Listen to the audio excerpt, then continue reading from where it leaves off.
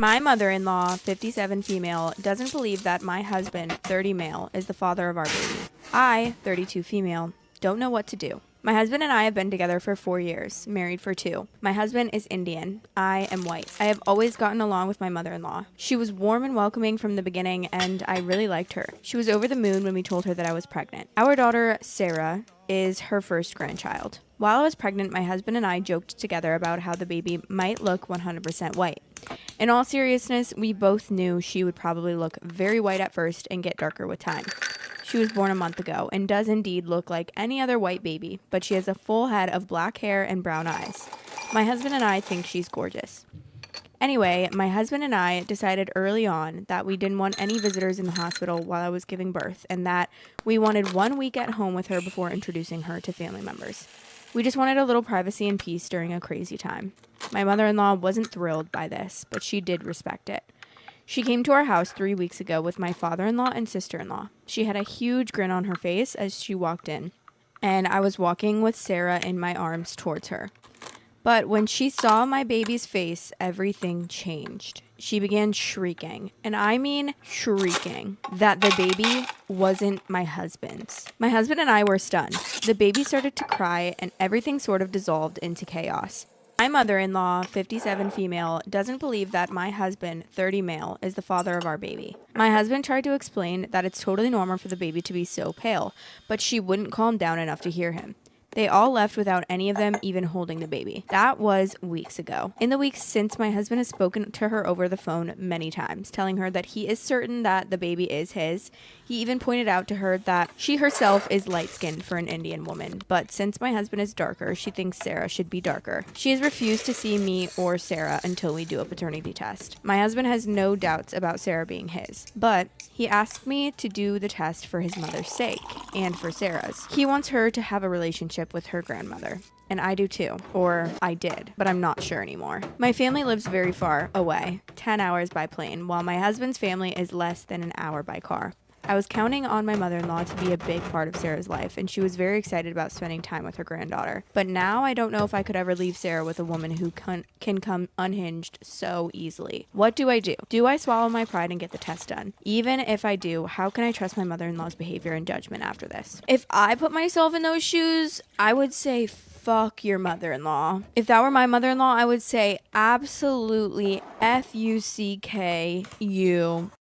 My boyfriend's mad at me because he opened up our relationship and got no dates. Am I in the wrong for how I responded? Me and my boyfriend, both 37, have been dating for just over 3 years. Prior to this, I was single for 8 years. Overall, it's been a healthy relationship. We're both independent with our jobs, living situations, etc. I do love spending time with him. I don't really have any complaints. However, something that startled me was back about 6 months ago, him saying that he wanted to open the relationship, meaning going on dates and sleeping with other women. I've never been in a dynamic like this, so naturally I had a lot of questions. He told me that I could also go on dates and sleep with other men. I honestly was a little skeptical at first, but after doing some research and having time to think, I agreed. He had told me that if at any point I wasn't comfortable, we could stop and close the relationship up again. One of the rules was we don't discuss with each other what we're doing and who we're going on dates with, etc. I signed up to a dating app. Within a few days I had like 500 plus likes, and it's been pretty steady since. So I started matching with people, texting and arranging dates. On average, I go on 1 or 2 dates a month. These are also some people in similar dynamics of open relationships that I'm going on dates with and sleeping with regularly. I quite like the fact that everything is non-committal, so even though I was skeptical at first, I am enjoying the open relationship. As decided from before, I hadn't told my boyfriend about any of this. I was at my boyfriend's house the other day and my phone was on the kitchen counter. He saw my notifications and then proceeded to go through my phone and read my messages, including going through the dating app and whatnot. To say he was angry was an understatement. Turns out, he opened the relationship up to take out and date a younger colleague at his work, who misread his idea of a date as just a work lunch. He then openly told me that he wanted to see if it would work with her so that he could ultimately leave me for her. However, she didn't want him, and it seems like no one else did either. In the last 6 months, he's had a few rough dates, but no one additional to sleep with. I feel somewhat embarrassed for him. He demanded that we instantly close the relationship, and I told him that maybe we should just end things or at least take a break. He was outraged and called me names, but he was the one who wanted this dynamic, so what's the problem? I left, and as I walked home, I'm contemplating fully breaking it off with him. He's been blowing my phone up and I'm not quite sure what to say. Am I in the wrong? My maid of honor ghosted me 10 days before my wedding and then made the most outrageous Instagram post. Storytime. So I am a bridesmaid for one of my close friends who will call Stacey's wedding next week. Everything's been going pretty smoothly so far, up until last Thursday. The maid of honor, who we will call Amy, completely stopped responding to the group chat. Stacey had basically asked if she could have confirmation of her speech and what her arrival time would be to the rehearsal dinner, but she got nothing in response. It wasn't even like she was asking for any demands or things like that. It was just normal questions. No response, no phone call, not even an email. And I bet you're all thinking, you're not worried about her? No, because this girl had her red receipts on. We knew that she was reading the messages. Naturally, Stacey's freaking the fuck out. Not because she's just the maid of honor, but because Amy had so many things needed for the wedding. She had the veil because she picked it up from the seamstress. She had her after party dress as well. And Stacey has not got backup items for this. We all thought, you know what? Maybe there is some real family emergency and she just needs a bit of space right now. However, the Monday night, so the night after this, Amy posts on Instagram. Where is Amy? I'll tell you where. She is at a cabin in the mountains. This picture is of her on the decking, beautiful mountains in the background. She is in this weird fucking yoga pose. The caption of this post, disconnecting from the drama, reconnecting with myself. We're like, oh my God, something absolutely horrific must have happened here. So we all comment like, oh my God, are you okay? What's going on? Do you need help? Amy goes ahead and deletes the comments. And the annoying part of all of this is that she is at a cabin with a guy that she swore to us she broke up with months ago. The same guy who hit on Stacey at her own engagement party. So in the end, Stacey actually ended up asking me to do the maid of honor speech. So honoured, but I'm just completely baffled as to why someone would do this. Let me know what you think. I finally figured out why my brother keeps leaving spoons in the shower. It's not at all what I expected. My 20 male little brother, 13 male, isn't a very social kid. He's quiet, very caring, loves video games and animals, and he's a solid B average student. Nothing about him has ever made me think he'd be involved in anything odd. I'm finishing my last year of auto mechanic school, and I'm still living at home where I share a bathroom with my brother. Every day when I get home from classes, I go shower.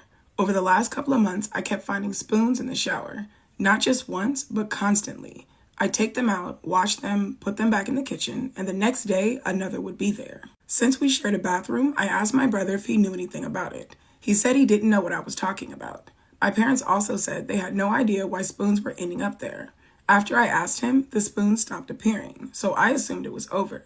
But then they started showing up again. So either somebody loves to eat ice cream in the bathtub, or somebody has an addiction problem and they're forgetting their spoons.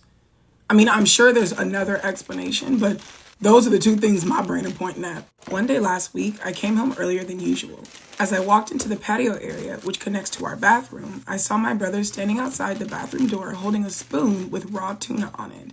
He was holding it out to a stray cat in our yard, trying to get it to come closer. Aww, it's so cute. I asked him what he was doing. He admitted that he had been trying to lure stray cats into the bathroom so he could give them baths. He thought if the cats were clean, people would like them more and they might find homes. Oh my goodness, your brother is a gem. We have a lot of stray cats in our area. My brother didn't know that cats can clean themselves and they don't need baths like that. The spoons in the shower were the ones he had left after he would successfully get a cat inside. He would leave it on the floor so the cat could keep licking it while he would wash them. Oh my gosh, your brother is so adorable. So that's the explanation. Nothing dangerous, just my brother trying to help stray cats in the only way he thought made sense. This is the cutest thing that I have read in a long time. I know I say this, but he's 13 years old and he just wanted the kitties to have a home and he figured if they were clean that everybody would like them. That is so stinking cute. The innocence in children, I absolutely love it. I think the fact that you only found out about this because of the spoons being left in the bathroom and not the fact that your brother was covered in scratches or anything from bathing stray cats goes to show how pure his soul is. Those cats trusted him. Regardless of how long it took, he took the time to build the trust with them to the point that he could give these cats baths more than once. I absolutely love it. I think if you have the time and if your parents have the time, you guys should look in to see if your brother's interested in volunteering somewhere. I know somebody somewhere will jump at the chance to have somebody come in and bathe the cats. There's some things I'm not scared to admit as a 23-year-old bride. I cannot wait to get rid of my last name. Get it gone. Post photos really make me cringe. Really don't want to do many of them. Don't get me wrong, like I get they're like cute and good to have. I don't know, nobody uses them. They're a waste of time. Nobody enjoys doing them. I truly care how my bridesmaids feel, and I'd never want to do anything to make them feel uncomfortable. That is actually one of the sole reasons why I'm letting them pick their dresses. When I tell you there's nothing worse than putting on a dress that's ugly or you feel ugly in, I'm feeling uncomfortable. I love them girls. They're my bridesmaids for a reason. I'm aware we planned our wedding in 9 months. Like, we got engaged and we planned our wedding very, very quickly, and it was for about 8 or 9 months time from when we got engaged. And that's quick in like wedding timeline. However, some of the comments we've been getting, I don't get. You mean to tell me if I randomly asked you if you're free on a random weekend in 8-9 months time, you're telling me you're busy? You're not. You're just saying you are because it's a wedding. Weird. Another thing that I'm not going to say is weird, because I can understand it now I'm in it. But my wedding isn't going to be, and never has been, never will be, my personality. When I tell you, my life is so busy outside of the wedding. I am way more than just a bride right now, if that makes sense. I'm so excited and I want to talk about it. And, you know, a lot of our weekends are filled with wedding stuff. I don't know. My wedding isn't and won't be my personality. The thing I'm not scared to admit is that I can totally see why brides become bridezillas. Like, I can't go into detail, but some situations that has happened, we've been wedding planning from our all-day guests, really odd. Me and my fiance are just not confrontational people, and honestly we don't care that much. We've been very lucky with our guests. In a few situations where it's like I could easily flip out right now, and I haven't. I can see the whole bridezilla thing, and actually really it's just you guys stressing out a bride. I blocked my situationship on everything after we ended, except for Spotify. And we used to communicate still through Spotify. And I didn't know that that was possible. So I asked, how on earth do you do that? Yeah. She's like, we had a shared playlist. But then after a dramatic ending where he chose to go back to his ex, somehow they started communicating via Spotify by adding a song at a time. Titles weren't the focus, apparently. It was literally the lyrics in the songs. This she ended up adding a lot of Taylor Swift, which is so real. And there was a lot of back and forth. But after a few months, apparently it died out. She checked the playlist last spring and he added another song. So now every other month, sometimes they're still adding something. Am I the arsehole for telling my future mother-in-law she has 3 days to pay me for a new wedding dress? Otherwise, I'm going to show the whole family a picture of her wearing my wedding dress. Story time. Me and my fiance are getting married very, very soon. I got my dress sorted a couple of months ago, and my mother-in-law, who we will call Bertha, has been pestering me to try it on, which I firmly refused. She says it's because of her obsession with wedding dresses and how much she loves them. I come home from work early. My fiance Steve completely freaked out. He was losing his mind and he was trying to text someone and trying to prevent me from going upstairs. Obviously, I just assumed he was cheating on me, so I barged into our bedroom, only to find my mother-in-law standing in my bedroom wearing my wedding dress. I instantly pulled out my phone and took a picture of her. Both Steve and Bertha completely freaked out, and I told them that they both needed to pay me for a new dress within 3 days, or else I'm going to show the whole family a picture of her wearing it. Bertha left my house crying her eyes out, and then Steve is telling me that I have blown up too quick, it isn't that deep. He's trying to tell me that it's no big deal that my mum has worn my wedding dress before me, let alone the fact that Steve has seen my dress. Quite frankly, I feel quite disgusted even looking at the dress, to be honest, and that is why I suggested she can pay for a new one because it is ruined for me now. This is when Steve screams at me and tells me to stop treating his mum like she is the enemy here. We ended up in a massive fight. He wouldn't back down, I wouldn't back down, so he ended up staying at his mum's house. To be honest, yes, I do feel awful, but I spent $3,000 on that dress. I worked really, really hard to be able to afford it, and now I just can't stand looking at the thing. I need to know if I'm taking things too far because people within our family are telling me I'm escalating things far too quickly and I'm risking ruining my relationship with my future family and future mother-in-law. Now, my fiance did call me this morning and he offered to pay for a new dress on these terms. I have to hand him my phone so that he can delete the pictures himself, so that I don't have any copies of the pictures so I can't use them against her in the future, then apologise to his mum. Then he has asked that I quit the family group chat and log out of Facebook for at least a month. So what do you think? Should I agree to the terms or should we try and come up with a different compromise? Am I the asshole for telling my dad his new baby isn't my grandparents' grandchild and he needs to accept they won't be honorary grandparents for his baby? My mom died 7 years ago. I 19 male was 12 and my sister 21 female was 14. After mom died, things changed in the family in big and small ways. My dad had never been close to my mom's family. They were civil, but they never considered each other family. My dad always said he would happily skip family celebrations with mom's side if she had been okay with it. He never felt like he needed to be there. With mom gone, he stopped going. He let us go over there without him as much as we wanted. Our grandparents and other family never had a problem with this. Last year, my dad remarried. His wife has a 6-year-old and now they have a baby together. My dad invited my grandparents, aunts and uncles, and my cousins 16 or older to the baby shower for the new baby. Why? No, you're not the asshole. This man spent years making sure your mom's side of the family knew and understood that he did not consider them family. He didn't feel like he even needed to be around them. The moment his wife passed away, he stopped coming around. He sent the kids, which is amazing, but he stopped coming around. But then he's going to reach out and invite them to a baby shower? No. What was he expecting? They all let my dad know in advance they would not be going. They asked why they were invited in the first place. My dad said he figured they would treat the new baby and his stepchild like family, and they said no, absolutely not. Why would we do that? You don't treat us like family. Why would we treat your stepchild and your new child like family when you've gone out of your way to show us that you don't think we're family? Sir, no. They told him they had no reason to have a relationship with his child. My dad still expected them to send gifts, but they didn't. And they didn't congratulate him when the baby was born. Why would they? Why would they? He complained to me and my sister a few times, and we told him that we didn't get his reaction. So he'd bring up how we were their grandkids, and for the sake of family harmony and making us feel like a family, they should be inclusive. Sir, if this is not the most hypocritical shit I've ever heard in my life, for the sake of family harmony, they need to treat my kids like their family. But family harmony be damned when I couldn't bear to treat my kids' family like family. So get the fuck out of here. You're a hypocrite. A couple of days ago, my dad and I ended up arguing about this very thing. He was bad-mouthing all the family members and said they were helping maintain the distance between me and my sister and the baby. If there's a distance there, it was created by you, sir. No one is to blame in this entire situation but you. You did this. You started this off by showing your children that if it's someone that you don't consider family, you don't have to treat them like family. You don't have to go around. You don't have to make any type of effort towards them. Now your children are doing exactly what the fuck you raised them to do. And you're upset. You're a hypocrite. You're a fucking hypocrite. He said he knows that we don't see either child as our true sibling, and our family could help with that. OP, go back. Hold on. OP and his sister are adults.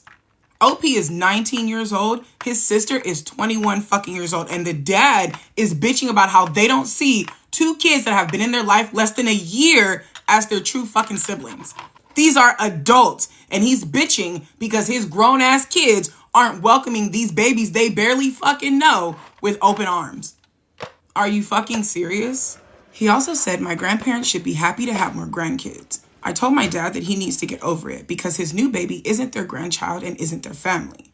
Dad told me that's the choice they're making, true, just like you made a choice, and blood doesn't need to be involved. Again, true, but you know what the fuck plays a major part in if someone considers you family or not? How you treat them.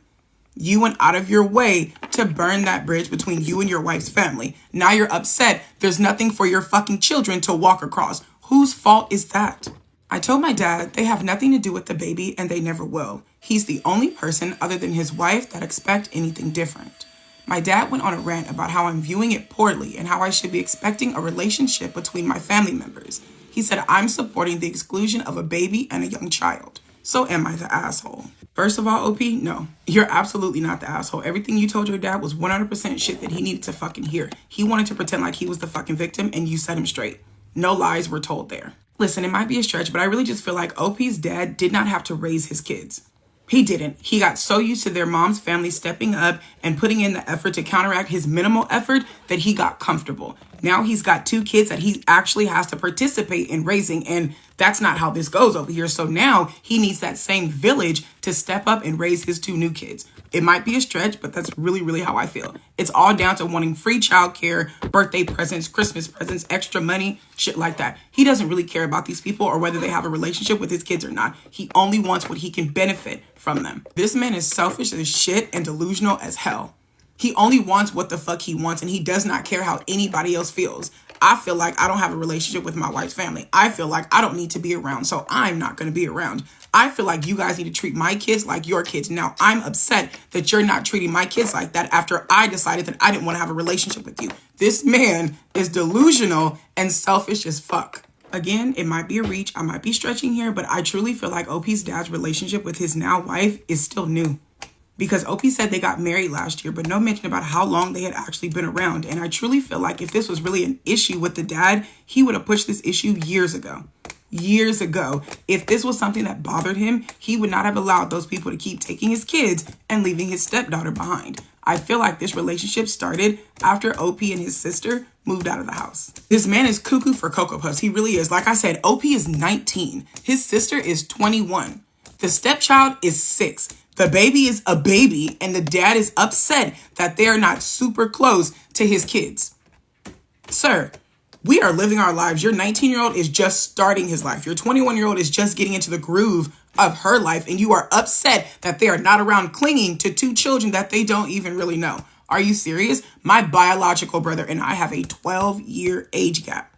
We are not that close. We're not close. We're not. I love my brother. That is my brother. We'll go to war for my brother. But we're not close. Our age gap is fucking massive, and that's okay. I want to know, where the fuck is your dad's family? And why aren't they talking to him? Because this man does not like your mom's family, cannot stand these people, but at the same time, in the same breath, expects them to be family to his children. People that he actively does not like. I need to know, where is his family and how come they don't talk to him? Am I the jerk for refusing to run all the office morale stuff after HR put my name on the sign-up sheet without asking? I was hired as a data analyst last fall. Small tech company, hybrid. My plate is full. Q2 dashboards, a messy migration, late night pager once a week. Last month, HR rolled out a culture initiative, basically a spreadsheet of duties like birthday cupcakes, snack restock, welcome baskets, planning surprise parties, taking notes during meetings so managers can be more present, all that soft glue. I didn't sign up. I was in a client call. Next day, I get a ping. Congrats. You're the leader for Q1 morale. Please pick a co-lead. My name was already typed in bold. Apparently someone said I have good vibes because I bring muffins sometimes. Those muffins are from Costco and were for my team because we shipped a rough sprint, not a personality. I replied, thanks, but no. I was not asked and this is not my job class. HR wrote back, it is everyone's job to build community and we need women to lead because we listen better. That made my skin crawl. I said again, I will join events, I will not plan them. My manager said we should be team players, but also admitted my objectives are behind and he needs me on the migration. Meanwhile, people started forwarding me requests. Like a dev asked if I can stock energy drinks with 0 sugar, and a director told me to schedule a baby shower at 3 p.m. on sprint review day. I stopped answering, and HR created a group chat called Morale with me as an owner. I left the chat. Yesterday, HR pulled me into a video call with a slide deck about how culture work is undervalued, which I agree, but that means you pay people or adjust load, not secretly assign women. I said if they want an actual coordinator role, post it. I'll even help write a rec. But I'm not free labor because I smell and print stickers straight. Now I'm getting side eyes, and someone said I killed the vibe, which is wild because our vibe lately is 3 outages and lukewarm pizza. My manager told me to write it up for HR formally, so I did, including the gendered comment. HR is disappointed and says they'll reevaluate the process, but a few coworkers think I made drama for nothing. So am I the jerk? I, 22 female, think my boyfriend, 27 male, is drugging me before bed. And the trigger warning is grape, SA, and voluntary drugging. So I need to shed some backstory to this. I've had really nasty insomnia most of my life. It's come and gone since I was only 10. I have to sleep with blackout window blinds because any amount of light keeps me up. Sometimes the sound of my own breathing can keep me from falling asleep. Same. But even when the insomnia isn't bad, it still takes me at minimum an hour to fall asleep. Coupled with the insomnia, I've always been a very light sleeper. To give a perfect example, one night the power went out, causing my fan to shut off. The switch from the soft humming noise of the fan to complete silence was enough to wake me up. And I usually wake up several times throughout the night for absolutely no reason at all. With all that said, let me jump into why I think I'm being drugged. A few months ago, I began a new medication that has seriously effed up my libido. If I'm being honest, I've almost lost the desire to have sex completely. I still have sex from time to time, but mostly just to please my boyfriend and not because I want to. But our sex life has really plummeted. Again, most nights it takes me an hour to fall asleep after shutting off my phone. But within the past month, there have been a handful of nights where I'm sitting on my phone browsing Reddit or reading when my eyes get really heavy all at once, and the next thing I know, I'm completely in a deep sleep. I mean, within minutes. I won't wake up again until the morning. This has never occurred in my life, but I saw it as a blessing because maybe I was finally overcoming my insomnia. This may be TMI, but it's very relevant to the situation. I, 22 female, think my boyfriend, 27 male, is drugging me before bed. Any ladies that have ever had sex without a Know that when you get up after all of your man's swimmers just kind of fall out of you. It's really messy and gross. Well, every so often recently, when I would wake up in the morning and start making breakfast, I would get that same sensation, as if I had just slept with him and all of this fluid is just coming out of me. A few days ago, I put 2 and 2 together. This always happens the night after I would doze off really suddenly. I've never ever felt unsafe with my boyfriend, and he's never really pressured me into having sex.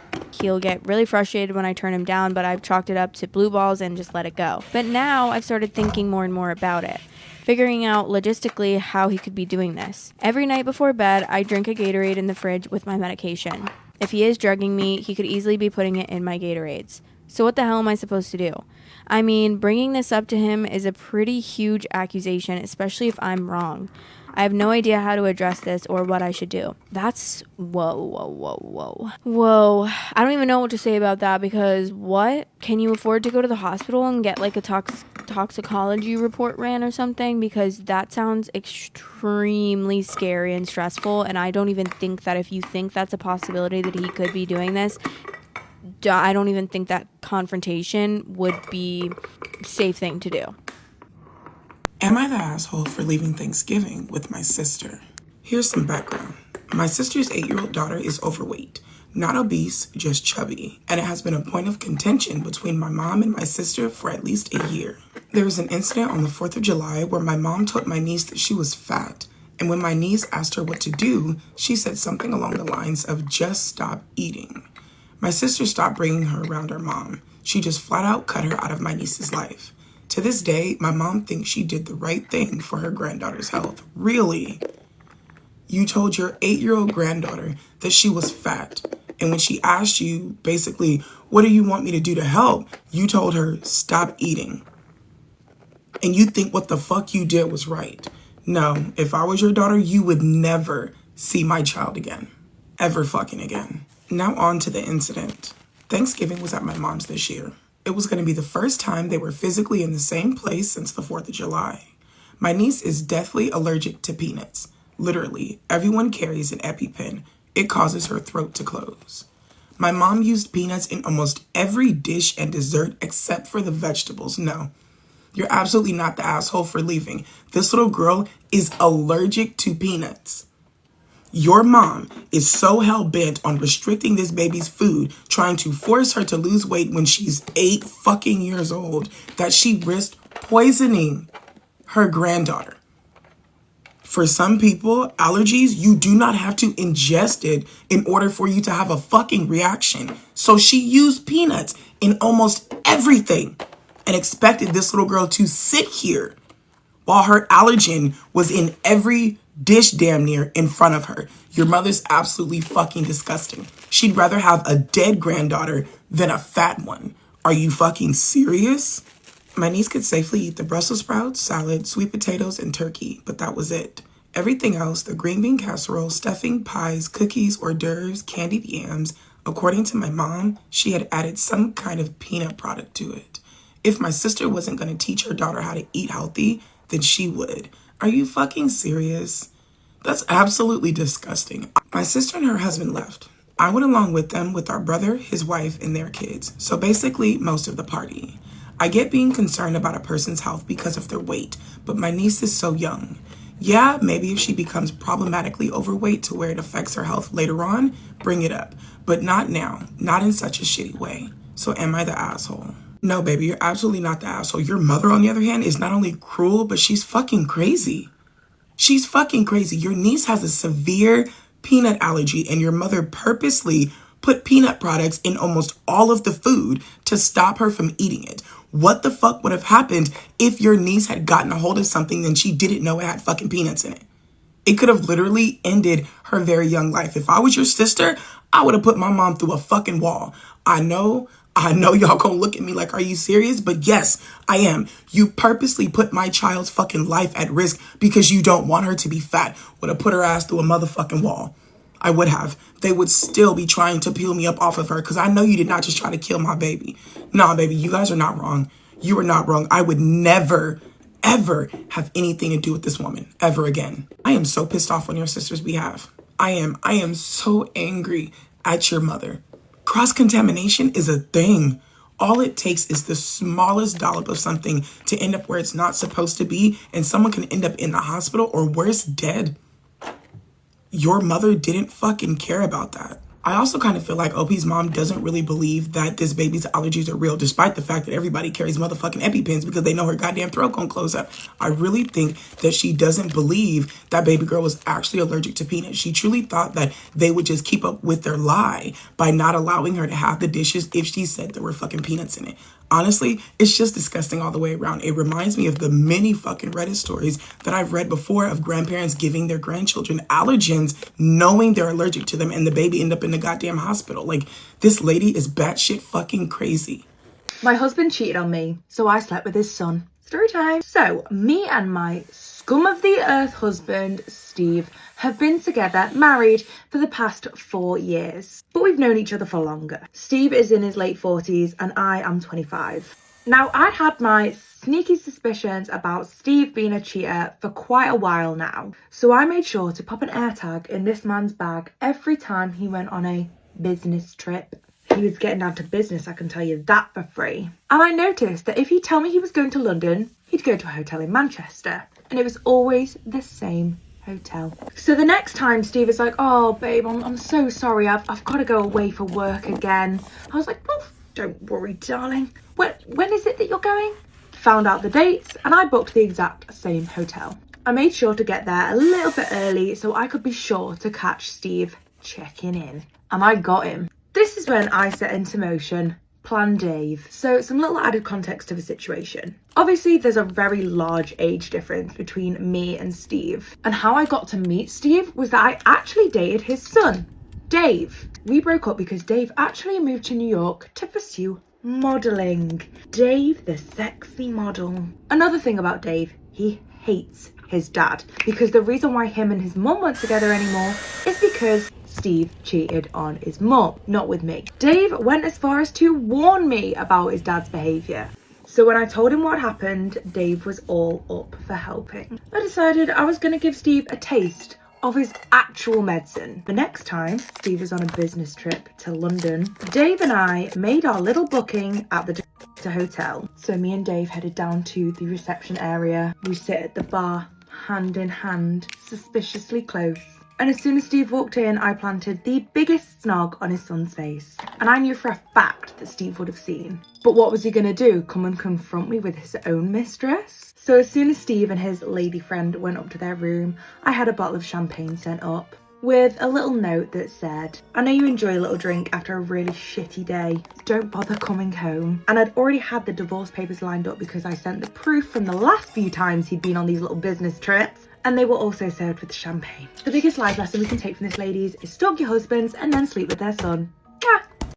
I told her that's chubby. You're chubby. Am I the asshole for telling my girlfriend she's not curvy, she's chubby? Oh my god, buddy, you're running on a thin line right now, and that line snapped. For sure, I'm already calling you an asshole for this, but let me hear you out. So my girlfriend, 23 female, and me, 26 male, have been together since 2019. She used to weigh about 125 pounds at 5'8". She was pretty thin. The past 13 months, she gained 25 pounds and now weighs 150 pounds. She continuously calls herself curvy, and that's just not true. Her boobs did not grow with the weight gain, and she is still a 34 A cup. Her thighs and butt area did grow a bit, but she's still not an hourglass.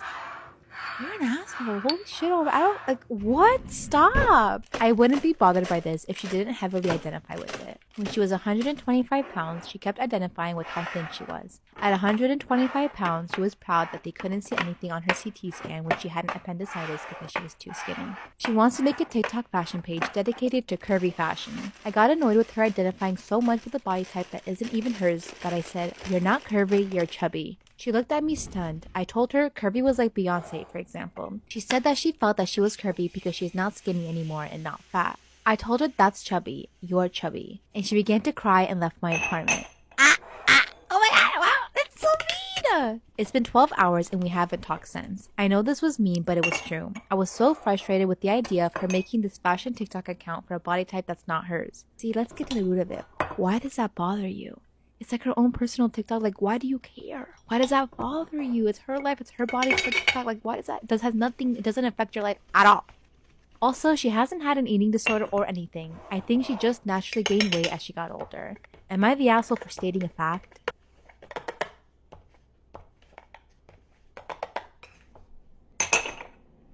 I cheated on my husband 14 times with his best friend and other guys, and now I don't know what to do about it. This story is wild, so hold on. My husband and I have been married for 2 years. We're best friends, so we've had a really good relationship. We got married after 6 months of meeting each other. During that whole time, I met a lot of his friends, including his best friend. But he told me he had another best friend who was going to be traveling for a full year. One day, my husband tells me that all his friends are getting together to greet their best friend, the one who had been traveling for a full year. We show up to the party, and it turns out that this best friend is a woman. Not just any woman, one that looks like she could model for Vogue. This woman was so good looking, I instantly got insecure. When her and my husband saw each other, they ran to each other's arms. Then I spent the entire night trying to be included in the conversation. Every time I would ask a question, she would answer it to my husband. She would never even look me in the face. Finally, I asked her if she had a problem, and she said, "No, I'm sorry. I'm just really excited to see my best friend." When we got in the car, I told my husband I didn't like her. Then he said that he knew exactly what I was going to say. And he also said not to worry because I would never have to hang out with her. And that he would hang out with her without me, just to save me the trouble. Part 2 is up. I cheated on my husband 14 times with his best friend and other guys, and now I don't know what to do. That's when he told me that he would hang out with his girl best friend without me, so that he could save me the trouble of having to see her face. Then I asked him if he thought that she was more attractive than me, and that if he preferred to be with her than with me. He started to laugh and said no, and he felt offended that I would even ask him.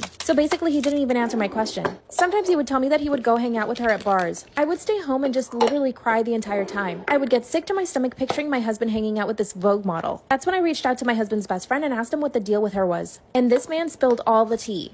He told me that they had all been best friends since college, and that the Vogue model was basically in love with my husband the entire time they were in college. But my husband never paid attention to her. But then he told me that they ended up hooking up one night, and that after that my husband was hooked. But then she didn't want to be with him. Instead, they decided to stay best friends. I ran to the bathroom and vomited. Part 3 is up. I cheated on my husband 14 times with his best friend and other guys, and now I don't know what to do. After finding out that my husband had hooked up with his girl best friend who was really attractive, I vomited. Even though this was before I had met him, something told me that she was probably still in love with him. That's when my husband's guy best friend who had just told me everything invited me over to his house. And then the idea just came to me. I'm gonna start hooking up with whoever I want if my husband's gonna be doing it with his best friend. So I went over to this guy's house, we had a few drinks, and I hooked up with him. Did I regret it? Absolutely not. I felt liberated. It's like I'd gotten revenge on my husband. So after that, I went on a rampage. I tried to hook up with as many of his friends as possible. Exactly 6 guys. Then I looked for the guys that I liked in college, and I hooked up with a bunch of them too. In total, 14. This all happened in a month. But now my husband told me that his best friend, the girl that I thought he was hooking up with, is pregnant from another guy and that they're getting married.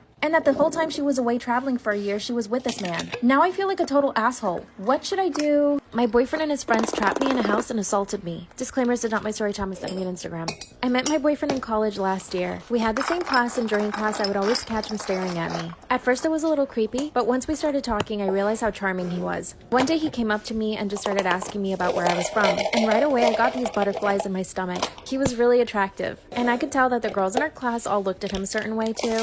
He asked me out on a date and I said yes, but when some of my friends found out that I was going on a date with him, they started telling me things. One of my friends told me that there was a rumor going around that he had assaulted another girl. I just couldn't picture him being that way. He didn't seem capable of anything like that. Later on that day, I got a message from another girl telling me the same thing. And when I asked for information about the girl he supposedly assaulted, they told me that they didn't remember her name. That apparently she just left school after it happened. Part 2 is up. My boyfriend and his friends trapped me in a house and assaulted me. Disclaimer, this is not my story time. After I heard about the rumors that he had assaulted a girl, I asked for evidence and nobody had any. Nobody even remembered the name of the girl. So I decided to go on the date with him. He took me on a picnic and at first it was really nice. He had asked me what some of my favorite foods were and he brought them all with him. He brought hummus and cherry tomatoes and chips. But 5 minutes into the picnic, he grabs me and kisses me. Now, I'm not saying that I didn't want to be kissed, I just didn't want it to happen so quickly. And he didn't even ask me for permission, which looking back now was the first red flag. After that, he couldn't keep his hands off of me. I never said no, so he just kept going. He kept touching my shoulder and my legs, and he would lean in and kiss me every now and then. By the end of the day, I was into it. The rest of the relationship, he was always a little bit aggressive. He never asked me if I wanted to do anything, he would just do it. A week after we started dating, he introduced me to his friends. One of them jokingly asked my boyfriend when it was his turn to take with me. Part 3 is up.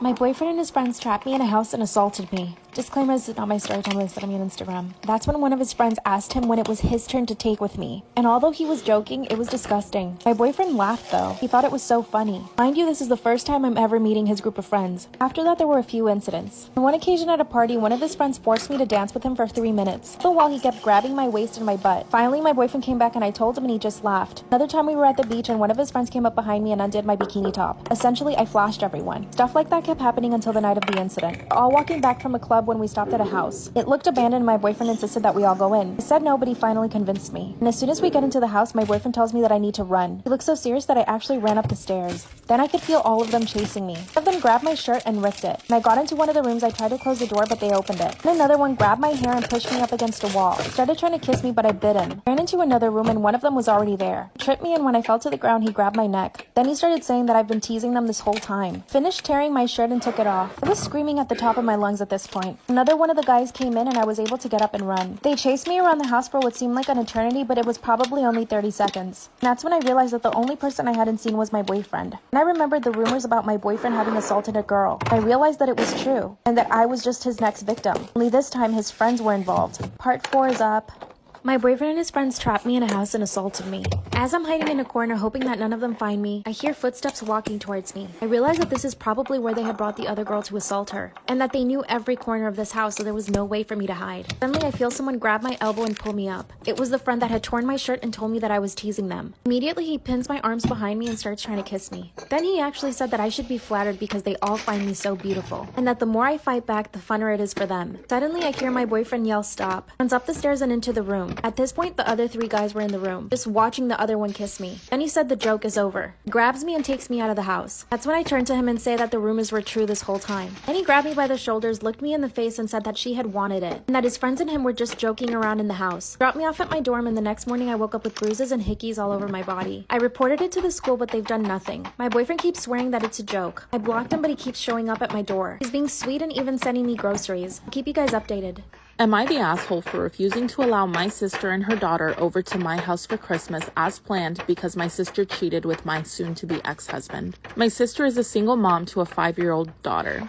In April of this year, I found out that my sister and my husband have been sleeping together for at least 3 months. I ended my marriage with him and am in the process of getting a divorce. I also stopped helping out my sister, which I had done since she had her daughter.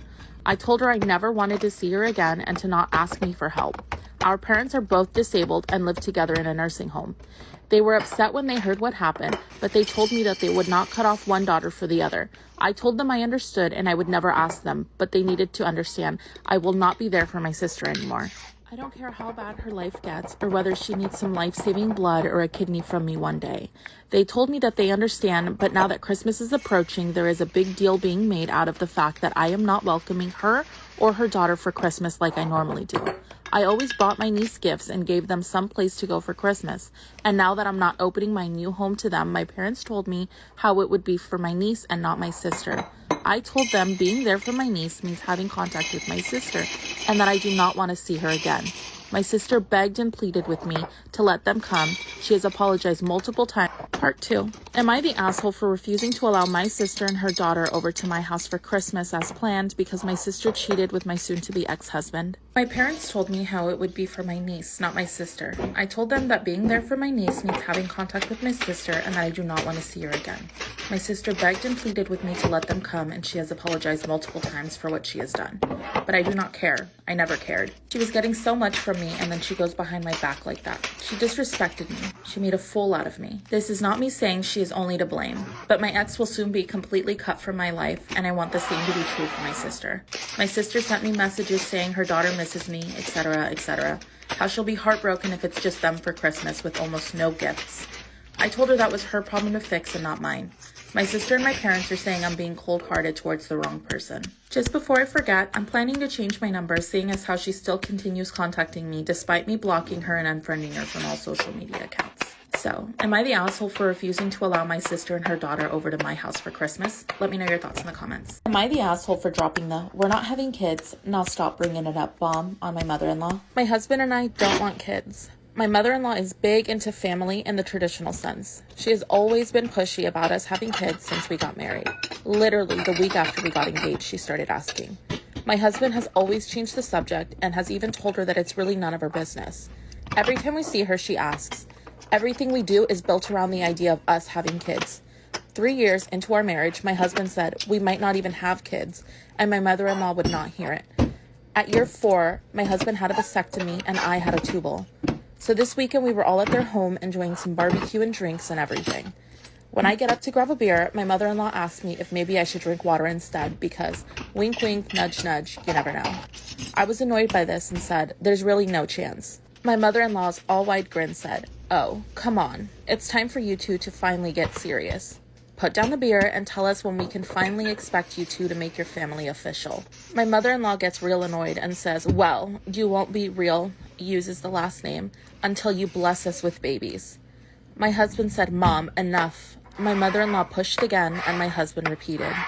After about 15 minutes of the usual comments, I finally snapped and said, Mother-in-law. Part 2. Am I the asshole for dropping the we're not having kids, now stop bringing it up bomb on my mother-in-law? I finally snapped and said, Mother-in-law, husband got snipped, I had my tubes tied. We're not having kids, you need to stop bringing it up, period. Well, I thought I started World War III. She started crying and stormed off. Family looked at us with disgust and stormed off to comfort her. We left. The party kind of ended and the social media bullshit started shortly after. Vague posts, links about how motherhood is a woman's greatest calling, articles about how unhappy childless women are, etc. Some meme about how, I guess I wasn't a good enough mother, so I won't be graduating to grandmother. It's obnoxious to the point I just muted all of them. My mother-in-law finally called me this morning and told me that she was willing to put all of this behind us if my husband and I came over and listened to her reasons that we really needed to have kids. I told her no and that we were tired of being pushed into this. And she said, well then I guess you two aren't really prepared to be real. I'd like a refund for what I paid for the wedding. It wasn't that much, like $400 for the rehearsal dinner. I hung up on her. So, am I the asshole? Let me know your thoughts in the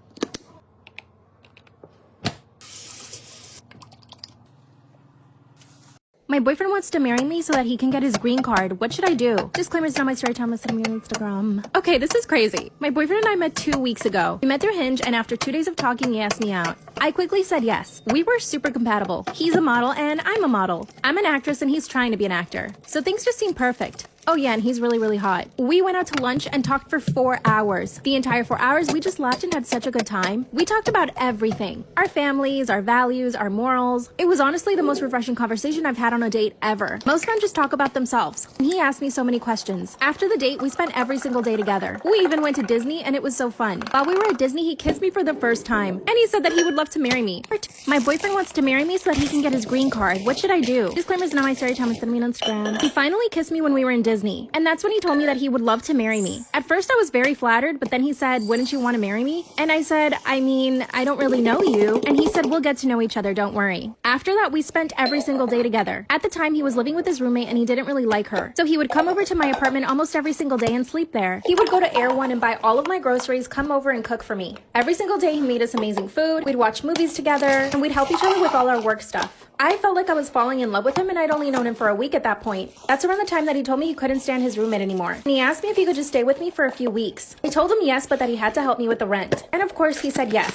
So this man moved into my apartment after 1 week of knowing each other. I mean, am I going crazy? Part 3 is up.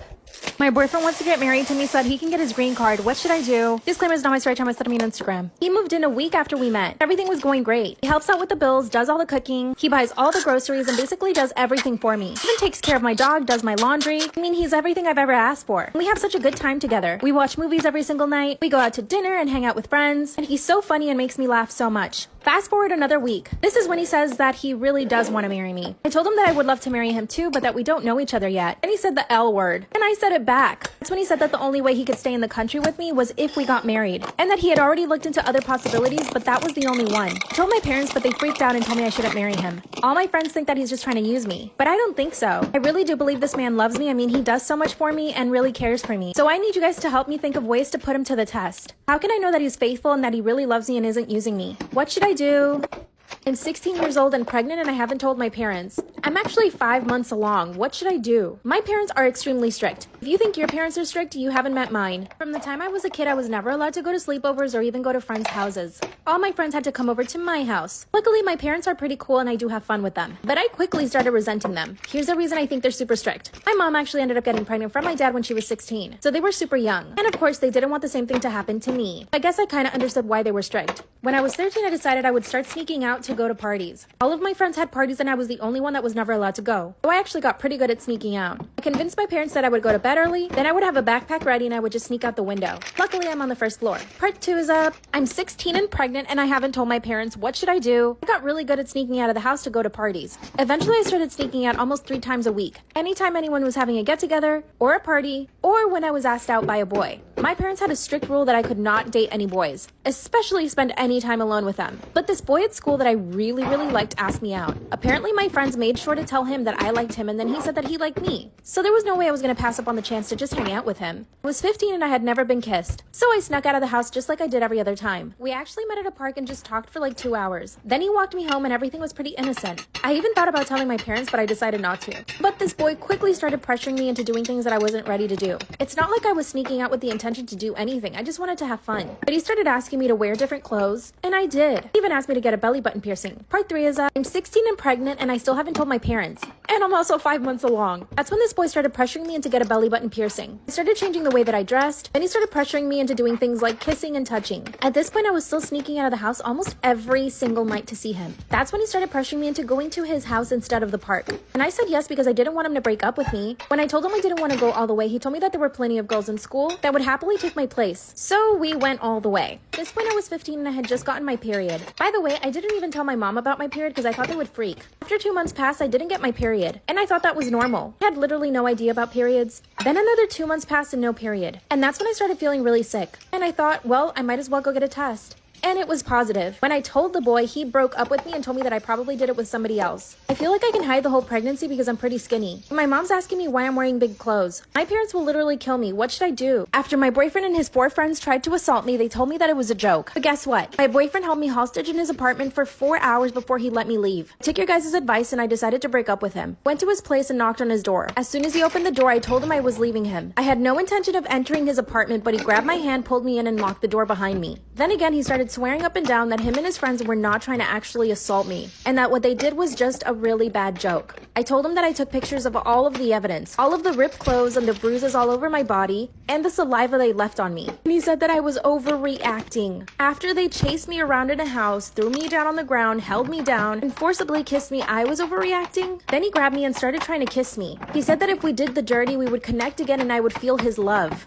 I pushed him off and then he got really angry. He said he wouldn't let me leave until I changed my mind. Then he grabbed me again and tried to kiss me again. Of course I pulled away and then he just threw me on the couch. Then he proceeded to talk to me for 3 hours telling me how much of a bad girlfriend I am. When he finally let me go, I went straight to my parents' house and straight to the cops and gave him all the evidence. They said that to test the evidence they would need at least 6 months. Now my boyfriend showed up to my house with his friends and guess what they did? Part 2 is up. That's when all the guys who assaulted me showed up to my parents' house where I was hiding. I was home alone because my parents were both at work. Hear a knock on the door and I did not expect it to be them, so of course I went and opened the door. Big mistake. As soon as I saw all of their perverted faces, I tried closing the door, but they pushed in. And they came straight into the house without even asking for permission, once again violating me. My boyfriend grabbed my face gently and tried to kiss me. When I pulled away, he said, I understand why you're upset. That's why I brought all these guys over here so we could apologize to you. At this point, I'm terrified. I'm alone and vulnerable, and these guys are the ones that were chasing me up and down the house trying to rip my clothes off. I could tell in their faces that they wanted to jump me again. They all just stared at me, like right through me. Suddenly, one of them grabbed my hand and said, we just wanted to apologize. We took the joke too far and we want you to know that we weren't trying to hurt you. I pulled my hand away and asked them to leave. My boyfriend said, no,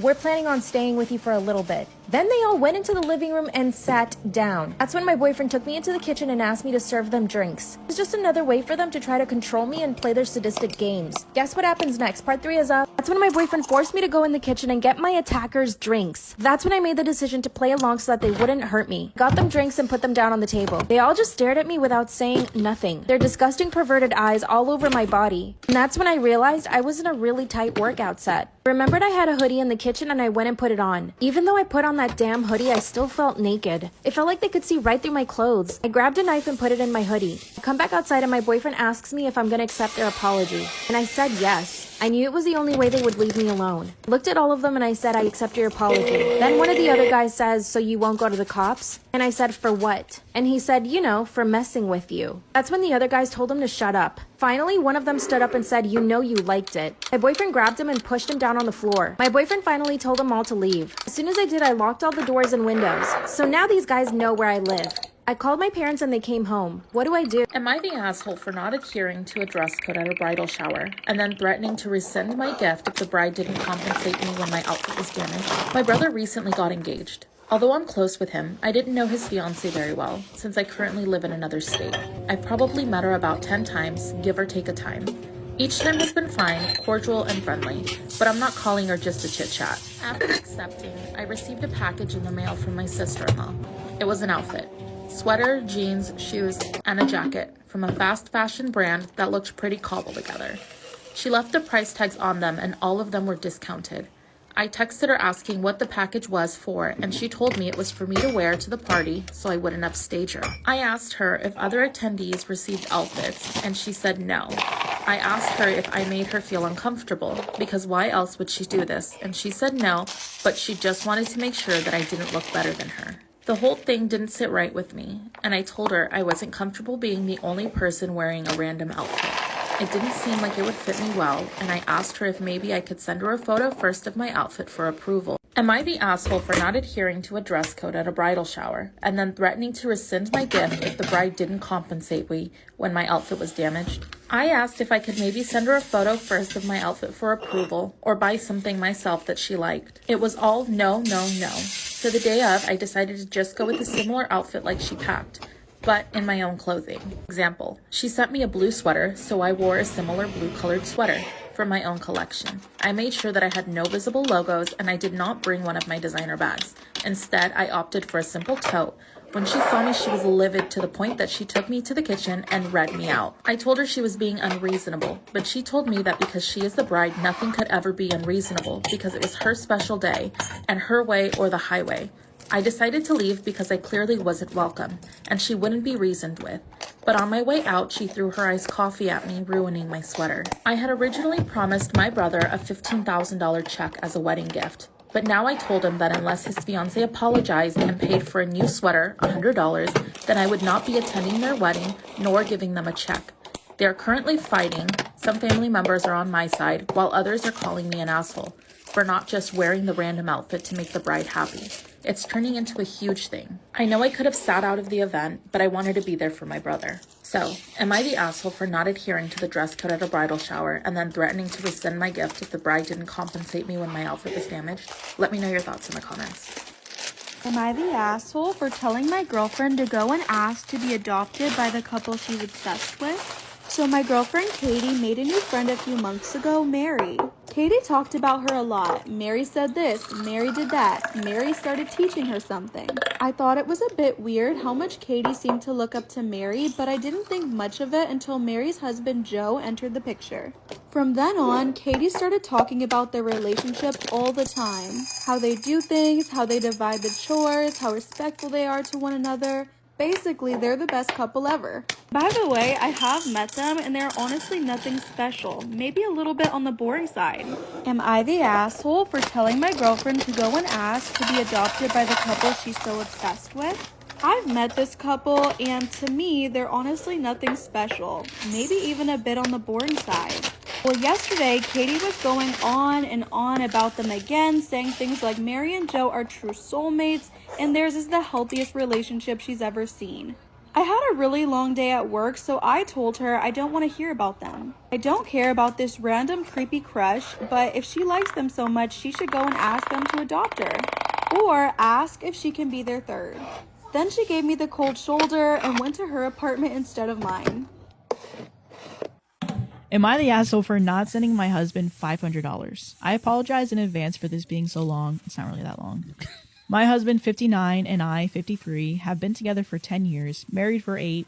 My kids and I started staying with him around 3 months after we met.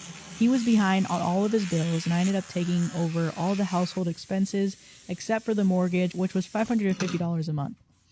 I had a decent career and could almost afford to do this, but I did lose my small house because I couldn't afford to keep it and pay the other expenses as well. When we got married, he filed a quitclaim, legally adding me to his property deed. Last year, he was offered a job 2 states away. The kids were grown and moved out, so I resigned my position, we sold the house, and we have been living in a travel trailer in campgrounds in our new state. We used the proceeds from the sale to buy 2 decent used vehicles, the older model camper we live in, and put the rest into a savings account in my name, because no bank will give him an account due to his past banking history. Not even an account, not even like a credit, just an account to put his money in. That's bad. The plan was to use this to buy property in our new state when we find what we want. I found a new job making much less than my previous and net around $700 every 2 weeks. His hourly is 2.5 times mine.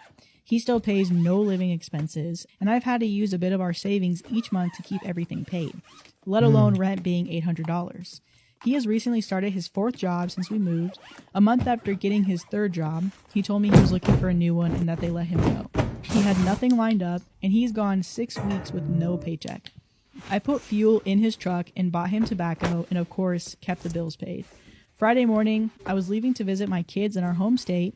After leaving for work, he texted me and told me to leave him $100 and that he would pay me Monday.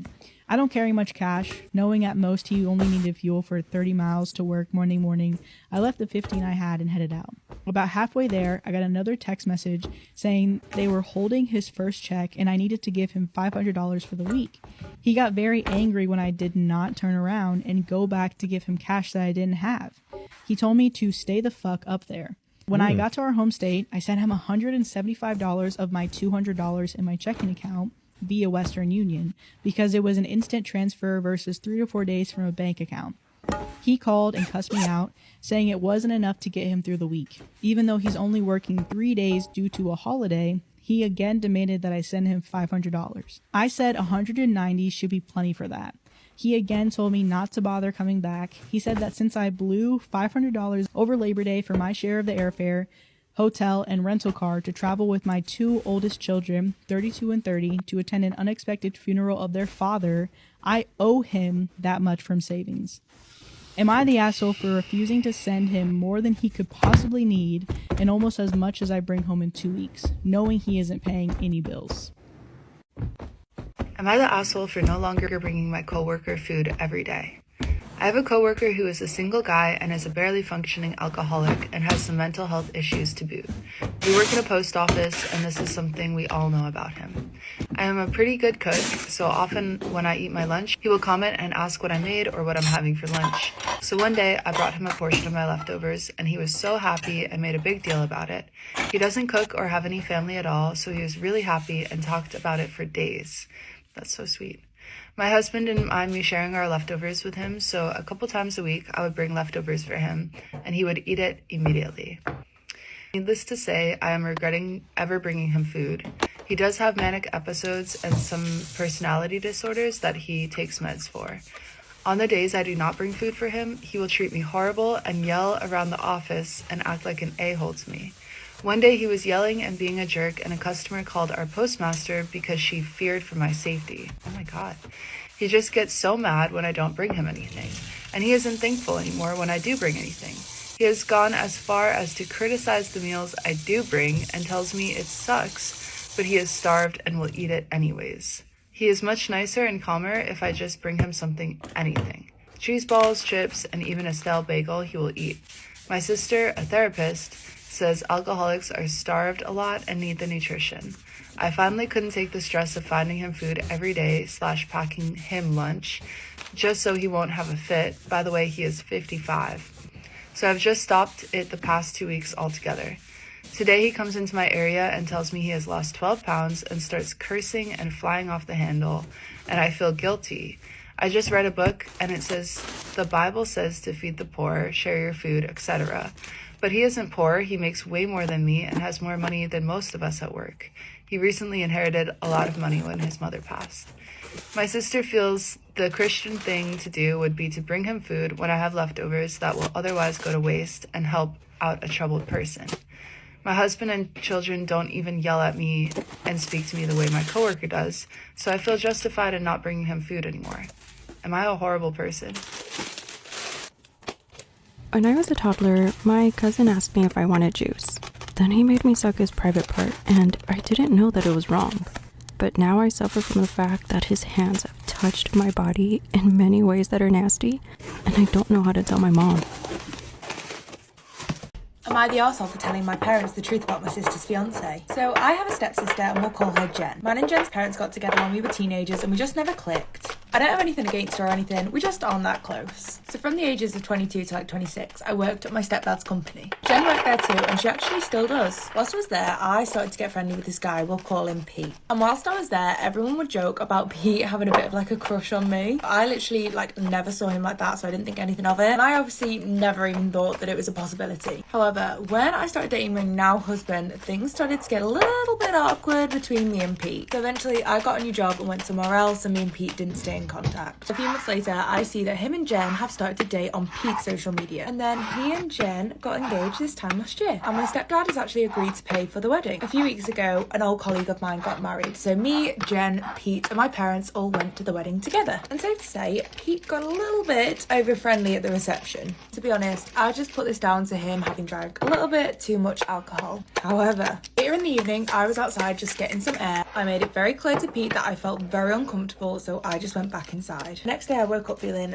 ridiculously awkward, so I decided to call Jen and tell her everything that had happened. Jenny then tried to accuse me of ruining her relationship. She then said to not make anything worse and to not tell our stepdad, since I'd already done enough. I agreed because I didn't really feel like I had any right to continue to be a spanner in the works. So a week ago, I was on FaceTime to my parents, and we got talking about Jen's wedding. My face must have changed when they were talking about Pete, because they immediately asked what was wrong. I insisted there was nothing, but they said that they had seen the way Pete was acting towards me and that he'd been following me all around the wedding and that other people had caught onto it as well. After about 20 minutes of them thinking the worst that could have happened, I told them the truth. I literally begged them not to do or say anything because him and Jen were really good now, but he did end up calling Jen and they had the biggest argument. He refused to pay for the wedding and he even said that he wouldn't even go to the wedding. So since then, Jen has been borderline harassing me, texting me, calling me, posting on social media about how much of a bad person I am. I even had some of their work friends text me and say that I had probably ruined Pete's career now. I kept trying to explain that if I'd have not told them, the consequences would have been a lot worse. But apparently, I should have just been able to hide the whole thing. Friends keep saying that I've done nothing wrong, but the whole wedding is cancelled now and my stepdad isn't talking to Jen anymore.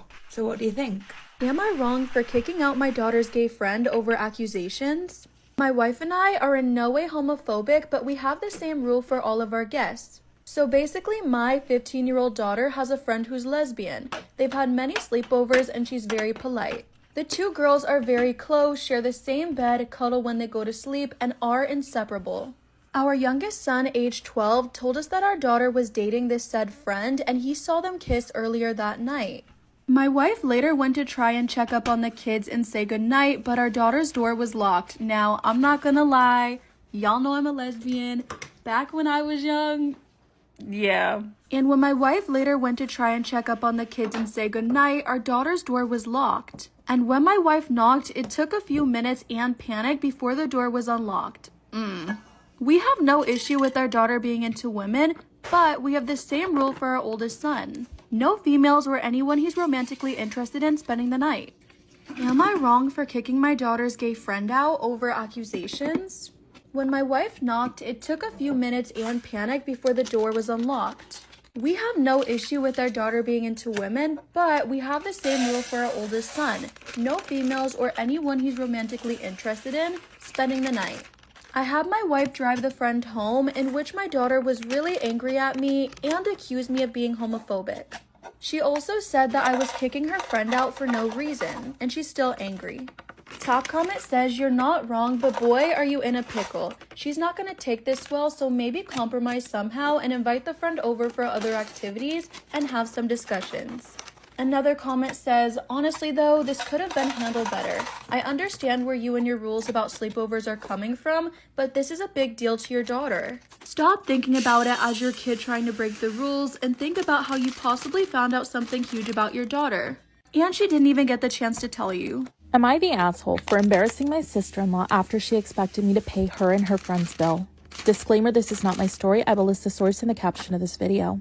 So I, 25 female, went out to dinner for my sister-in-law, 28 female's bachelorette party this past weekend. Between my sister-in-law and my husband, 26 male, sister-in-law has always been the golden child of the family. Growing up, my in-laws coddled her and gave her everything she wanted, while my husband always got the shitty end of the stick. She was always the popular girl in school. Cheerleader, lots of friends, all the boys loved her, while my husband was always a little more nerdy and got picked on quite a bit. Even my in-laws would give him a hard time about this and say he needed to be more like his sister. Well, fast forward to today. Both my husband and I went to top schools, got our degree, and are currently having very well-paying jobs in tech. I'm not trying to sound braggy. This is just for context, but we live in a very, very comfortable life. Sister-in-law still currently lives at home with my in-laws, where they foot all of her bills. She had my niece, 4 female, with her ex and is currently on marriage number 2. This past weekend, I was invited to this fancy upscale restaurant in my city for my sister-in-law's bachelorette party. She just wanted to do a nice dinner. There were 8 of us in total. At the end of the dinner, the bill comes out and the waiter hands it to me. I'm sitting there confused for a second until sister-in-law speaks up and is all, my parents and I were talking and we were thinking you and my brother could handle the bill for this as a wedding gift, since you're not financially contributing to my wedding. I stared at her shocked for a moment and was like, and you didn't think to bring this up to me beforehand? She started going off about how we're so well off, so it wasn't that big of a deal, and she's sure her brother wouldn't have an issue with it.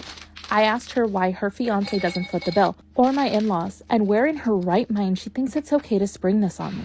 She started going on about how we're the wealthiest in both her and her fiance's family, and that she didn't think I would act like this, and I would say yes. I told her, well, I'm sorry, but I'm not your parents. Don't expect handouts from me. She called me selfish, and I called her an entitled brat, paid for my half of the bill, and left. Well, as expected, my mother-in-law, sister-in-law, and even some of the cousins, aunts on my husband's side have been absolutely furious with me and are expecting me to apologize for the comments. I told them over my dead body. My husband is 100% on my side, and we are debating on not going to the wedding. I was talking to my mom and she thinks I took it too far with the comments and should just apologize to keep the peace. But the bill was close to $1,000. So, am I the asshole for announcing my pregnancy at my sister's wedding? Disclaimer, this is not my story. I will list the source in the caption of this video. I'm 32 and my sister is 28. We've always been incredibly close. Point in case, she was the first person I told I was pregnant, besides my husband, of course. I told her essentially a week after I got a positive pregnancy test, which is about 3 months before her wedding. I told her that I was going to tell our parents and my husband's parents at about 10 weeks mark. But she told me that I should hold off until her wedding in September. I'd be like 4 months along at that point, so I wouldn't be showing really. And she thought it would be more special for her to be able to make an announcement about a special guest at her wedding. And it would be her first niece or nephew and my parents' first grandbaby. I agreed because it seemed like it meant a lot to her, and again, we were super close and I was happy to do that for her. Turns out the first trimester was awful with morning sickness and exhaustion. I would have preferred to be able to talk with my mom about it, but I was willing to grin and bear it for my sister's wedding. Well, the wedding came along, and about halfway through the night, I asked her when the announcement was happening. She told me that she had changed her mind and that her wedding didn't seem like a good place or time to announce my pregnancy. I was obviously super upset since I went through a really awful first trimester with only my sister and my husband to lean on. I decided I wasn't going to put the announcement on hold any longer, just for her, so my husband and I pulled my parents aside and quietly told them. We told them to keep it private for the evening. They were thrilled, lots of hugs, a few tears, but a very touching and private moment. Literally no one else found out until I announced it on Facebook a week later. My sister found out around the same time as my Facebook post when my dad mentioned how we told him about it, and she texted me and called me a bitch who made her wedding about myself. And she hasn't spoken to me since. I've messaged her and apologized probably a dozen times since then, but she refuses to talk to me, and now she refuses to come and see her little nephew, who is almost a month old at this point. My parents and partner think I did nothing wrong since she went back on her word, and that I should just wait it out and she'll come around. I'm obviously unsure, and this clearly has made her so upset with me, and we were so close before. I just desperately wanted to tell my mom, and after waiting over 2 months for my sister, it really felt like I couldn't wait another moment at the whims of someone who wasn't even involved in the pregnancy. So, my ex-girlfriend got revenge on me, and I'm so broken. I, 25 male, have been with my ex-girlfriend Carly, 23 female, for nearly 10 years. We were high school sweethearts, and we had a good relationship up until after she completed college. Adulthood has been putting strain on our relationship, so bills and finding sustaining jobs has been a challenge. We started arguing a bunch and just started overall being annoyed with each other's existence. We weren't sleeping in the same room, let alone being intimate. It was a tough time to say the least. We tried therapy and I felt like it wasn't working. I honestly wanted to be done, but I couldn't break up with her because we lived together and she helped me get out of debt. So I did something horrible and I started cheating on her with her childhood best friend. What the what? I thought she would never find out, and oh my gosh, I was wrong. I am a firm believer that the truth will always come out. Always. Yesterday afternoon, I came home and she wanted to talk, and without hesitation, she jumped straight into it and asked me point blank if I was cheating on her. And I, of course, tried to lie, and she just starts laughing and says, I knew you weren't going to admit it, but I was going to give you the benefit of the doubt. So now I feel less guilty. I confessed to her, and she just looked at me. She didn't have an expression nor speak. When I finished, she just laughed and told me that I would never forget it. Honestly, it's fine, because Louis was over last weekend and we had a great time. My heart dropped to my...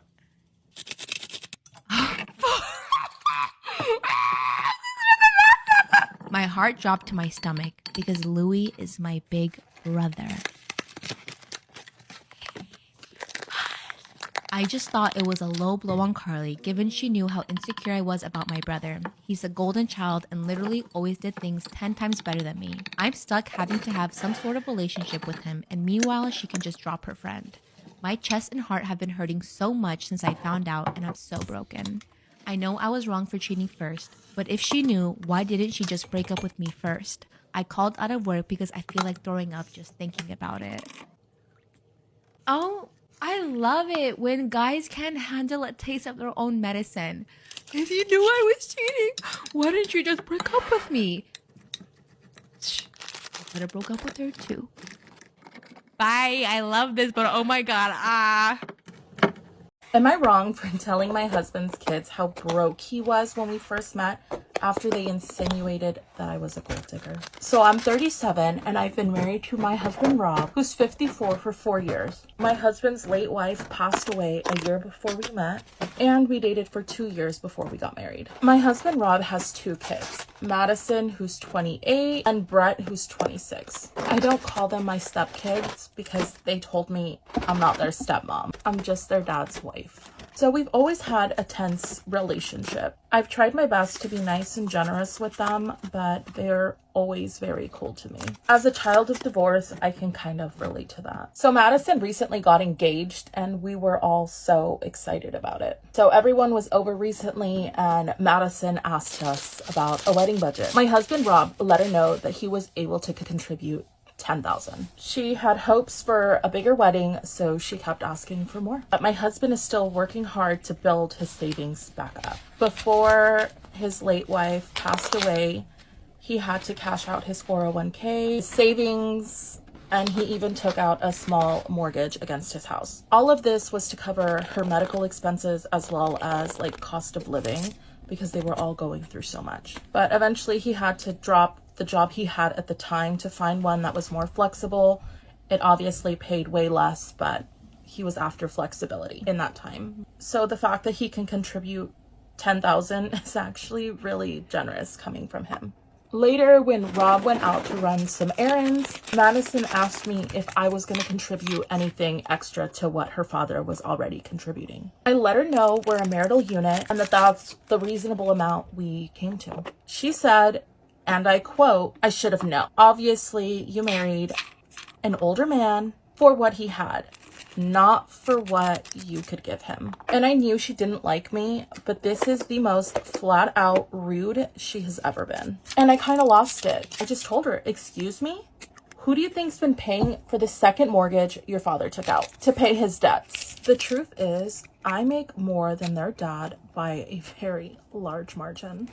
And I pay about 70% of all household bills since we've been married. The $10K that we're giving her, we are able to give her because I've been subsidizing Rob's expenses the last few years. I made it clear that not only am I not a gold digger, I'm actually more wealthy than my older husband. She just called me stuck up and stormed out. Later, she ended up calling her dad. She told him I said that I blamed her mom for being sick for her not having a bigger wedding budget. I told him what actually happened and he's mad at his daughter. But he also said I shouldn't have shared his financial details with his kids. So was I wrong? Bye. Accidentally had an adult toy delivered to my favorite hot bartender. Let's talk about it. Probably asking yourself, how does one get themselves into this type of situation? And you know what? I also ask myself that question all the time. So there's this one bar that I frequent multiple times a month because they have these specific fries that are my absolute favorite. Sometimes I'll get a drink, but mostly I go there for these fries. Like, they are the best I've ever had. After work, I make my way over there, I put my order in, and I'm waiting for my fries. And the guy at the mojito bar is so cute. Like, the bartender is so cute. Everybody comes in, they stare at him. Like, he's just the type of attractive that you cannot help but like admire.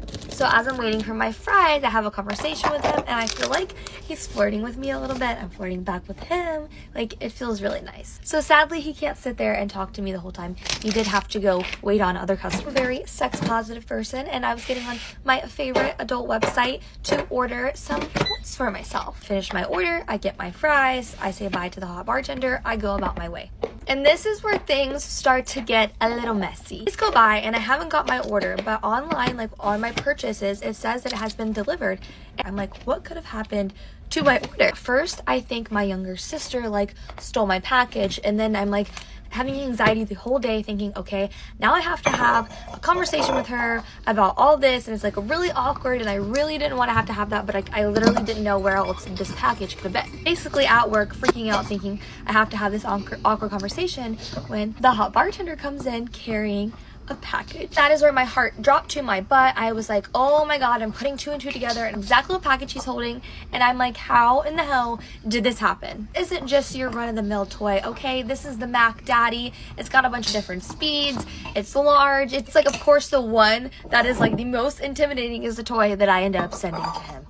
Still very confused on like what exactly happened when he comes up and he's like, I think I have something of yours. I figured out what happened. When I was putting in on my GPS the address for the bar, I must have had it copied, and then when I went to go put my address in, that's what I did. I just automatically pasted because I normally have my address just copied and ready to go. And instead of putting my home address, I put... You think that's bad? No. When he comes in to deliver the toy to me, he goes, yeah, I think this is yours. And then I'm like, oh, did you actually open it? Like, I have any leg to stand on to like accuse him of opening a package that was addressed on his establishment. He says, no, actually my grandma opened it. His grandma, y'all, his grandma opened it. I'm not trying to be embarrassed about it. And I just like square my shoulders, and I was like, you know what? Thank you so much for bringing this here. I was definitely missing it last night.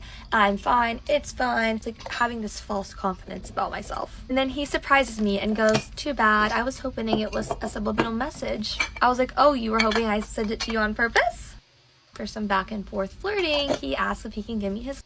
And of course I say yes, and I go to pull my phone out for him to put it in there. He's like, actually, I'm gonna need a receipt so I can write my number down on.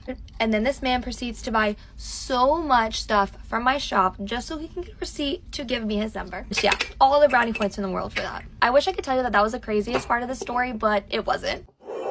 Am I the asshole for not following the HOA rules? I bought a house about 5 years ago that a real estate company built on speculation. Mine was the first house in a planned subdivision that they were going to build one house at a time, or as people bought the individual tracts of land. The area kind of hit a boom at one period, and the other surrounding houses went up quick. In my contract to purchase the home, there was no homeowners association, and because I was here first, I don't have to join in the other... I do not have to join in if the other neighbors decided to create an HOA in the future. I'm grandfathered in. That's what it says in my contract.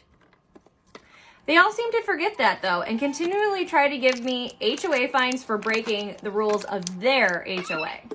This has ranged from days I have things delivered to my home, Amazon deliveries on Sundays, to when I cut my grass, to me having vehicles parked in my yard, and they aren't happy I own an extra tract of land because I bought 2 to have a bigger yard.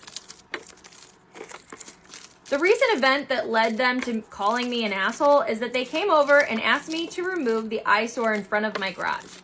Now my home faces the road, not anyone else's house, so they don't have to stare at my garage, but apparently they still don't like it. I run a small hobby business of doing woodwork projects, and I have a shelf outside my garage door full of various pieces of treated lumber that I may use one day or not. It's not the neatest and cleanest area, but it's not a disheveled mess either. So I told them if they lightened up and just left me alone about the other HOA stuff, I would consider moving my wood pile if it bothered them so much. They proceeded to tell me that I need to address all the HOA issues and to take care of the wood pile, along with stopping any deliveries on Sunday and to get my truck out of my yard. They handed me what basically amounts to a ticket, and I trashed it in front of them and told them to get the F off my property. They called me an asshole for being unreasonable, but I don't think I'm being unreasonable because I'm not part of the HOA. Am I the asshole? About 8 months ago, I won the lottery. Yes, the actual lottery. It sounds kind of old school for my age. I'm not yet 30, but I have always been into buying lottery tickets. It runs in the family. My grandma used to be massively into buying scratchies. And then, one day, about 8 months ago, I won. A whole stack of money. Just under 7 figures, to be exact. I could not believe it. I can't explain the feeling of having your whole life change in an instant. Suddenly, I could buy a car. I didn't need to save for 2 years to go to Europe. I could just buy whatever I wanted. When I found out, the only person I called was my mum. She raised me as a single mum, and I wanted to share the news and the money with her. Obviously, it took me a few hours to convince her I wasn't joking, and then she just couldn't stop crying. It changed her life too. It's so weird. People always ask you hypothetical questions about the lottery. What would you do with the money? Would you tell everyone or no one? I could never understand how people would win the lottery and keep it a secret. The logistics blew my mind. How could you just come into money and not tell your best friend? But now I get it. After all, the only person in my life who knows I won the money is my mum, not my friends or extended family. I haven't told a soul. I never really planned to keep it so secret. Initially, I told myself I wanted to get my head around the money before I told people about it. And then months went on, and there was never a moment where it felt like I wanted to tell people. Since winning the money, I've done quite a bit of shopping, like a lot. I bought a car and a bunch of designer bags and clothes. I have a new watch. It costs more than my old car. I wasn't exactly being subtle about it. Naturally, people started talking behind my back. They noticed and were intrigued. A few weeks ago, my best friend sort of confronted me about it, telling me people were talking about it and wondering herself if something had changed. I flipped out. I got so mad at her and said some really ugly things. I guess I found it really hypocritical. So many of the people talking about me came from wealthy families. They inherited money every day, but no one questioned them about anything because what? They deserve the money? Was it the fact that money suited people more if their family always had it? I can't explain why I got so mad, but I did. I ended up lying to her. I told her that actually I was buying things on credit and was now in a whole heap of debt and I was struggling to pay it off. Oh, it's a big lie. I just wanted her to get off my back, and now I'm in another whole web of lies. Since then, she's been checking in on me and is really worried about me. Am I a horrible person? Should I have just told her about the lottery win? I'm divorcing my husband because he cheated on me with our son's 18-year-old girlfriend. My brother connected me with a junkyard dog type lawyer, and I gathered all the screenshots and the conversations that I possibly could from Amy and my husband's conversations. I was only able to get the last 3 months because that's all that was on his iCloud, but most of the messages were just dirty, flirty, and I saw a lot of negative messages about me. I saw his call log, and it looks like him and Amy talk very frequently for hours at a time. He also uses dating apps, and it looks like he uses a filter to seek out girls from about 18 to 22 or so. I copied all of his files on the computer and gathered as much information as I possibly could. He spends a lot of time on sex chat rooms, and he spends a lot of money on OnlyFans. I rummaged through every possible hiding place that I could, and I found a lot of handcuffs, lubricants, sex toys. I also found a couple outfits that looked like Catholic schoolgirl type outfits and also a French maid type of outfit. I picked up Mary and Eric from school and we went to my brother's. They could tell something was off, so I delicately told them the entire situation. Mary was honestly the most upset over even Eric. Part 2 of the update is on my page now. I accidentally accused my wife of cheating on me, but actually it was just my daughter. And now we may divorce. What? Yeah, I have questions. Okay. So, sure. All right. Sorry for the length. A ton on my mind right now. Me, 52 male, and my 50 female wife have been married for 25 years and are immensely happy. We, of course, have the normal fights, me not cleaning the bathroom, arguing about me losing money on sports betting, her spending twice as much at the shops as we agreed to, etc. But overall, we have a really happy, healthy marriage. Until about 8 p.m. yesterday night. Recently, we've been having a bit of trouble in the bedroom. I don't want to derail the post, but basically, sex has naturally slowed down between the two of us in the last couple of years. This has really bothered my wife, and bothered me a bit also, I will admit. Once we vocalized the problem, we both agreed we're going to take steps to fix some things. We talked to some doctors. Basically, all of them wanted to put my wife on some serious medications, which my wife was pretty against. This led to about a year of building what we call our sex drawer, filled with products in the kitchen that my wife has tried and tested. In the kitchen. Okay. And liked the ingredients of. Oh, okay. Interesting spot for the sex drawer. Yeah, interesting indeed.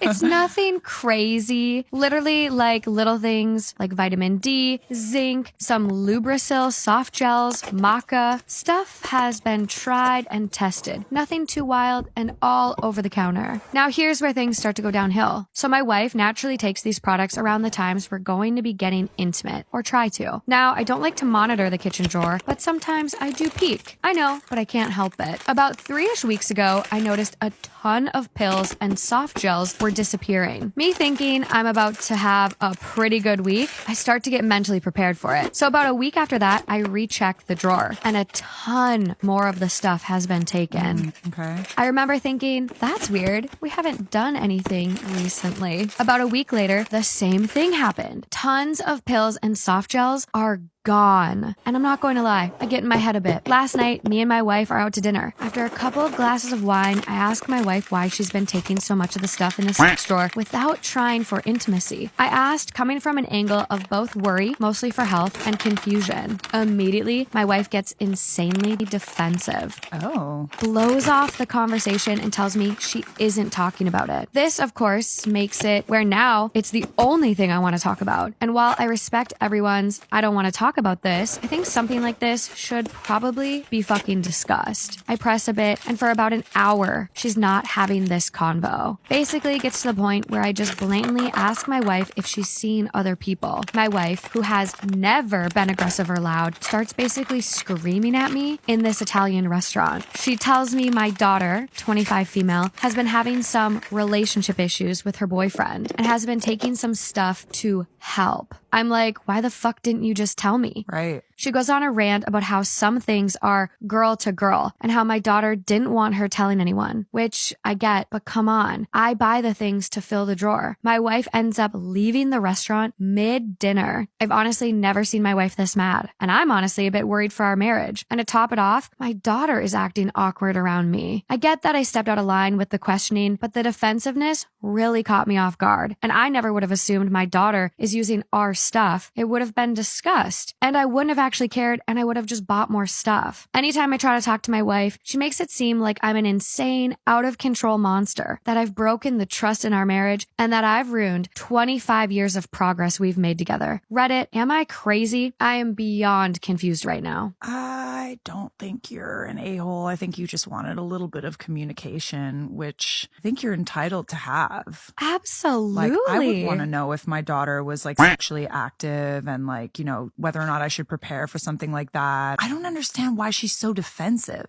Why are you getting so mad? That makes me feel, I'm like, is the wife actually giving them to the daughter? Yeah. Like, why are you so mad about it? Like, it doesn't really seem like that big of an issue to me. No.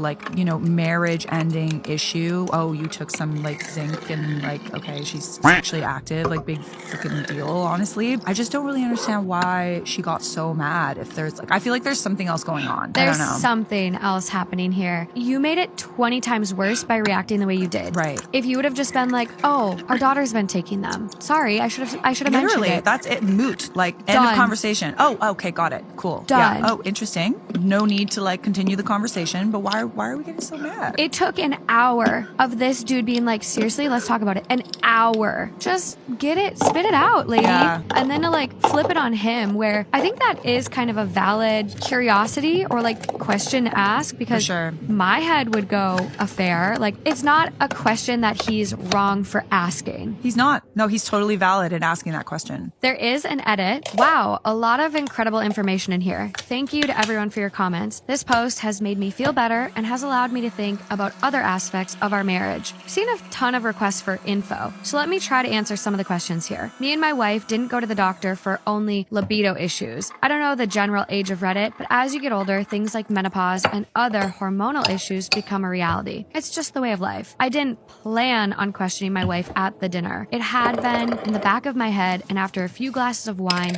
I handled the situation poorly, which I 100% agree with all of you. Not the right time or place. Though we've had tough conversations before in public, it still doesn't justify it. There's more, but like, I feel like that's not the most inappropriate place. I don't like how do you even bring that up? You know, like I just don't think that there will ever be an appropriate time or place to talk about that. When you're at home in the kitchen, you can open the drawer and then it feels even more like accusatory. I think it's still good that he wanted to communicate with her and like, you know, it's date night and he probably didn't think that it would cause such a problem. So I know. Yeah. Calling it a sex drawer may have been a bad name, but it's just how we reference it. We didn't really think too deeply when coming up with the name, and I don't actually know which one of us created it. I don't have a good reason why it's in the kitchen, but we're kind of past the age of caring about what someone may or may not see in our home. I wasn't monitoring the sex drawer. The Lubrisil soft gels, which we keep out of the box, come only in a 30-pill supply. Half the pack or so is missing. I didn't count. It's just very obvious, even at a quick glance. As for why I didn't automatically assume my daughter, the soft gels mentioned above and some of the other stuff in there are for a specific thing outside of the vitamins, which I don't know the ingredients too intimately, but you wouldn't really expect those things to be shared. What else is in the drawer that you didn't mention, sir? And finally, for those mentioning that my wife is still actually hiding something, I appreciate your comments, and it has given me a ton to think about. While I won't jump to those types of conclusions, I do agree that there is probably more that needs to be discussed between me, my wife, and my daughter. That'll be a fun combo. I would love to be a fly on the wall. Popcorn. Just, yep. I would hide. I would love to hear that. Me too. So strange. That's a weird one. That's a weird one. Hope you guys can work it out. Good luck, buddy. Am I the asshole for requesting my son and nephew be placed in separate classrooms next school year? My son and my nephew are both 6 years old, and they were placed in the same class at the start of this year. My sisters loved it for my nephew. He's autistic and has a lot of trouble socializing and with overstimulation. He's known to have meltdowns in class, and there were times that my son was asked to stay with him while the class was evacuated. This baby is 6 years old. He's 6. It's not his fucking job to stay and monitor his cousin while the rest of the class is being evacuated. So the rest of the kids are in danger. So we gonna evacuate them, but we're gonna leave another 6-year-old in the classroom with this overstimulated autistic 6-year-old that's having a meltdown. Nah, baby, you're not wrong for requesting your son be in a separate classroom because he's 6. This is not his fucking job. This is the responsibility of his goddamn teachers. I had to step in and speak to the teacher as well as the principal about this because my son was terrified. They were seat friends all year, and they were the only 2 kids who never got a new seat buddy. The teacher kept them together because she was worried my nephew would be bullied by the other kids. So you're going to stop another child from being able to have a new seat buddy in the class? Like, this is being handled so fucking wrong. So fucking wrong. This is not okay. This is not okay. The teacher kept them together because she was worried my nephew would be bullied by the other kids, but it was hard for my son. He's very shy and introverted, and sometimes my nephew getting upset would upset him. My son was also used to supply my nephew with pencils and other supplies when my nephew would break his. My sister was so happy they were together, but my son was miserable and I hated seeing him that way. My sister went to the school a month ago and requested they be kept together next grade. No, ma'am. No, ma'am. She mentioned it in passing during a family barbecue. I asked her why she did this, and she told me it's working great for my nephew. Okay, bitch, well, what about your nephew? Like, have you stopped to think about your nephew at all? Like, selfish as fuck. Your sister is selfish as fuck. This baby is 6 years old. He's 6. No, he's just now getting into school and learning who he is. And you want to stick him and make him a babysitter to another child. No, your sister is selfish as fuck. I told my sister that it wasn't working out great for my son. And while I love my nephew, I don't want my son to feel like he always has to be responsible for his cousin. She told me I should think of the greater good and encourage them to stay together. Like I said, this bitch is selfish as fuck. I went to the school afterwards and I requested the boys be placed in separate classrooms next grade. I told them my son did not deserve to have his education interrupted. Period. He didn't deserve to have his education interrupted in order to help my nephew. I made it clear that I was not okay with keeping them together. I also brought up again that I had not liked how they handled things over the last year. The school agreed to separate them. We got notified of the classrooms and the teachers last week. My sister was furious when she realized they were separated.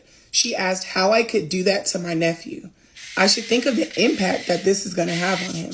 I told her that I love my nephew, and I always have, but I need to look out for my son. She told me it will never be as bad for my son as it will be for my nephew, and we could have figured out a way to make it work better for both boys. Am I the asshole? Absolutely not. You're not the asshole. The only reason your sister wants to try to figure out a way that it would work for both boys is because it's now no longer working for her son.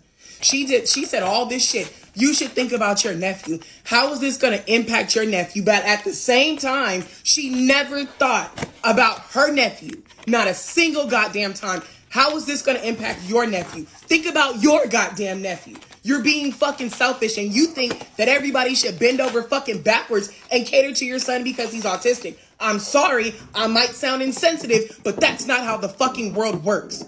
No, you're going to have to figure out something else that's going to work better for your son. You need to work on that. It is not this 6-year-old baby's job to babysit his fucking cousin because the teachers ain't fucking doing it. Ain't no way in hell this baby should be breaking pencils and shit and none of the fucking teachers are around. Absolutely not. No, hell no. It's not that baby's job. You are not the asshole. Your sister needs to pull her head out of her ass and look the fuck around. No one's going to cater to her and her goddamn son. My question is, if this baby's autism is that bad to the point that he's having to be babysat by another 6-year-old, he's never moved and switched seats with anybody in the classroom, why does he not have an aide? Why does he not have somebody that is there with him in the classroom to help him so the meltdowns will stop, so he won't be getting overstimulated so much? Why does he not have anybody there to help him that is not a goddamn 6-year-old that's supposed to be there to learn as well? Nah, the mom needs to get on her fucking shit and do what she needs to do to make sure her baby has what he needs, not depend on her 6-year-old nephew to fill the fucking gap. I'm hiding my father's infidelity from my mother and dying of guilt. Let me start off by saying my parents are a picture-perfect couple. They are high school sweethearts, but even after 30 years of marriage, their spark never died. They still go on dates very often, leave love notes to one another around the house, and are very thoughtful towards one another. My dad especially is a great father and husband. When I was a kid, my mom got diagnosed with breast cancer. Thankfully, it was caught early, but she still had to go through chemo, and it took a massive toll on her body and spirit. She was mostly bedridden, and it absolutely shattered me seeing her suffer that much. It was a tough time for us, but I can't put into words how much of a trooper Dad was. This man took over everything. Not only was he the sole provider, but he was on top of all household chores. We had a healthy home, cooked meals. The house was always spotless, and he made sure that me and my siblings never missed a school day or any curricular activities and maintained good grades. He was there for my mom almost every chemotherapy session and never once showed any signs of fatigue or frustration. He was always cheerful and kept telling us that we'll get through this and we had nothing to worry about. It gave me a lot of hope seeing him stay strong throughout the whole ordeal and helped me stay focused on my studies and not spiral into depression. Eventually, my mom recovered and everything went back to normal, but to tell you I thought the world of my father would be an understatement. Imagine my horror when I walked into our house one day to find him in bed with another woman. I say woman, but she looks no older than 20 years old, basically my age. My mother was in our hometown for a distant relative's wedding, and I was supposed to be at college, but I wanted to drop by for a quick visit. I don't think I've ever yelled at anyone the way that I did that day. I kicked her out and chastised him for hours after she left. I'm honestly not sure anyone in my life knows the extent of this secret, and when I allude to it, my loved ones think I am joking. Over 10 years ago, I got a job in the tech industry. It was an entry-level role, and I only got the job because a family friend worked at the company and specifically vouched for me. I'm sure the fact that I landed this position would have raised eyebrows if anyone else bothered to look at my CV. I have no relevant qualifications or experience for this position. I was not studious at school. I went to a low-standing university and got a completely irrelevant degree. And I didn't even do well at it. I messed around with partying and got poor grades the entire way through. I didn't have a passion for the tech industry or the company, and I certainly don't now. My job is completely meh. I don't hate it, but I don't care about it either. And yet, after a decade in the company, I've been promoted 7 times. I now head up a department in the operations area of the business and manage a team of employees below me. I earn an extremely good wage that's very, very far above the national average. So my secret is this: I know basically zero about the business or industry still. I am not good at my job and am basically clueless. I've simply managed to befriend people higher up in the business, which has earned me multiple legs up in the company, above people who deserve it far more than myself. I cannot emphasize this enough. I breeze through day to day doing very little. And when a question arises that I don't know the answer, I Google it and change the wording so I don't immediately draw attention to my incompetence. Why is this a slay in my mind? I mean, I have so much that I want to say. Day to day, I do the bare minimum. Take long lunches and exaggerate whatever small tasks are on my plate to appear like I'm busier than I am. Before you try to console me and say something like imposter syndrome, let me assure you, I am not suffering from imposter syndrome. Oh, honey, wasn't gonna. I am genuinely an imposter who networked and faked her way to the top. I do not understand half of the language that is used in our meetings and would struggle to even talk through what my job description means. In fact, I don't think I could have really explained any of my roles from the second promotion onwards. Now, obviously, I'm not a moron. I have a lot of street smarts and intelligence. But I've used the intelligence I do have to avoid discovery as a fraud rather than actually learn the role itself. My conscience about all of this has been clear until recently, when one of my friends who joined the company at the same time as me has just left. This friend worked their butt off for years and has never received a single promotion. This sort of shifted my focus to evaluate what I'm doing and consider whether potentially taking opportunities from people who deserve it more than me is morally wrong. I've never necessarily cheated to get my position, but I have exaggerated, bluffed, and faked it. I have also heavily lent on connections and friendships to advance my own interests and make more money, even when I haven't earned it. I've started to feel guilty and wondering whether it's only a matter of time until I'm found out. Am I the asshole for telling my future sister-in-law to, quote, go back to the trailer park you came from? Probably. My 32 female little brother Owen, 28 male, and his fiancée Ellie, 25 female, are not speaking to me and are on the verge of uninviting me from their upcoming wedding in August. Oh my god. This happened all the way back in December, but Ellie still holds a grudge and has brainwashed Owen from talking to me and other members of our family. Don't like the language so far. Brainwashed? Yeah, brainwashed, dude. Okay. He has become super distant since their relationship began, too. It was about 9:30 p.m. on Christmas. My nephews were crying and rambunctious, my mom was getting flustered with the endless cooking, people were getting drunk and being loud, and my husband was extremely intoxicated and getting on my last nerve with his attitude and jealousy. I don't know why. Yeah, I don't know what jealousy has to do with this. It says his attitude and jealous. Okay. I don't know. Sure. I was just at my wit's end. Ellie comes over to our table with a plate of dessert in her hand. Obviously seeing that I'm flustered, doesn't ask me, "Hey Natalie, I can see that you're stressed. Do you need anything?" As all she did the whole day was cook an appetizer, set a few plates, and take care of my brother who drank too much. Meanwhile, I was cooking, cleaning, and setting up with my mother since morning. My brother is always late, and she doesn't encourage him to speed up or anything. Okay, I already don't like this person. Yeah, to speed it up. What's wrong with saying speed it up? She just doesn't do all of the labor that I expect a woman to do.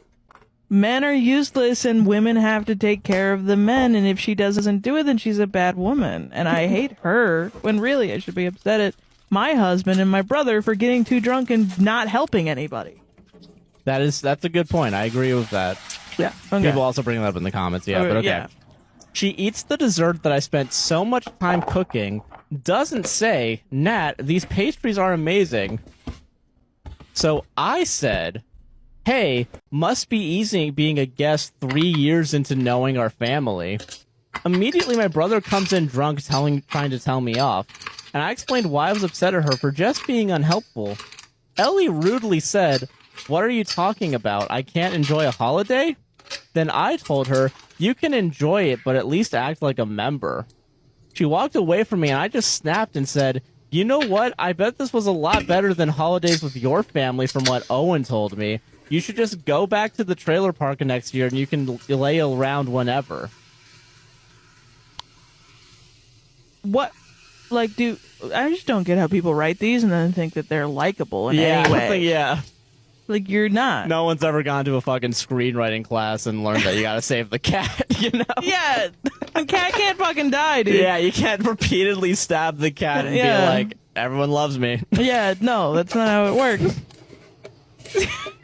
Okay. Is that what that is? I don't know, actually. I don't think I read Save the Cat all the way. Save the Cat, literally, it's like you need a moment where, like, not literally, but like you need a moment where you save a cat from a tree. Like, you gotta do something good. Oh, wow, okay. Yeah, that's what it means. Like, you have to do something that makes the character relatable and likable in the first, like, 5 minutes of the page. Wow. Or 5 pages of the screenplay. That makes sense. It seems so... Wow, okay. Yeah. Interesting. She does not actually live in a trailer. If she did, I feel like that would be rude. She doesn't live in a trailer, so actually I did not insult you. Listen, when I call you a motherfucking piece of shit, you're not actually a piece of shit, so you shouldn't be upset. Listen, I'm going to do a really good thing right now. Yeah. I'm going to reference The Office. There's the episode where Michael Scott is calling people gay, and then he finds out that Oscar is gay. And then he's like, oh, no. Now it's not okay because Oscar is actually gay. And I call everything gay as a joke. And Oscar has to be like, well, why is it okay to call other things gay? But it's not okay to call me gay. This is just a form of discrimination. Yeah. And it's a good point. Like, I don't understand why people think it's... You're gonna call someone something... Yeah, and why are you scared if they actually are the thing that you're calling them? Yeah, or why is it okay to call someone something that if it's not true? It makes no sense. Yeah, like, that's weird. Yeah. I just said that because I had a rough night and she rubbed me the wrong way. I implied that she was trashy just because of her upbringing. You didn't imply it. Yeah, you kind told of her. said it, yeah. She has spent every holiday with us as her family is a complete mess and she hasn't spoken to them in years. She is like the third generation to grow up without a father. The woman who raised her is living off Social Security and poverty in old age. And this is all her fault, obviously, Yeah, it's her because she was born. And just a lot more. And just a lot more. Now, I want you to ask. I'm going to ask you this question. Do you think this next sentence is going to be an obvious no, duh? Of why? Of course. Why are you even saying this? Yeah. I must have hit a sore spot. No. Dude, when I was beating the shit out of this guy with a baseball bat, I must have hit some sort of sore spot because he got mad at me. And I was like, what the fuck? I'm allowed to beat you up, but you're not allowed to get cry about mad it. at me. That's crazy. Like, what's wrong with you? My brother had a long conversation with me the next day. I haven't really spoken to them. I tried to apologize, but I just don't know what else I can do to make this right. My fiance recently told me that he will divorce me if we're unable to have kids, and I don't really know what to think. My boyfriend and I recently got engaged, and we've had our ups and downs, but we're mostly on the same page about what we want in life. Both of us want successful careers and also to be present as dedicated parents. We are on the same page and we really want 2 biological children. Neither of us are open to sperm donors, egg donors, IVF, or anything like that. I feel like it's important to note that we are both 33 as well. This is where it gets very strange. My partner and I have had several conversations where he says that if we can't have kids within a timely manner, like 1 to 2 years, that he would just leave me for a younger woman who could fulfill his dreams of being a father. And naturally, that makes me absolutely sick to my stomach. I understand how important it is for him to be a father, and obviously I would do everything in my power to ensure that we were able to have our kids. However, if it just so happens that fate thinks that we shouldn't have kids, despite our best efforts, it would feel absolutely horrible to be discarded. My fiance recently told me that he will divorce me if we're unable to have kids, and I don't really know what to think. I feel like I'm about to marry somebody who only values me for my uterus and what that can provide for him. If we discovered that my partner was infertile, I would definitely not leave him. I 100% believe in sickness and in health, and I value our relationship together and not what he can provide. Of course, I would be absolutely devastated if I weren't able to have children, but I definitely wouldn't be abandoning my partner. Half of me is screaming that this is a really bad red flag, and the other half of me is just confused and hurt because I really love him and want to be with him. I mean, it's not like our life goals are completely different. And it's not like it's incompatibility where one person wants kids and the other one doesn't. We both want the same things. And I believe that if we try our best and it still doesn't happen, then I feel like that's just what is meant to be, and I would still be content building a life together. But he would prioritize his desire to be a father over our relationship. The wedding is 6 months away, and I would rather not walk into a situation that I'm going to regret later. Am I the asshole for refusing to do free labor for my family? My initial response is no, but we'll see. What's the labor? And then I lit them all on fire. Yeah, no. Don't worry, it's not gonna be that. Okay. My dad and my uncle own a bar/restaurant together. My dad is somewhat poor, and my uncle is a multi-millionaire. Okay. Free labor. Is this the bear? Maybe, yeah. Yeah. When they first opened, they asked me to work for them since I just finished college in 2020. I said I would work for a little while since COVID was going on and I was unsure how my career was going to work out during the pandemic. Mm-hmm. I have an associate's in e-media tech and an MBA with a focus in marketing. So I handled management, cooking, cleaning, serving, event coordination, marketing, web development, and the branding for the entire business. It sounds like me beefing up my resume, even though I just play Stardew Valley all day. Yeah, right. Like, because, like, you know, technically I produced this job, the podcast, I hosted the podcast, I did the web development, I made edit, all the social media posts, and that's not even true. No, I get that, yeah. Yeah. Keep in mind, this isn't just some small bar. This is one that is a large venue that has huge events, etc. They refuse to give me any sort of decent pay. What? I was being paid $15 an hour to do management, marketing, web development, etc. Dog. For serving and bartending, I was only making $6 an hour. I was feeling underpaid and overworked. In the back of my mind, I understood that they just opened the business and money was tight. After working there for 3 years, nothing has changed for me. They couldn't even offer me any sort of benefits. Nothing. My first year working there, I only made like $12,000, which was less than half of what I was making working full-time in college. Jesus Christ. I made efforts to quit multiple times, and my dad begged me to stay, offered me incentives and health insurance. I ended up staying, but nothing was done about my benefits or my pay raise. It seems like they were just breadcrumbing me along. Yeah. I finally left, and now I'm working a very good job as a chief marketing officer for a large company that I've been doing part-time contract work with while I was at the bar. I'm being compensated extremely well, making a salary based off $150 an hour. They provided me full benefits and they don't overwork me. That's good. That's good. A company doing that is pretty good. Yeah. My dad and uncle have been asking me lately to do some stuff for them, like adjust the website and graphic design, and come in and do photo/video for large events. However, they told me they aren't able to pay me, and my rich uncle managed to say to me, "You shouldn't expect stuff from your family like that." Multi-millionaire uncle, by the way. That's the part that's really making this. Like, I could understand if they didn't have that much money. But one of them does. Then you shouldn't have hired someone. At all, yeah. At all. And make them do this much work. Yeah. But it would be like, okay, I can understand how that happens, and you're not like the devil. Yeah, right. You're pretty bad, but you're not like the devil. Yeah. But this is like This you're the becoming devil. You're the devil, yeah. You're the devil. It really upsets me because I just got swept under the rug and treated like I have no value. Meanwhile, I'm working for a company that offers me all kinds of incentives / treats me well and makes sure I'm always compensated for everything. Not only can they not offer me anything, my uncle has overly high expectations of the work I do for him. Like nothing is ever good enough, and when he needs something, it has to be done immediately. He's a fucking choosing beggar also. Yeah. At his house, he has workers like a chef, maids, and doesn't really do anything for himself, so I feel like I'm one of those workers to him. Am I the asshole for refusing to do work for them? No, not at all.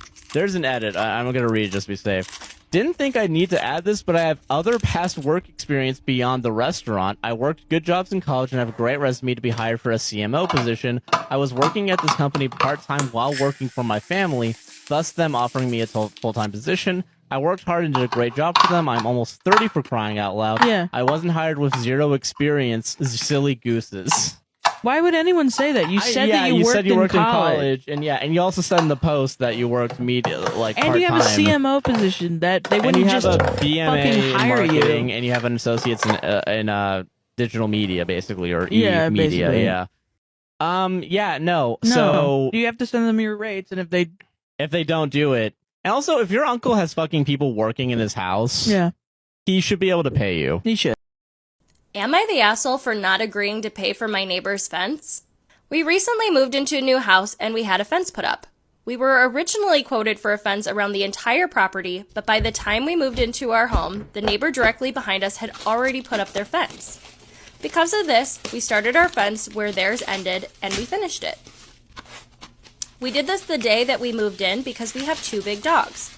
Within 24 hours of being there, the neighbor popped his head over the fence, and the first thing he said to us was, "Hey, I'll run the numbers for how much you owe us for this portion of the fence." Didn't introduce himself. He still doesn't even know our names because he didn't ask. We told him it wasn't a good time, and he said he would pop by later. He ended up popping by and demanding $450, which my wife told him we wouldn't be paying because he clearly had intentions of having the fence put up before knowing we would have a fence, since it was already there when we moved in.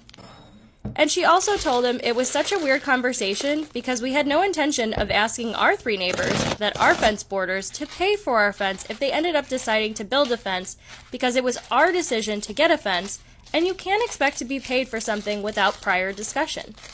He ended up saying he was going to contact the HOA because nothing in life comes free. She also told him it could have been a different conversation had he approached it differently, but he still was just being very rude to her. So are we the assholes for not paying for part of his fence?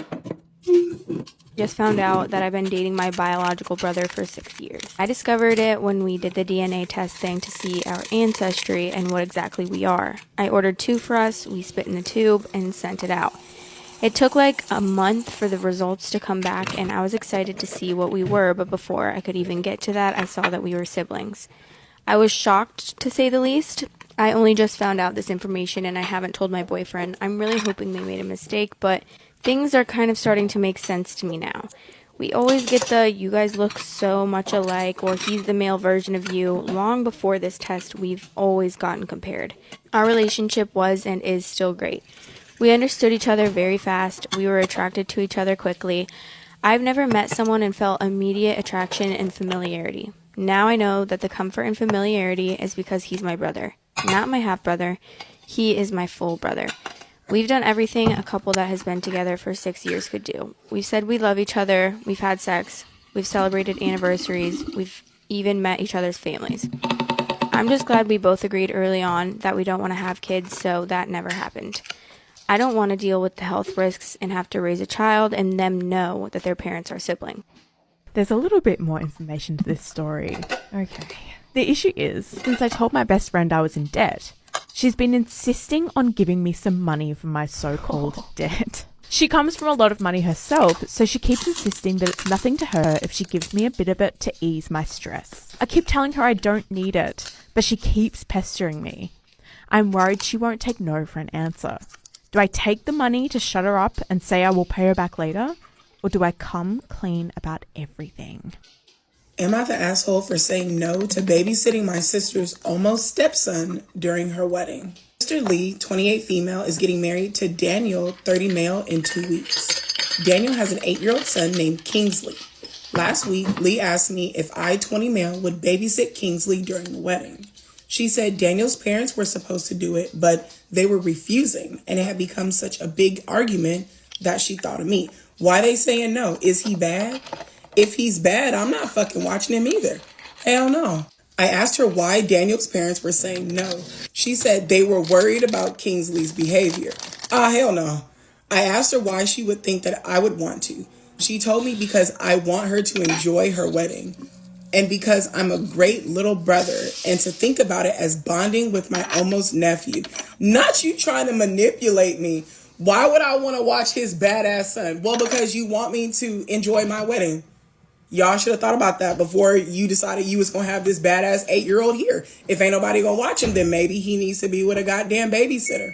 I told her that I didn't want to deal with his anger and tantrums, and that there was no way we would be bonding when he doesn't want his dad to be married again.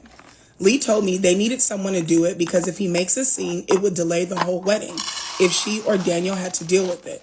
She told me he might not be happy and he might be missing his mom. Kingsley's mom passed away, but she and Daniel are doing everything to help him through this and to show him that he has a bigger family now and doesn't need to chase her off or reject her. She said she's showing him that she will always be around even if he hates it right now. And for things to go well, she needs me to come through for her. Maybe y'all need to fucking stop. Maybe you need to take a fucking pause instead of trying to force this. I'm trying to show him that he has a bigger family. That baby don't want a family right now. Maybe y'all should take a fucking break and think about what the fuck Kingsley's going through and not what the fuck you want. I still said no. Lee was upset. She and Daniel called me 2 days later and asked if I would reconsider it if they paid me. I told them I wouldn't, and I suggested they use that money and hire someone if they really want Kingsley to have a babysitter. Fucking right? Lee tried begging, but Daniel was pissed at that point and told me I was throwing away the chance to help my sister and to get to know his son. Am I the asshole? No, you do not have to watch anybody's misbehaving ass fucking child if you don't want to, regardless of what their relationship is to you or to any fucking body else. They asked, you said no. That's it. That's all. Why are they pushing so hard for family to watch this little boy when they already know that he has issues? This little boy is going through a lot, and instead of them handling it beforehand, before the wedding gets here, they're trying to push him off on anybody that they can so they can enjoy their wedding.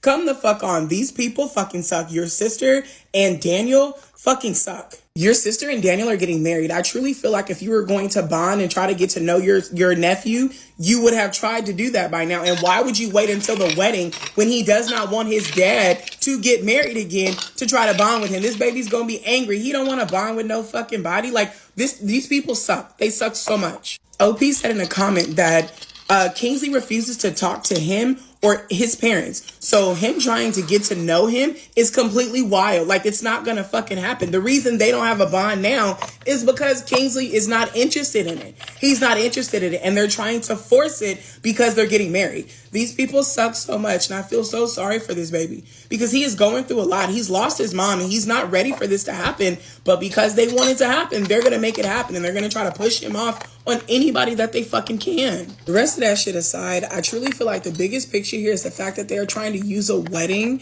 to show this boy that Lee's not going anywhere. This baby, I'm just guessing, this baby probably feels like she's coming in and replacing his mommy, and he's angry about that. And instead of therapy, we're doing everything that we can to show him that he can't just reject me and expect me to go away. How about you put this baby in therapy? Daniel and his son need to be going to fucking therapy. They don't need to be getting married right now. They have way bigger issues other than who's going to babysit Kingsley during the wedding. They have so many other issues, yet they're choosing to pretend as if this wedding is going to solve everything. They have so many other issues, and it frustrates me so much.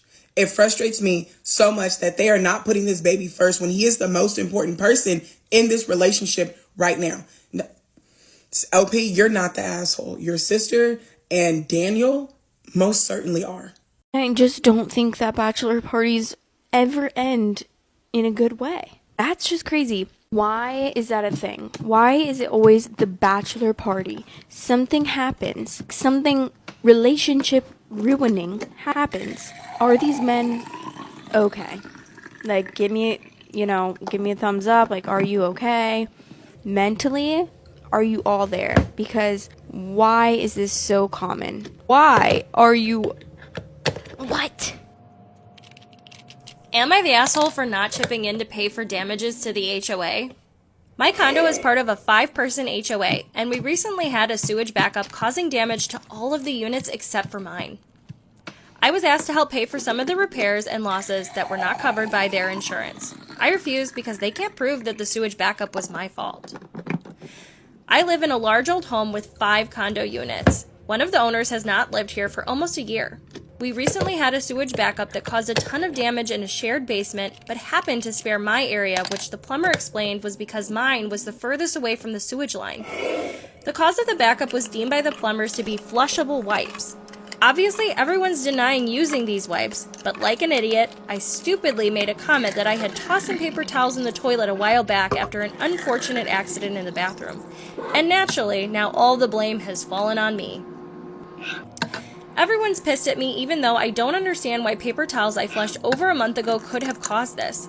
The one owner who doesn't even live here and unfortunately had the most amount of damage keeps making passive-aggressive comments saying that he should not have to pay for damages that were clearly caused by a certain individual. Everyone's insurances are covering most, if not all, of the damages and losses, but they're asking me to chip in and help pay for whatever is not covered, because in their minds, I'm the one that caused the damage, and they feel it is unfair for me to be the only one that was spared. The cost will be about $1,000, which is no chump change. I feel bad everyone else is going through this, but they cannot prove that I was the one that caused the sewer and drain backup, and deep down in my heart, I don't think I was the only one who tossed paper towels or wipes or whatever else down the toilet. I adamantly refused to chip in, and now people are even more angry.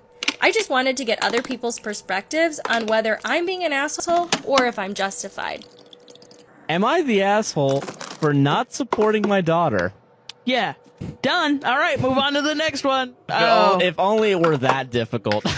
My daughter is the devil's daughter. Yeah, whoa. My daughter is a demon and wants to murder all of humanity, and I don't support her. Am I an asshole? Am I a huge piece of shit for that or something? My 56 female daughter Margot, 28, has been with her boyfriend Mark, 30, since she was 16. Okay. I don't like Mark, and I truly think that he's bad for my daughter. Okay.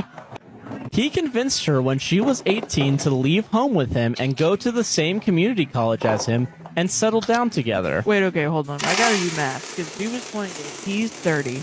They've been together since she was 16. He would have been 18. 18, 16, okay. All right. Maybe like they knew in high school. Okay, that's not terrible. The worst. I've seen way worse on this show. Yeah. He convinced her when she was 18 to leave home with him and go to the same community college as him and then settle down together. She did that, and at 23, she got pregnant with her first child, Jace. Everyone was happy for her, but I hated it. I couldn't help but feel like she was throwing her whole life away for this guy, and when she looks back, she's going to have regrets about staying with Mark. However, I never said anything, and they eventually went on to get married when she was 26, and even bought a house together after their honeymoon. Okay, and she's gonna start regretting it. Totally. When... Oh, yeah. Yeah. Fast forward to the present day, and Margot works in an office while Mark is a construction worker, but they both make enough to get by with bills and living expenses. Okay. On top of paying for daycare for Jace. Okay. And the problem is? On Friday, Margot and Mark came over with Jace because my husband and I have been missing our grandson, so I invited them over for dinner. And they came like a bunch of assholes. Well, they walked in the door like pieces of shit. And then they ate the food that we served. Can you believe it? When they came over, my daughter had a huge smile on her face and said that she had some news that she wanted to share with us. We sat down at the table, and with a big smile on her face, she told us that she and Mark were having another baby. Oh. My face fell, and I couldn't help but feel disappointed in her, so I told her so. Oh my god. Okay, great. This is what? Hold on. This has been 10 years of a relationship? Yeah, okay. Or 12 years of a relationship. Yeah, sorry. I just wanted to go back and check the math. The horror! She's so miserable with her house and her her job and her loving husband and her child. What the fuck? And she moved out at 18? God. Okay, she's the perfect child. My face fell and I couldn't help but feel disappointed in her, so I told her so. I told her that I didn't think having another kid with Mark was a good idea because Mark isn't the right one for her, and that when she looks back on her life, she is going to regret everything having to do with him and that he basically ruined her life. I'm sorry, that was a run-on sentence. I had no control over that. I'm sorry. Okay. She got very quiet, and without saying anything, she left. Mark told me I was a jerk before storming out and following her. Oh, yeah, I wonder why he would think that. My husband also agreed, but my friends who I told about the situation are on my side. So was I the jerk for being honest with my daughter? Yeah, for being honest, that's what it was about. Am I the asshole for using my neighbor's recycle bin? I put a soda can, plastic cup, and a flyer in my neighbor's recycle bin on Sunday. It had been left on the street since Friday and was right next to my parking spot, so when I got out of my car, I just tossed the items in the bin. Come Monday, I leave for appointments, and the neighbor had dumped the items on my grass before taking his bin back in. We're all charged the same HOA dues for the trash and recycling, and it's not like it's going to cost them anything. I've seen dog walkers drop their poop bags in whatever trash bin is still on the street, so I don't think that the clean recycling items should have warranted such a reaction. So am I the asshole for using his recycle bin? Is the statement once a cheater, always a cheater true? For me, no, and before y'all go off, hear me out. I was with my boyfriend for 5 years, and during the first 4 years of our relationship, he cheated on me a lot. Honestly, more times than I probably even found out about. In July, our relationship was at an all-time low. We were arguing so much that I was literally looking up on the internet how to make your relationship work after your partner cheats. As you can probably guess, all the internet told me that I needed to leave him. But we all just know I was not about to do that. Eventually, I found myself on Lemonade, where I found a lot of helpful tips on how to rebuild my trust and my relationship. After this, I told him either things need to change or we're not going to be together anymore. Was I bluffing? Probably. That's besides the point. Fast forward, we stopped going through each other's phones and all that other toxic stuff. Our relationship was doing so good, or so I thought. Fast forward, in December, I go to plug in his phone per usual, but whenever I picked it up, something just didn't feel right. So I unlock it, and there it all is. And if I'm being honest, I was more embarrassed than I was sad, because I have a platform, and he was openly commenting on girls' pictures and videos, and I am so thankful that I did not get tagged in a video saying, "Come get your man," because I would have crashed out. After I confronted him about this, everything changed. If y'all want to hear the rest of the story and you want some relationship tips, make sure to follow me on Lemonade at Kaylee Lee's. And once y'all read the whole story, let me know what you guys think down below in the comments and if y'all have a similar experience. Am I the asshole for bringing my baby to a child-free wedding? My cousin lives a 6-hour drive from me and the rest of our family. A few months ago, we all drove over there for his wedding. Due to limited space, no children were invited to the wedding except the bride's young nieces and nephews.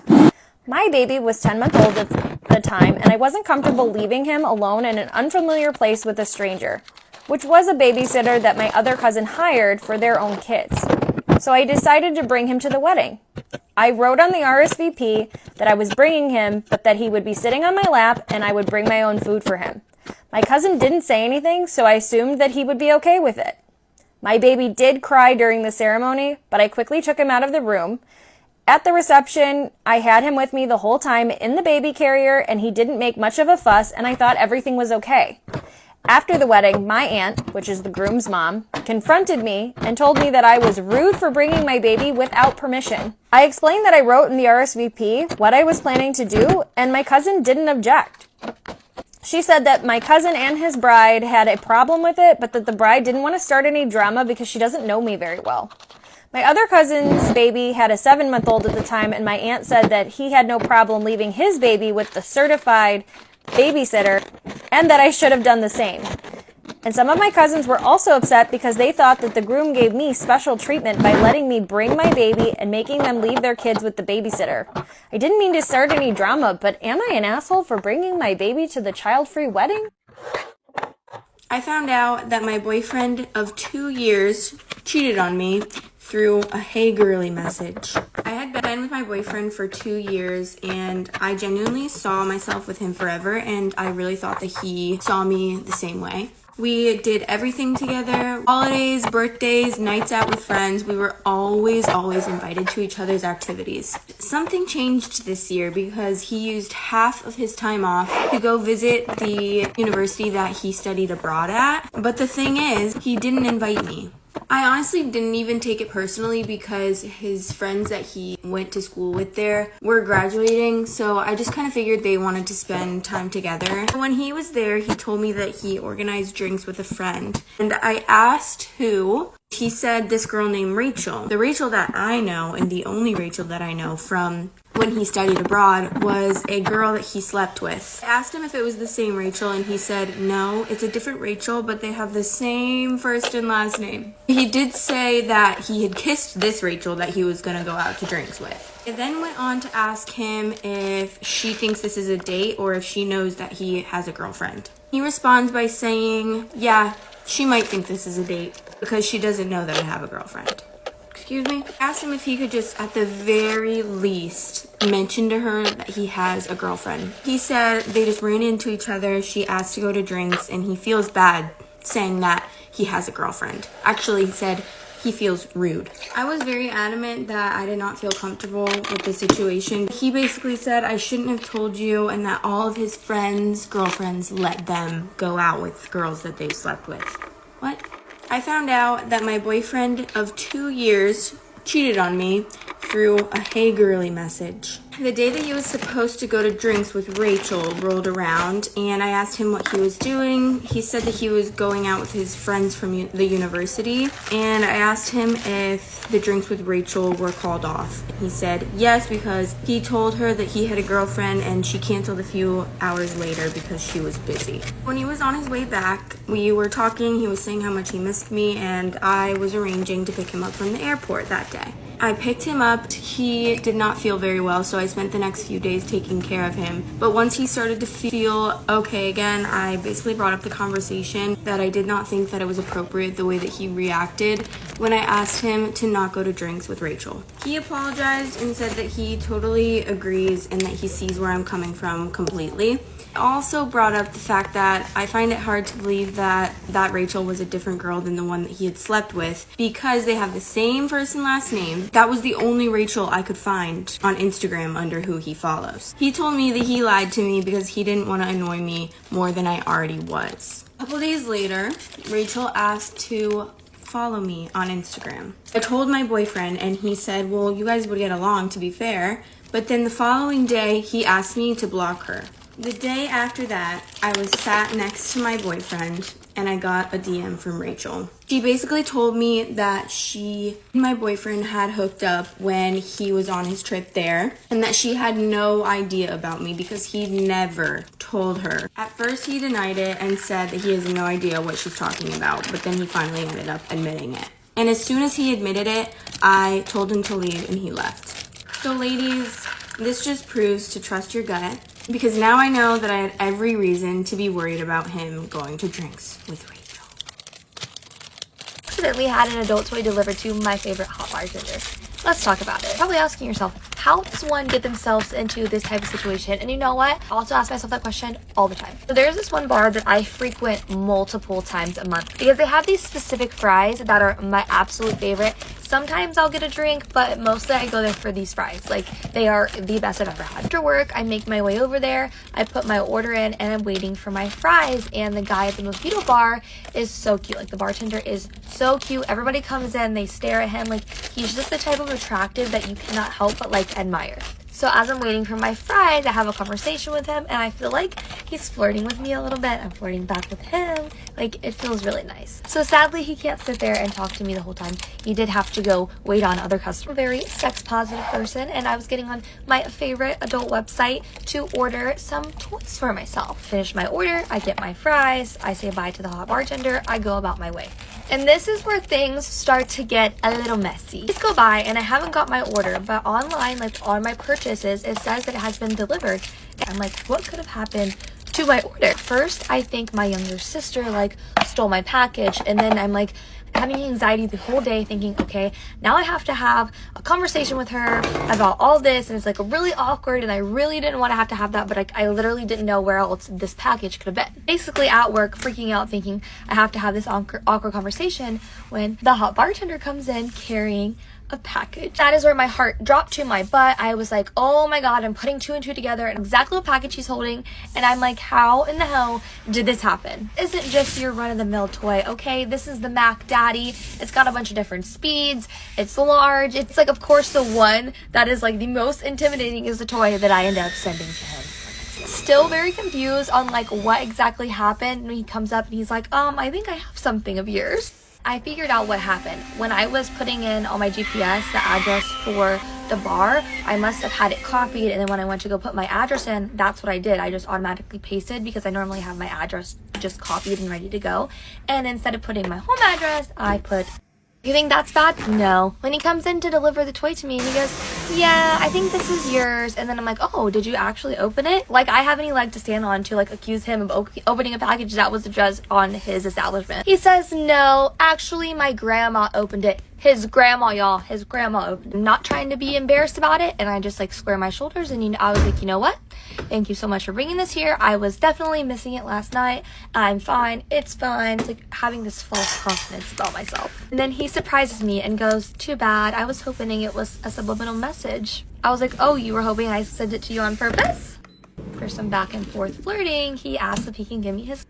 And of course, I say yes, and I go to pull my phone out for him to put it in there. He's like, actually, I'm gonna need a receipt so I can write my number down on. And then this man proceeds to buy so much stuff from my shop just so he can get a receipt to give me his number. So yeah, all the brownie points in the world for that. I wish I could tell you that that was the craziest part of the story, but it wasn't. How do I, 21 female, tell my 28 female sister that her fiance, 32 male, tried to have sex with me while I was drunk? A few nights ago, there was a family gathering at my parents'. Everyone had a great time with lots of food and drinks.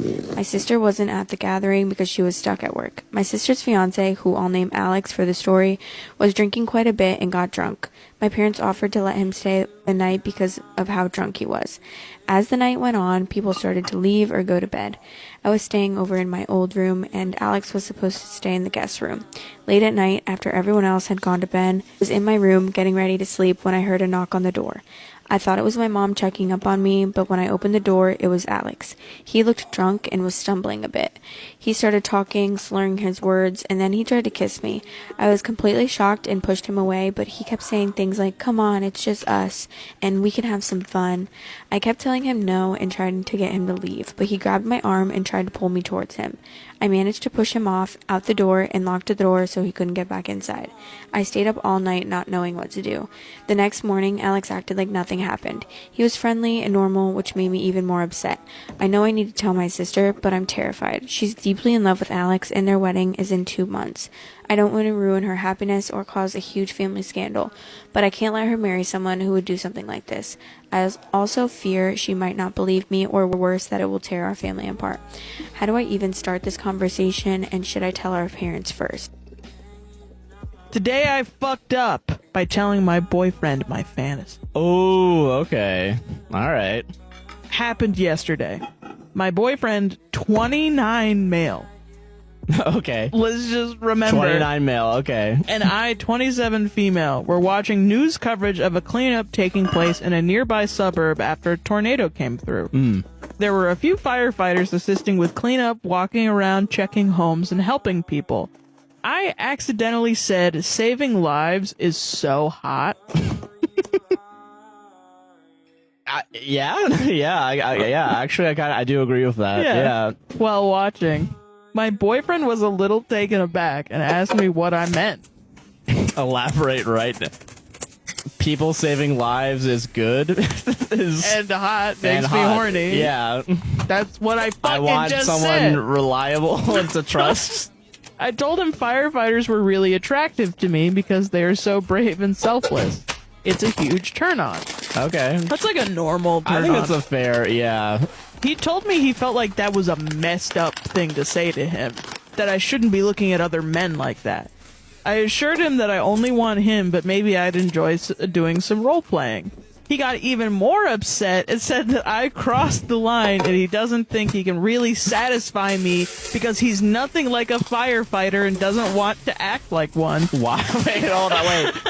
So, okay, she was like, let's get you like a fireman's hat, and then you were like, well, that's not going to be believable. And he was like, no, I don't want to have sex. What do you take me for, some liar? I want to be George. I don't want to be another man.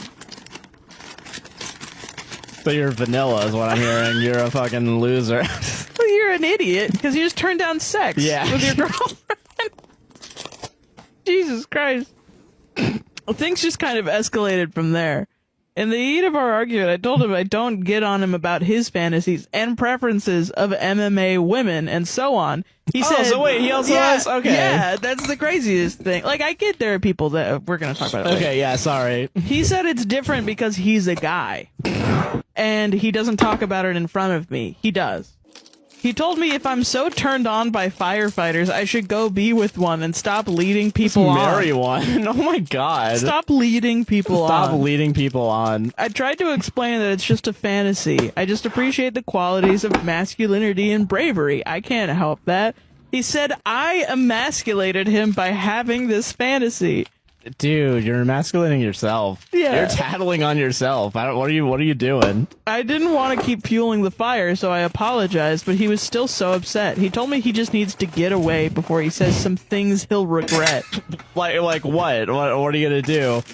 That's not good. I would leave immediately if someone said, I'm gonna do something I'm gonna regret. So he took off to his friend's place and hasn't contacted me since yesterday. Too long didn't read, so by accidentally thinking out loud, then suggesting a role-playing scenario that my boyfriend didn't agree with, we got into a big blowout argument and he's now staying over at his buddy's house because he's so upset with me. Am I the asshole for refusing to give my partner the safe code to our home safe? I, 32 female, am a gemologist. I spend my days in the lab testing and identifying stones. From the nature of my work, I have also established a large and valuable collection of jewelry, but also gem specimens that I keep in a safe, and I specifically bought that safe and had it installed for those specific gems. I also have a smaller safe for keeping important documents like passports. I own my home, and my boyfriend, 33 male, of 2 years recently moved in as he was renting before. I gave him the code to the smaller safe so he could put his valuables in it, but he also wants the code for my gem safe. Not to put anything in it, but he says because we're living together now, I should trust him and give him the code. I've said no because there's no reason for him to open the safe, as the only thing it's used for is storing my collection. He said he has no interest in my gem collection, doesn't want to look at them, but he still wants the code and be able to access them. This is causing tension because he said I should give it to him as a show of trust. And I said no, because he literally has no reason to go in there, so he doesn't need the code. This is a 6-figure collection, so I'm not being difficult over a few little gems here. And I'm the only one that knows the code. So Reddit, am I being the asshole here for not giving him the code? My best friend sleeps with married women, but last week he crossed the line. My best friend, let's call him Chaz, has a thing for married older women. And over the years, he has had surprising success in that area. It all started when he was 18 and he slept with a 30-year-old married woman who also had a kid. They were both waiters at a restaurant, and after months of flirting, she finally slept with him. In the 7 years since then, there's been 12 more. They've all been either married, engaged, and they all range between the ages of 30 and 52. In the beginning, I thought the whole thing was funny, but as the years have gone on, I'm honestly really disgusted by his behavior. If we're at a bar and he sees a bachelorette party, he's already hitting on the bride-to-be. He's even coaching his nephew's Little League team just to meet the moms. He even had to leave 3 different jobs because he was sleeping with married coworkers. The husbands would find out, leading to confrontations while he was on the job. But the last straw for me was last week. I recently got engaged and my fiance's family threw us an engagement party. It wasn't a surprise engagement party, so my fiance and I got to invite who we wanted. One of the people I wanted there was my former manager at work. Let's call him Tom. I'm a CPA at work, and Tom was one of my mentors there when I first started. He eventually left to work in industry, but we still stayed in touch after he left and are still very close. Tom is 40, and he's the nicest guy you'll ever meet. So he and his wife, 38 female, came to our engagement party. I had never met his wife before, and she's beautiful, by the way. At one point during the party, I see Chaz talking to Tom's wife while Tom took a phone call. So I immediately went over and interrupted the conversation. I pulled Chaz aside and told him to not even think about it. Chaz says he wasn't, but I immediately called BS. But I thought he took my warning seriously. Well, I was wrong. A few weeks later, Tom called me and told me that his wife had been acting strange since the engagement party. That he went through her phone and saw text messages to another guy. The text included explicit photos shared on both sides, and it was very obvious that they had met up for intercourse. Tom had confronted his wife the night before, and she admitted that it was my friend she was sleeping with. Tom was devastated and he was crying on the phone call. Tom wasn't even angry. He just wanted to know why his wife did it and asked if I could talk to my friend and get some more details. I called Chaz right after I got off the phone with Tom and exploded on him. I basically ended our 20-year friendship. It's been a week and Chaz hasn't stopped apologizing. And other than his despicable behavior with married women, he's been a good friend to me. We've been like brothers since kindergarten, and it hurts to feel like I'm throwing away someone who has been such a big part of my life. But I just can't be party to this anymore. I'm making the right decision, right? Bye. I, 28 male, recently learned my wife, 27 female, has at some point performed oral sex on her mentor, 64 male. Is this not a big deal? Wife and I have been together for 4 years, married for 1. She has known this other guy her whole life. Oh, like how young? I had no idea they ever had sexual contact before this incident. The other day, I was on my wife's phone while she was asleep. I know that I shouldn't snoop, but I was. Anyways, I was scrolling through text with this mentor type figure when I ran across this bombshell. To paraphrase, it was essentially her reminiscing about sucking his dick while also complimenting his semen. No.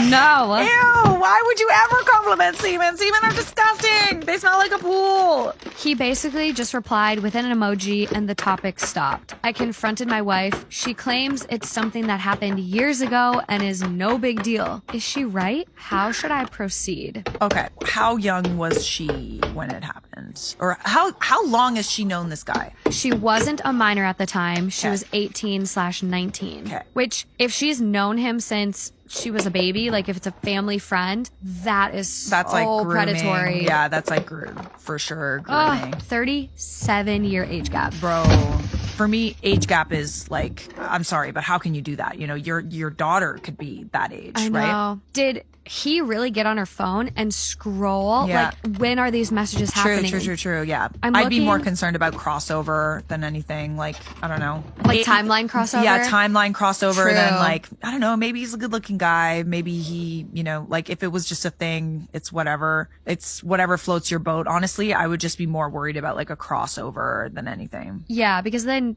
you know, she cheated and your whole relationship really isn't started on good playing field, good solid grounds. Yeah.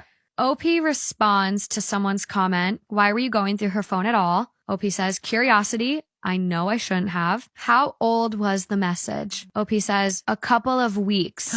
No. But Oh, no. seems to be referencing something from a while ago. Like she's still thinking about his semen. Like oh God, your semen. It was so squishy. This would probably be divorce worthy for me. Yeah. No, well, I mean, she's fully emotionally cheating, if that like smoke, there's fire type thing. Like, yeah. I feel like if she's talking to this dude and it's been like a couple of weeks since she shared that kind of a text, there's probably more going on there. It's inappropriate. Yeah. Even if they're not still doing stuff, that is extremely inappropriate. Yeah. What was the purpose of that message? You're married. If I were to text my ex-boyfriend and we're still complimenting their dick and semen, no, my fiance would be really hurt. Also, does it still look the same? You know, like it's been some time. It's been some time. Maybe it hasn't been some time. We don't know. We don't know, but it might not look the way it did before.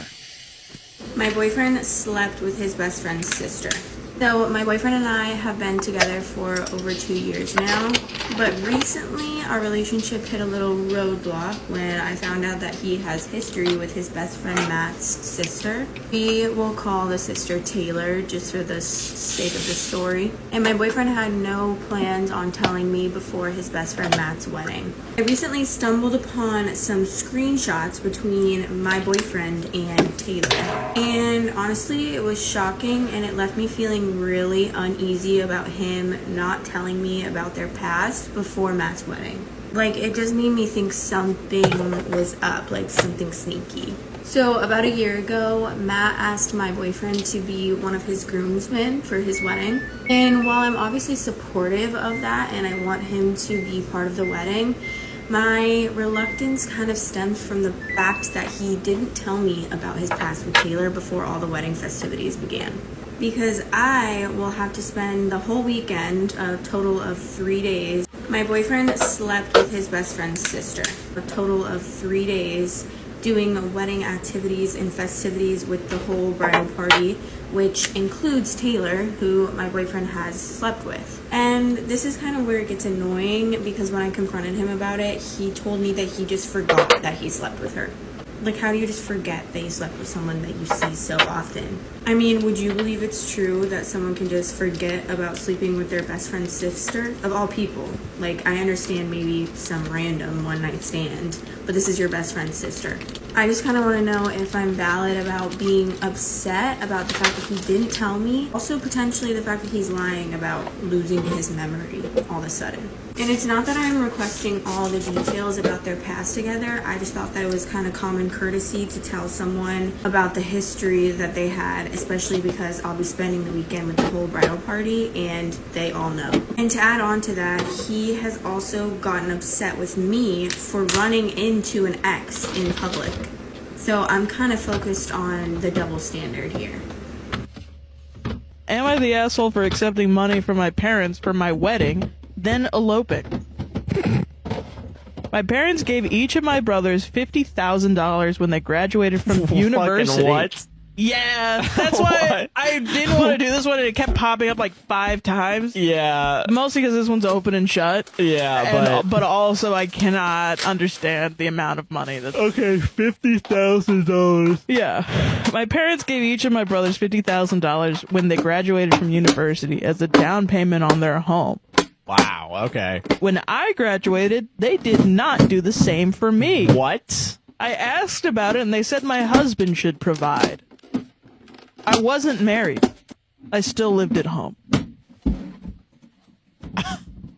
Fuck you guys. Yeah, it's like, obviously you're not a dick for this. No, you're not an asshole at all. 3 years later, I met my husband. We dated for a year, then we got engaged. My parents were overjoyed. When we set a date, they gave me a check for $50,000 to pay for the wedding. Oh, so not even the wedding, The wedding. What the fuck? Yeah, what the fuck, yeah. I took the check and we eloped. We Awesome. then used the check for a down payment on a house. Yes. My husband had a similar amount saved up, so we were in a good spot with equity. Okay. That's awesome. Good for you. My parents were furious that they didn't get a big wedding for all their friends and family so you to literally attend. paid them to make to be entertainment for the pair. Wow, that sucks. God. They said that they gave me the money for a wedding. My argument is that I got married and had leftover money. Accurate in my book. Yeah. My brothers are on their side, so I'm here to ask if How I'm about in they the go wrong. fuck themselves, huh? Am I the asshole? No. Obviously Oh my not. God. So you got some sexist, misogynistic family. Here's son number 1. Here's $50,000 for a home. And here's son number 2. Here's $50,000 for a home. Daughter, throw me a party. Like, I don't... Give me a great feast. Do you own a lunchbox? That's so crazy. Am I the asshole for being livid at my now husband? My husband and I just got married last week, and I've been super chill throughout the whole wedding planning and during the actual event. Because I know that shit happens, and even if something goes wrong or not exactly how we wanted, it's not that big a deal, and it might even make the wedding more memorable for our guests. The one thing that I told my husband I didn't want to happen was I didn't want him to smash cake in my face. Guys, this is reasonable. Don't do it. I had a suspicion that he would think it was funny to do, so during the planning, I flat out told him, do not do it. I don't think it's funny, and I don't want my makeup messed up that took hours to apply, and I don't want cake on my expensive wedding dress. I told him if he did it, I would be livid, and he promised he wouldn't. Well, come cake cutting time, what did he do? Smashed the cake in my face. Got on my dress and messed up my makeup just like I knew it would. I'm pretty sure that his friends convinced him to do it, but that doesn't make it better. I kept it together, went and cleaned myself up. I put on a smile for the rest of the reception, but afterwards I let loose on him. I yelled at him that this was the one thing that I asked him not to do, and he promised that he wouldn't. He told me that I was just being dramatic and that it's not that big of a deal and we should just enjoy our time as newlyweds. So, was I being overly dramatic? Am I the ass? Just found out that I've been dating my biological brother for 6 years. I discovered it when we did the DNA test thing to see our ancestry and what exactly we are. I ordered 2 for us, we spit in the tube, and sent it out. It took like a month for the results to come back, and I was excited to see what we were, but before I could even get to that, I saw that we were siblings. I was shocked, to say the least. I only just found out this information and I haven't told my boyfriend. I'm really hoping they made a mistake, but things are kind of starting to make sense to me now. We always get the, you guys look so much alike, or he's the male version of you. Long before this test, we've always gotten compared. Our relationship was and is still great. We understood each other very fast. We were attracted to each other quickly. I've never met someone and felt immediate attraction and familiarity. Now I know that the comfort and familiarity is because he's my brother. Not my half-brother.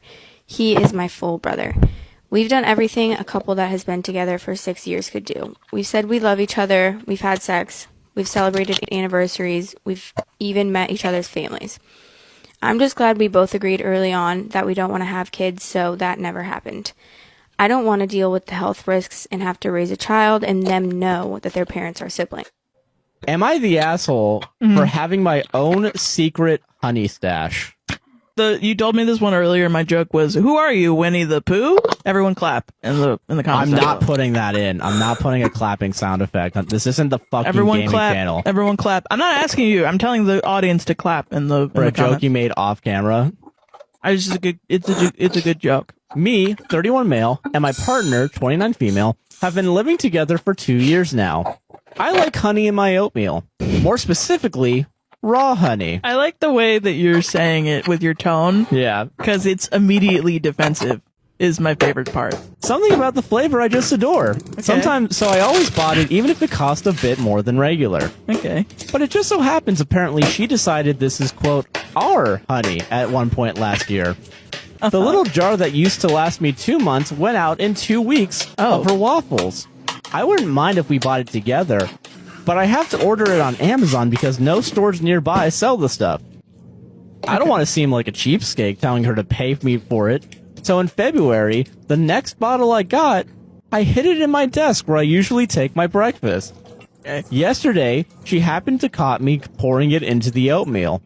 She got upset and saying it was childish not to share it and that we were adults. But it's not sharing if she's taking 80% of it and paying nothing for it. Today she came demanding honey for her waffles, and I told her, it is my honey. And like out of the bloody meme, she went, our honey. That started the discussion again. That's it. That's it in the post. What do people say? Everyone's saying everyone's shitty here. I agree. I'm sorry. I agree. Am I the asshole for giving my nephew a $50,000 loan as a wedding gift?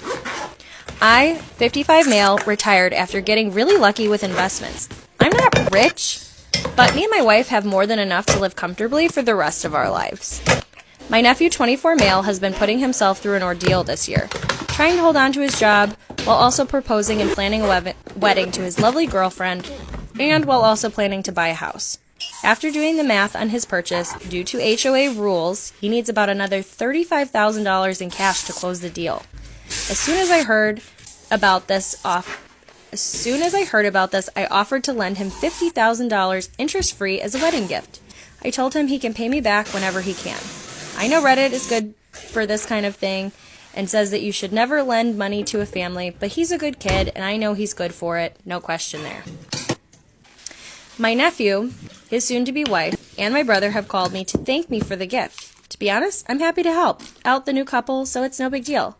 My sister-in-law, on the other hand, does not feel that way. She called me this morning to tell me that the couple has an online wedding registry, and I told her I already gave the couple their wedding gift. She got very upset with me and told me that the loan is not a gift since they will eventually have to pay the money back. I told her that it is a gift because 1, the loan is interest-free, where the bank over 30 years would collect over $25,000 in interest. My nephew doesn't need to spend the money. The HOA just insists that he have it in cash. Don't ask. He intended to invest it and should be able to grow it with the coming years, and eventually he can return the principal and keep all of the gains. They couldn't buy the house without the money, so the part of the gift is the ability to buy their dream home, and the couple is happy with the gift. Even still, my sister-in-law took the opportunity to call me miserable and cheap and insisted that I actually spend some money to buy the couple a gift. At first, I thought she was wrong, but then I thought maybe she has a point. In the sake of family peace, I purchased a few things from the registry, but am I an asshole for initially only giving them a loan? Am I the asshole for moving on so quickly after my husband left me? After 4 weeks of living together and attending counseling sessions, he decided that he no longer wanted to try to save the marriage and that he was leaving. So he packed up and left a few hours later. He stayed with a friend, found a new apartment, and signed a lease for 1 year. I was absolutely devastated, and I even had to take time off work to heal and process what was happening and even attend individual counseling. After about 4 weeks, I started to feel a little bit better. I went out for drinks with a couple coworkers that live in my area, and I found that I really enjoyed one of them a lot. Before this, I had only met him over Zoom. We started to see each other a couple times a week after that, and pretty quickly it turned into a truly loving and amazing relationship. And I've stayed in counseling throughout because it really wasn't easy to process the ending of my long-term marriage, especially while starting something new. And now it's been about 7 months since this all happened. And of course, guess who came back running? My ex-husband decided that he wanted to try to save the marriage again, but I declined. He's saying that I'm the asshole for starting a new relationship so quickly after about 6 weeks of him leaving. But our relationship was over because he really hurt me and I could no longer trust him. And I simply just don't want a relationship with someone that I can no longer trust. So am I the asshole for moving on? I feel like I'm stuck in the middle of a pretty sticky situation at work and I don't know what to do. I work with 2 young women, let's call them Mel and Lara. Mel's been working with us for about 3 months and Lara joined in Feb. But as soon as they started working together, they hit it off. Like instant best friend vibes a couple of weeks in. About 4 weeks after getting to know each other and spending every waking moment in the office together, as well as hanging outside of work too, Lara took a couple of weeks off for a pre-planned holiday in Byron Bay. While in Byron, Lara recognised someone at a local pub. When she ran into him at the bar, she realized it was Mel's boyfriend and was so excited she sent Mel a snap of them together with the message, "Look who I ran into." Mel knew her boyfriend was surfing in Byron at the time, but was still so shook by this coincidence. The next day, Mel received a call from her boyfriend saying he had slept with Lara that night and that he was breaking up with her. That's not what I thought was going to happen. Mel couldn't believe what she was hearing. Her boyfriend of 3 years was breaking up with her, with a girl that he'd only just met, who had very recently become Mel's work wife. In the office, Mel was in a constant state of emotional distress and tears, so I regularly checked in on her to make sure she was okay. She took a few days to divulge this information to me, and I was mortified. I also knew our leadership team would want to know about this, given these two women are supposed to work so closely together.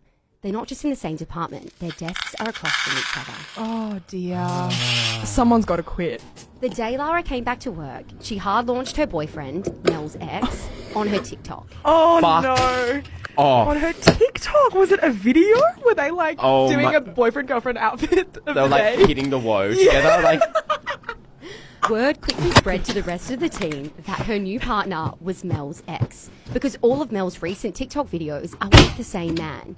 And everyone put 2 and 2 together about why Mel was coming into work crying every day. Mel, Oh, my heart. And they're dated for 3 years, was that right? Her boyfriend of 3 years. Was Yeah. like 3 years. Fucking hell, what a douchebag. Mel is working directly across from Lara at work. Despite everyone in the team knowing what Lara did, she is still shamelessly posting online. She even had the audacity to post a picture of her and her new boyfriend whining and dining, with the caption, "The boy is mine." Oh my god, that What is so fuck is going on? What the fuck? What the actual fuck? The boy is mine. The boy is mine. Grow up. No one has confronted Lara about what went down. In fact, she's actually really personable and has still made lots of friends in the department. At the same time, we all feel so bad for Mel and we don't know what to do. What do you think I should do? It's hard to get over an ex, especially when they've broken up with you for someone else who you now have to work with. Should I give HR the heads up and let them know what's happening? Amy. Amy! Oh my god, Am I the asshole for distancing myself from my daughter after she took my wife's side? I, 50 male, found out that my wife, 49 female, of 20 years, was having an affair. I was completely hurt over this, and I started the divorce proceedings. Obviously, this has been hard on our 4 children, but I cannot spend the rest of my life with someone that I can't trust. Before we got married, my wife's family had money and demanded that I sign a prenup. I had no problem, but since the family money has been since lost due to bad investments and lawsuits, and my wife was a stay-at-home mother for the majority of our marriage, our youngest child, 19, and because of the prenup, she can't get any alimony. In short, my wife is going to be screwed. The only thing we owned together was our house, and while it is paid off, my wife won't be able to afford the upkeep or the HOA fees, so she will be affected by being homeless. I have no intention of giving her any type of support for any reason. Since serving my wife divorce papers, I have refused direct contact as my lawyer has advised, but she's now playing dirty by getting the children involved. We have 2 boys, 21 and 22, 2 girls, 25 and 19, and my wife has been pleading with them to get me to agree to halt the divorce proceedings in favor of counseling.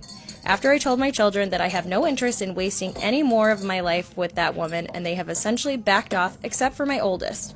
She's very close with her mother, and I can't imagine life where her parents aren't married. Christy, my oldest, tells me that her mother realizes her mistakes and will do whatever it takes to make things right. She says that I owe it to the family to work things out. I refused and told her that it wasn't her place to make those kinds of demands. Since the only time Christy talks to me is when she is sobbing and asking me not to destroy our family, I understand that this is hard for her and offered to pay for her therapy so that she can cope, but she said that there wouldn't be anything to cope with if I wasn't trying to divorce her mother. Since Christy is being too emotional to act within reason and refuses therapy, I have been resolved to limit contact with her until after the divorce is final. However, my other children are saying that Christy's behavior is getting worse.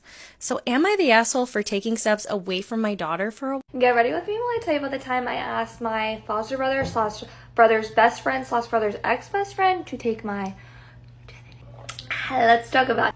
Can we also talk about the fact that the last time I was on a plane, my makeup imploded in my bag and I have not cleaned it out yet, and it is just literally everywhere, and every time I take something out I have to like wipe my hands on because it is covered. Anyway, you don't care about that, but that's something I need to get off my chest. Okay, so picture this. I'm 21. I don't date a lot. I was really focused on my studies, and like guys just like weren't in the picture for me. I would go on like group dates with friends, you know, like when all of your friends would get together and be like, oh, so-and-so has a friend that like you can hang out with, and so you're not like a third wheel. We would do that, but I would never go on like solo dates with guys, so I did not have a lot of guy experience. Also really close with my brother and his best friend slash kind of my foster brother, because my parents let him live with us at one point, and so like I was really close with them, and they just really didn't let guys anywhere near me, honestly. So that is why I was 21 and still a virgin, and so I had concocted this entire plan to get my ex foster brother slash brother's best friend to sleep with me. Now, obviously, my brother and his best friend had a falling out, so they were no longer friends, and like that is just an entire other story on its own. But I like really trusted this guy, and we actually hadn't spoken in a while, but I felt like he was just somebody that I knew I could trust. And so I created an entire pros and con list. Okay, I thought this through. I took my scientific brain and I was like, okay, I'm gonna make a pros and con list. Y'all, I made an essay. I wrote an essay, typed it out, and I was like, here you go. These are all the reasons why you should. His first answer was no. And you know, I knew it was gonna be no, but I was like, come on, that is not even, it's fine. I was like, come on, like, please. And I kept like pestering him and asking him, and I went to the bar that he worked at, and then I saw his brother, who was also very good looking, and I was like, you know what? If you don't want to do it, I'm trying to get him to do it. Absolutely not. No way. Like, you don't just need to do this randomly. Like, why are you doing this? You're a very pretty girl. Like, you're so smart. You're so nice. Like, you could get any guy in this bar to go home with you. Like, why are you doing this? And I'm like, look, I'm scared. I like don't have much experience with guys, you know that, I trust you, blah blah blah. And he's like, listen, I cannot be the one to do this, but maybe I can help you find someone to be the one to do this. At this point, I'm ecstatic because I'm like, oh my gosh, you could like totally give me lessons and help me. Like, this is totally going to be like student teacher thing. Like, you can teach me, show me your ways, and I can find something that's going to be so great. And I was like very excited about this. Got to the point where these lessons were starting to feel a lot less like lessons and a lot more like real life, and a lot less fake and a lot more real. Want to know what happens next in the name of the book? Check the caption. I'll see you later. Bye. Am I the asshole for refusing to pay for a tree removal that I sort of agreed to? This happened over the winter, and I've been wondering if I fucked up here. I have a condo, which means that simple things aren't that simple at all. My parking spot has a 2-foot strip of landscaping between it and the property and the fence. When we bought the condo, there was a tree right in front of my spot. In spring and into summer, it blooms. It sheds this awful yellow-green dust and blossoms all over my car. It then switches to these awful and abundant seed pods late in the summer and throughout the fall. And in the fall, of course, there's also leaves. In the winter, it sheds small sticks and branches everywhere with every storm. It was dreadful. It's called a golden rain tree, if anyone's curious. I tried to clean my car every time I go out, but I only drive 2 or 3 times a week, and every time I go out, there is more debris. It even once started a fire in my engine compartment, and I had had enough. I went to the HOA and I requested the removal of the trees. I even said that with their permission, I would hire someone myself or pay for it. A few other people who park along the fence line there, where 6 of the same trees are also, wanted theirs gone too. At this point, it was November. The HOA said that they would just have our arborist do it in the spring when they came anyway, if I found that agreeable, and I did. I was surprised but happy a couple weeks later, between Thanksgiving and Christmas, when a neighbor, who was formerly on the HOA board, knocked on my door and let me know that someone was coming in a few days and I should park elsewhere. After the trees were down, the neighbor came back and let me know that my share would be $150. I was shocked by how ridiculously high that was.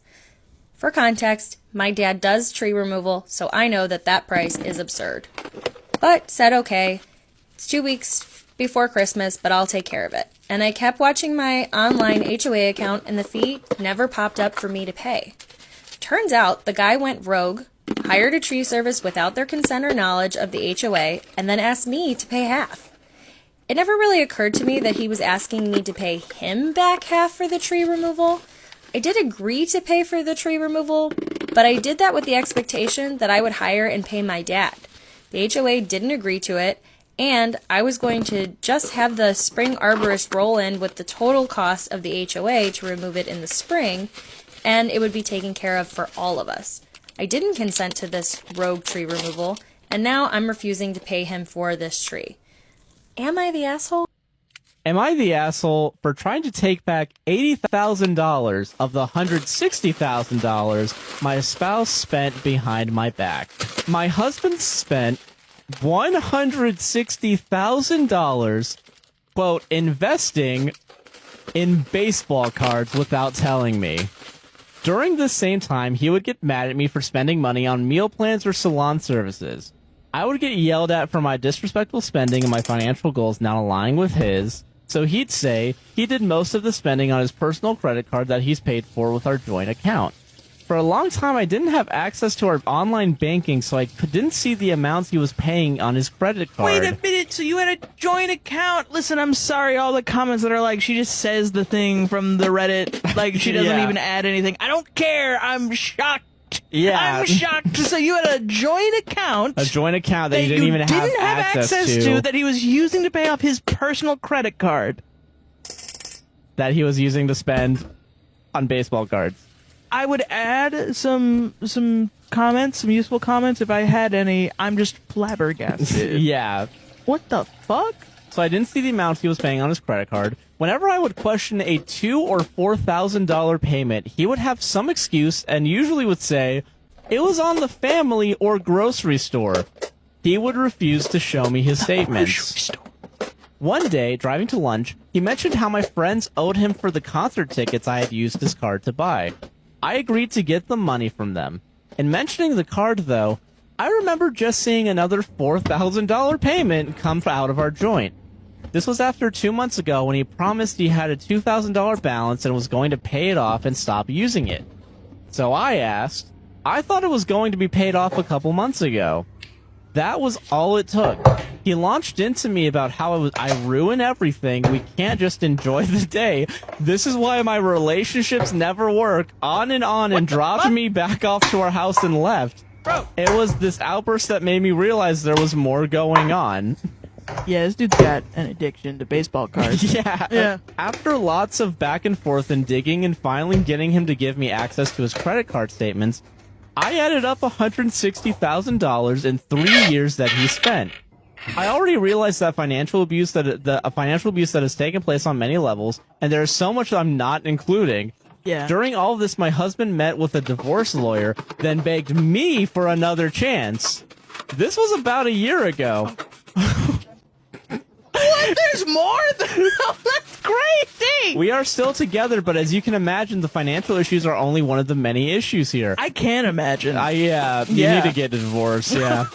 At the time I realized what he had spent and that I was so ill-prepared for a divorce, I started transferring money from our joint to my personal every month. My goal over time is to take my half back, $80,000, and invest how I want to. He was, of course, mad, but I basically said, oh, well, he should have considered me when he spent it, and I was only correcting a wrong. Recently, he made sure the money wasn't in the account when my transfer was scheduled. He did this 2 months in a row and said I could no longer do this. I waited for the money to be there and did the transfer anyway. He went nuts, telling me I'm a rat, he's selling the house, dissolving our business, etc., etc.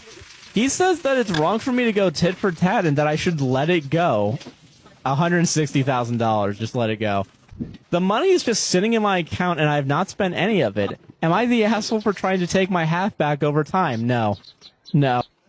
Am I wrong for telling my husband's kids how broke he was when we first met after they insinuated that I was a gold digger? So I'm 37 and I've been married to my husband Rob, who's 54 for 4 years. My husband's late wife passed away a year before we met, and we dated for 2 years before we got married. My husband Rob has 2 kids, Madison, who's 28, and Brett, who's 26. I don't call them my stepkids because they told me I'm not their stepmom. I'm just their dad's wife. So we've always had a tense relationship. I've tried my best to be nice and generous with them, but they're always very cool to me. As a child of divorce, I can kind of relate to that. So Madison recently got engaged and we were all so excited about it. So everyone was over recently and Madison asked us about a wedding budget. My husband Rob let her know that he was able to contribute $10,000. She had hopes for a bigger wedding, so she kept asking for more. But my husband is still working hard to build his savings back up. Before his late wife passed away, he had to cash out his 401k, his savings, and he even took out a small mortgage against his house. All of this was to cover her medical expenses as well as cost of living, because they were all going through so much. But eventually he had to drop the job he had at the time to find one that was more flexible. It obviously paid way less, but he was after flexibility in that time. So the fact that he can contribute $10,000 is actually really generous coming from him. Later, when Rob went out to run some errands, Madison asked me if I was going to contribute anything extra to what her father was already contributing. I let her know we're a marital unit and that that's the reasonable amount we came to. She said, and I quote, "I should have known. Obviously, you married an older man for what he had, not for what you could give him." And I knew she didn't like me, but this is the most flat out rude she has ever been. And I kind of lost it. I just told her, "Excuse me? Who do you think's been paying for the second mortgage your father took out to pay his debts?" The truth is, I make more than their dad by a very large margin. And I pay about 70% of all household bills since we've been married. The $10K that we're giving her, we are able to give her because I've been subsidizing Rob's expenses the last few years. I made it clear that not only am I not a gold digger, I'm actually more wealthy than my older husband. She just called me stuck up and stormed out. Later, she ended up calling her dad. She told him I said that I blamed her mom for being sick, for her not having a bigger wedding budget. I told him what actually happened and he's mad at his daughter. But he also said I shouldn't have shared his financial details with his kids. So was I wrong? Bye. Am I the asshole for telling my future sister-in-law to, quote, go back to the trailer park you came from? Probably. My 32 female little brother Owen, 28 male, and his fiancée Ellie, 25 female, are not speaking to me and are on the verge of uninviting me from their upcoming wedding in August. Oh my god. This happened all the way back in December, but Ellie still holds a grudge and has brainwashed Owen from talking to me and other members of our family. Don't like the language so far. Brainwash? Yeah, brainwash, dude. Okay. He has become super distant since their relationship began, too. It was about 9:30 p.m. on Christmas. My nephews were crying and rambunctious, my mom was getting flustered with the endless cooking, people were getting drunk and being loud, and my husband was extremely intoxicated and getting on my last nerve with his attitude and jealousy. I don't know why. I don't know what jealousy has to do with this. It says his attitude and jealous. Okay. I don't know. Sure. I was just at my wit's end. Ellie comes over to our table with a plate of dessert in her hand. Obviously seeing that I'm flustered, doesn't ask me, "Hey Natalie, I can see that you're stressed. Do you need anything?" As all she did the whole day was cook an appetizer, set a few plates, and take care of my brother who drank too much. Meanwhile, I was cooking, cleaning, and setting up with my mother since morning. My brother is always late, and she doesn't encourage him to speed up or anything. That's just... Okay, I already don't like this person. Yeah, to speed it up. What's wrong with saying speed it up? She just doesn't do all of the labor that I expect a woman to do. Men are useless and women have to take care of the men, and if she doesn't do it, then she's a bad woman. And I hate her, when really I should be upset at my husband and my brother for getting too drunk and not helping anybody. That's a good point. I agree with that. Yeah. Okay. People also bring that up in the comments, yeah, but okay. Yeah. She eats the dessert that I spent so much time cooking, doesn't say, "Nat, these pastries are amazing." So I said, "Hey, must be easy being a guest 3 years into knowing our family." Immediately my brother comes in drunk trying to tell me off. and I explained why I was upset at her for just being unhelpful. Ellie rudely said, "What are you talking about? I can't enjoy a holiday?" Then I told her, "You can enjoy it, but at least act like a member." She walked away from me and I just snapped and said, "You know what? I bet this was a lot better than holidays with your family from what Owen told me. You should just go back to the trailer park next year and you can lay around whenever." What?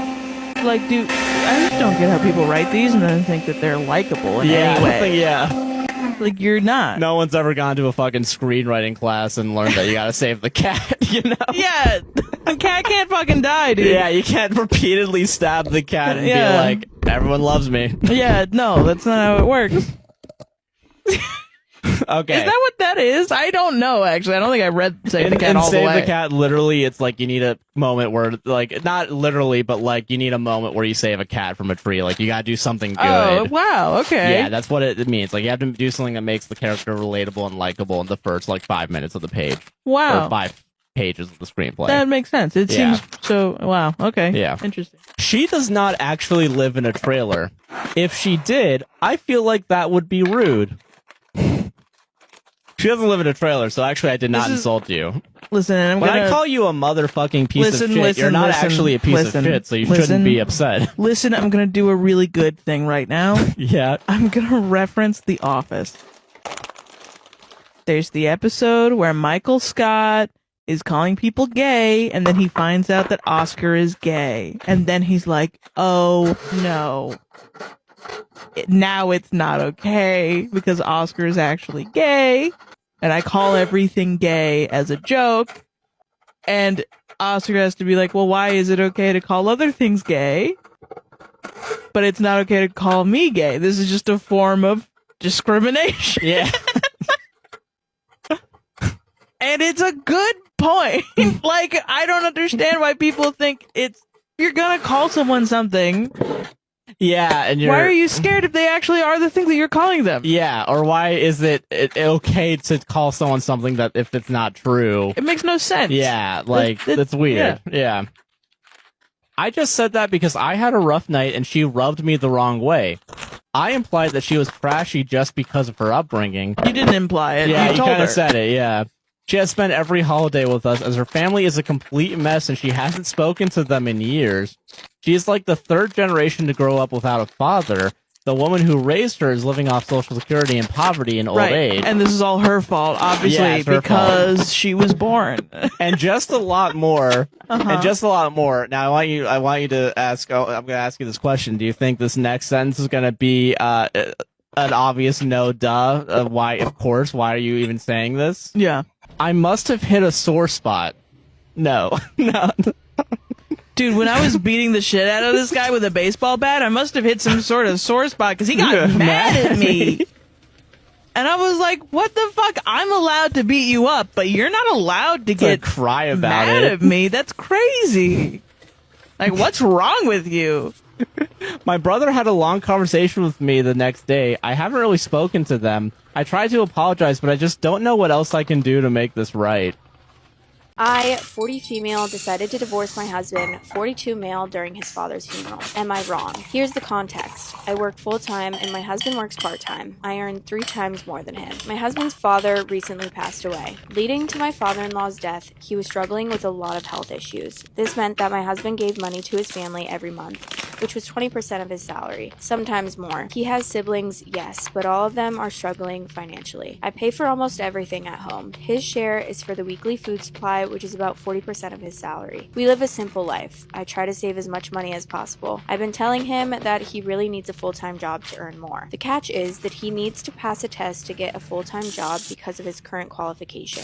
I had previously paid for a short course to help him prepare for this test, but he wasn't into it. As you can guess, he failed the test when he took it. When his father died, he had to ask me for money for the funeral expenses because he had very little saved. I had to shell out a month's worth of salary to cover the amount that he needed. He thought it was okay since the money was there. He knew how much savings I had. I just suddenly realized that I'm tired and sick of it. I felt used and abused. After I gave him money for my savings, I thought about the trips that I could have gone on with that money. All the time, I decided to skimp and not splurge on things I wanted for myself just so I could save money. Am I selfish for thinking this way? After the funeral, I served him divorce papers. He was so emotionally devastated, but I was just done. I feel guilty though, but I don't think he deserves another chance after I've given him several in the past.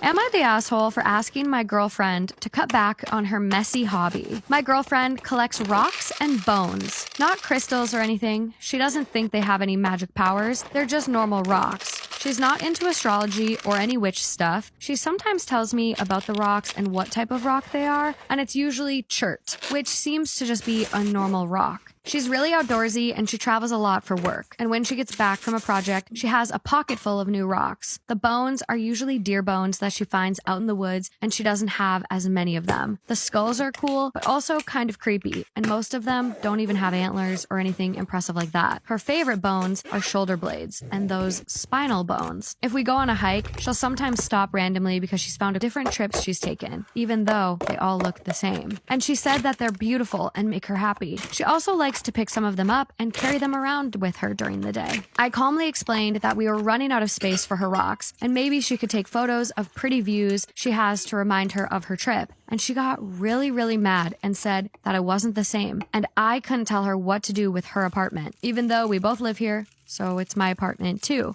I tried to get my friend to commiserate, but he said I was being an ass for trying to stop my girlfriend from doing something that makes her happy, and that I should be thankful that her hobby doesn't cost any money. Am I the asshole for wanting a clean apartment? I'm not even telling her to get rid of all of her random rocks and bones. I just want to put them away to make the— We're trying to belittle what she likes to do and the things she likes to keep.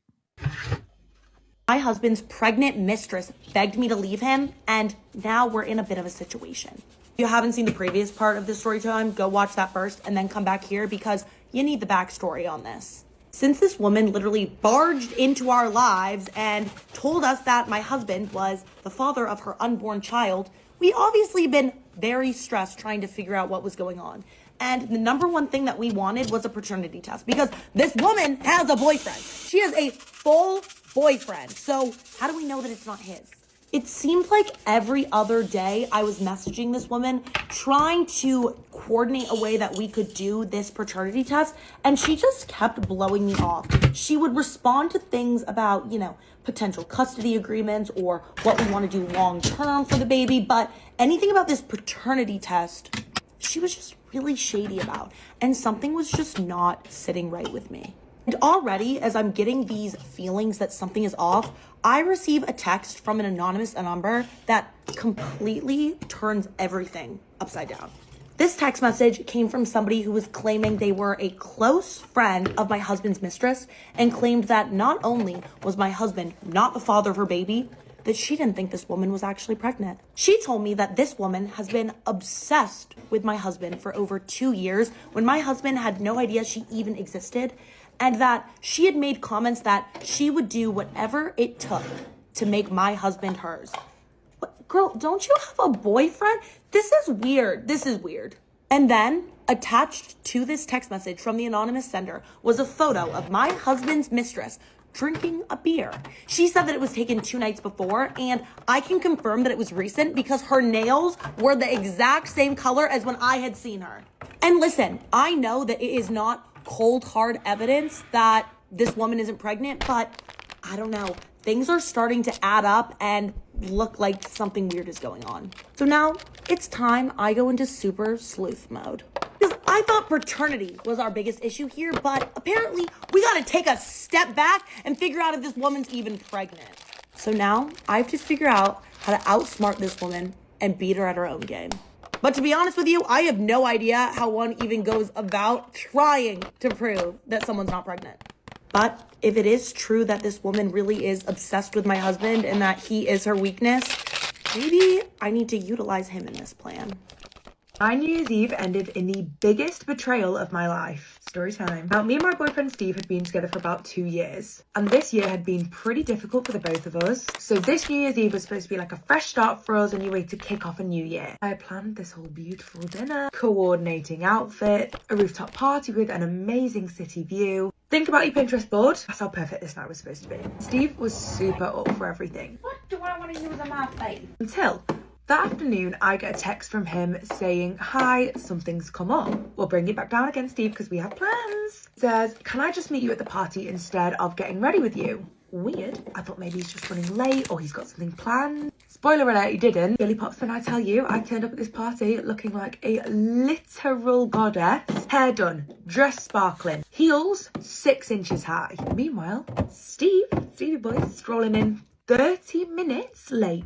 Looking like this motherfucker had just rolled out of bed. There was no flowers. There was no apology. He just walks up to me and goes, hi, you made it. What do you mean I made it? You're the one that's late. I mean, whatever. New Year's Eve, don't let it ruin the vibe. Interest forward back. Things are all going beautifully. There's champagne flowing, people dancing, laughing. Then around 11:30, Steve disappears. We're talking full-blown Houdini act. I'm walking around this massive rooftop, screaming his name, texting him, and I'm just getting no response at all. Then I find him with her. Who is her, you ask? Well, there is always her. This girl, we'll call her Amy, was someone that Steve worked with. She'd been at a couple of work events that I'd also been to and gave me the weirdest vibe, but just laugh it off, tell me that I'm paranoid. Well, a paranoid little me just caught them having a very, very cozy conversation together. You know, the kind of conversation where you're standing a little bit too close to each other, having a conversation like the rest of the world don't bloody exist. So I just walk straight up to them both. Steve looks at me and goes, oh, hi, babe. Amy was just telling me about her plans for next year. Was she? Was one of them to jump off the roof? These plans involve touching your arm every 5 seconds? I really, really didn't want to cause a scene. I'm really enjoying how this makeup is looking right now. Remember, I need to play it cool. That didn't last very long. Because then Amy says to me, it's so sweet of you to be so understanding that me and Steve need to be working together so closely. Excuse me now. I turned to Steve, who has got the guiltiest look on his little face. Then it hit me. This little thing that was going on wasn't just a work thing. But here's the situation. When I confronted him about this and asked if anything had gone further, I didn't want to tell you at the time and ruin your night, but Amy and I actually kissed at the Christmas party. Then you decided it was a good idea to bring her here. Use your brain, babe. By this time, it is 11:59. 10, 9, 10. The fireworks are going off. I'm stood there in the middle of this bar thinking I had planned a great night for myself and my boyfriend, only to find out that he is a massive idiot. So when the clock struck midnight, I did what any self-respecting girl would do. I grabbed the mic and said to everyone, Happy New Year, especially you, Steve. May your boxers continue to have skids in them. You continue to pick your nose and wipe it on the wall. You and Amy have a very happy life together. The whole crowd is looking at me like... To which I then grabbed the nearest glass of champagne, threw it at both of them, and had security kick them out. So what do you think? Did I take this a little bit too far? Or should I have thrown their phones off the top of the balcony? Am I the asshole for being rude to my stepdaughter and banning her from eating with the family? I have 2 stepdaughters, Scarlett 18 and Ava 16. Scarlett is an amazing singer. She's been in some kind of voice lessons since she was 10 and just graduated from one of the best performing arts schools in the state, where she went on a full scholarship since 6th grade. She has a YouTube channel where she sings and she's starting to make money from and was accepted into some very prestigious music schools. Additionally, she has been working paid gigs for the last 2 years and makes at least $500 to $1,000 per week, more in the summers. She's even been the opening artist at a few concerts. I'm not trying to brag, I'm just saying she's an objectively good singer. Ava, on the other hand, is not a good singer. She likes to believe she is, and she might become one if she actually stuck with voice lessons or choir classes, but she always quits after 1 to 2 weeks because they're bullying her, quote unquote. Aww. And then in parentheses, giving constructive feedback. I've seen the notes her classmates and teachers give her. Ava also likes to sing very loudly and or at bad times. For example, if she feels that we're too quiet at the dinner table, she starts to loudly sing. It doesn't sound good, and I honestly don't know how she doesn't hear it. If you ask her to stop, she keeps going. And if you're blunt and say to stop, that she doesn't sound good, / we don't want to hear it, she keeps going and gets even louder just to annoy you. Oh no.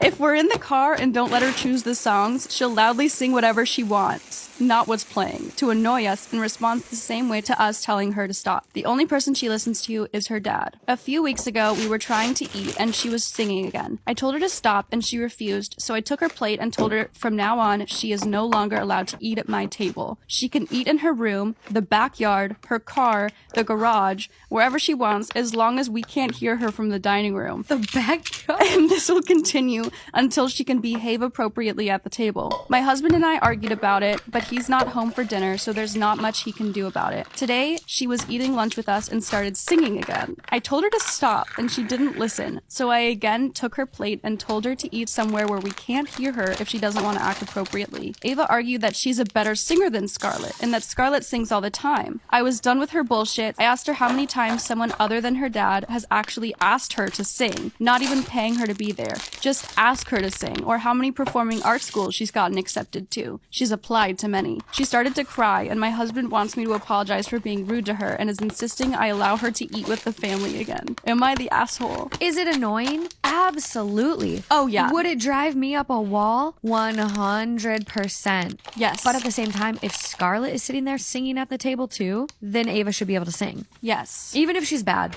Yeah. There's so many like parents that have to lie to their kids, telling their kids that their art or blah blah blah is beautiful and great and it actually sucks. That also kind of comes with being a parent and building your kid up, not tearing them down. Am I the arsehole for not letting my maid of honor hold her baby during my wedding ceremony? Story time. So I'm getting married at the end of July, and my sister is my maid of honor. We'll call her Amy. Now, Amy is currently pregnant with her 4th child. Her due date is 3 weeks before my wedding. God, we're cutting it a bit fine there. However, she's been making some comments that have me a little bit concerned. She has repeatedly told me that she is going to carry her baby down the aisle regardless of how I feel about it. Now, it's not like her husband's not going to be there. He will be there, sat in the audience. She says that she also plans to hold him throughout the ceremony and has said that she does need to feed him at some point, aka whip her tit out during my ceremony and feed her child. Now listen, I haven't got a single problem with you breastfeeding. Maybe not whilst we're at the altar. I told her, you are so welcome to have your baby with you throughout the rest of the day. Obviously, this baby's going to be like fresh out of the womb. So I understand it's going to have needs. You know, it is not going to be a problem if it's there whilst we're getting ready. But also, when it comes to walking down the aisle, I would just like you to be there, not holding a child. The baby could cry, it could poo, it could wee, or like she has preempted, it could need to eat. Now, I pulled her up on this and I was like, listen, Amy, I'm really sorry. It's not sitting well with me. To which she then goes on to tell me she will be holding this baby or she will refuse to be at my wedding. Not even just in it. She won't even come. And then to make matters worse, in addition to wanting to hold her baby throughout, she is threatening to call me a bad aunt during her maid of honor speech. Or even worse, she's going to get her other children to object to our marriage during the ceremony. Now listen, I don't know if she's trying to be funny, but as I'm sure you can imagine, every single one of these comments has me a little bit concerned. And it's old now, I'm getting really frustrated. So what do you think I should do here? Am I the asshole for declining being a bridesmaid? So, my friend of 10 years recently got engaged. She already asked me a while ago if I would be her bridesmaid when she gets married. This was at least a year before she got engaged. Once she got engaged, she messaged me and told me approximately when she's thinking of getting married and the location. Unfortunately, the wedding date coincides with when I think I may be heavily pregnant or I may have a newborn baby. My partner and I want to start a family straight after we get married. Her wedding location is also about 7 hours away in another country, so it would require some serious travel. As soon as she messaged me, I rang her. She lives about 2 hours away and my schedule is hectic at the moment as I'm planning my own wedding, so I didn't have time to tell her face to face, which in hindsight would have been better. I called and told her that although I would love to be a bridesmaid, I am more than likely going to be pregnant or have a newborn baby at the time of her wedding, so I don't think I can commit to being a bridesmaid as I may have to back out of the wedding at short notice. She took this news very badly. She was trying to interrupt me on the call, and then when I asked her how the wedding planning was going, she said it's all going to shit and then she hung up. She hasn't spoken to me in nearly 2 months. As a side note, she has constantly stated how much she hates surprises, has a tight budget, and she likes to plan things in advance. I thought the best thing to do would be tell her straight away instead of leaving it until a couple of months before her actual wedding and before she spends any money on bridesmaid dresses, etc. So, am I the asshole? So she does have an edit. I'll read this first. The friendship, yes, I have known her for 10 years. However, she is not my best friend. She is not a bridesmaid at my wedding. My sister and my best friend are bridesmaids. The date of her wedding is approximately 14 months after mine. When she asked if I'd be a bridesmaid, it wasn't in a serious conversation. We were in a group setting and saying, oh well, we'll be in the same nursing home together, or we'll be bridesmaids. Myself and another friend didn't take this conversation seriously. The other friend is a bridesmaid, and she also felt a little caught off guard that the bride took this conversation seriously. A lot of people are saying you are the asshole, but I don't think so. I get it, your friends, everything like that, but like my nuclear family and everything, like my family planning will come first, and you're being so upfront about it, saying, hey, you don't know if you'll even be able to get pregnant that fast. People don't know, but you're just giving her a heads up. Like, I don't know, I can't can't commit to this yet because I'm trying to have a baby right after I get married, and don't get your hopes up too high. We'll see, we'll cross that bridge when it gets there, but I'm telling you now, I can't commit to this. That's very respectable. I wouldn't expect my friends to hold off on their life because of my wedding. Like, it's okay. It's not that. I don't think that's that big of a deal.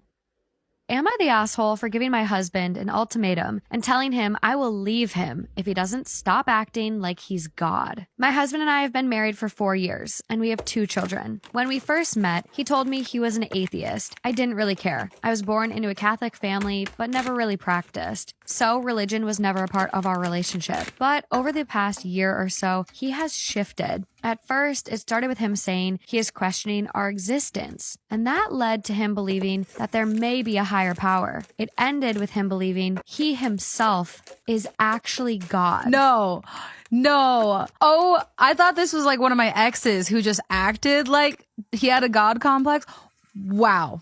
At first, I thought he was joking. Yeah. So I humored him a bit. But after months of it getting progressively worse and worse, I'm done with it. He built a small little room in our backyard in which he goes and prays to himself. He has said things like, quote, "If it isn't true, then why do I believe it?" It's gone from stupid to downright creepy and scary. He also has been looking into renting a building so he can open up a legitimate church. I find him oftentimes just sitting in silence, him saying he feels people praying to him and that it's time for him to finally reach out and help those who need him. I told him enough is enough and that I am not going to deal with this. I said he must drop all of this shit immediately or I will leave him and take the kids. He seems to not understand and thinks I am just rebelling, but will find my light soon or something like that. Am I the asshole for threatening to leave him and take the kids? This is a different one. My head goes down this rabbit hole of like, does he have a brain tumor? Because how do you go from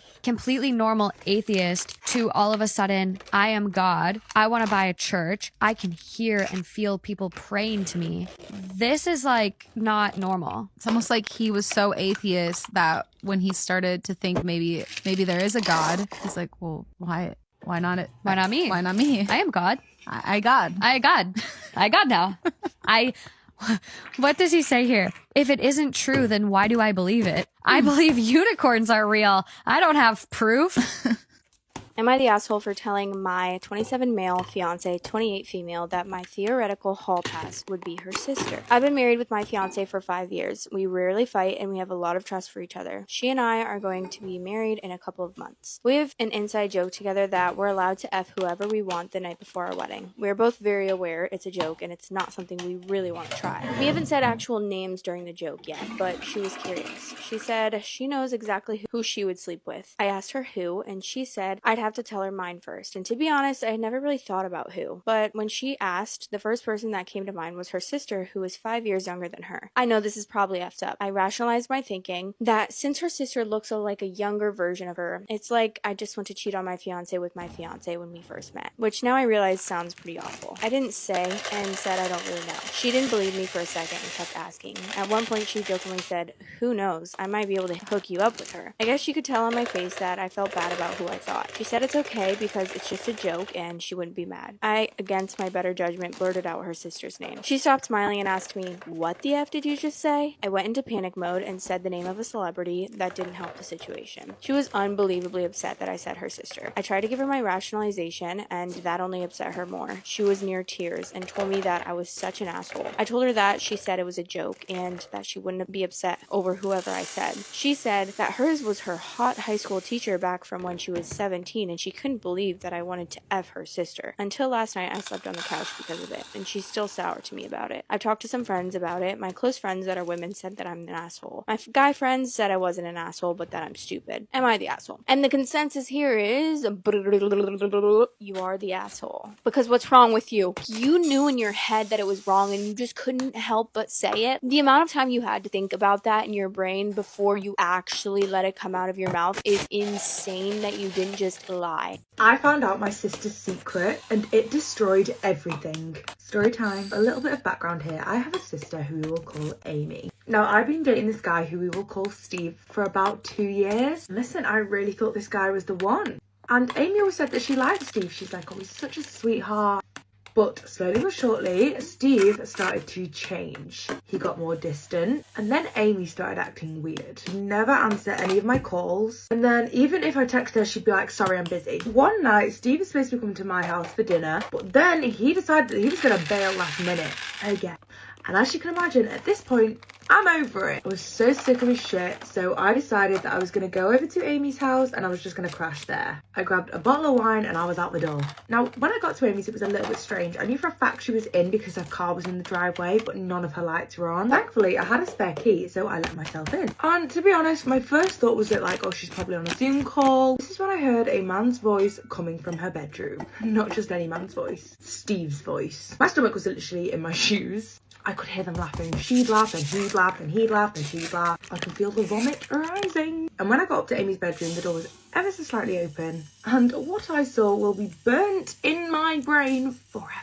Steve and Amy were in bed together, all cozied up. Isn't that nice for them? Keeping a bed warm while her husband was away. And at this point, I'm pissed off. So I pushed that door open and I barged my way into that room. They both looked at me like deers in headlights. Steve jumps out of bed. He's like, "Bleh." I'm like, get your words together, Steve. Come on, think of something. Think of something. So I look at Amy and she is just dead silent. After my initial shock wore off, the truth began to spill out. They had been sneaking around my back for months. Months! Amy is trying to justify it, saying, we didn't mean for this to happen.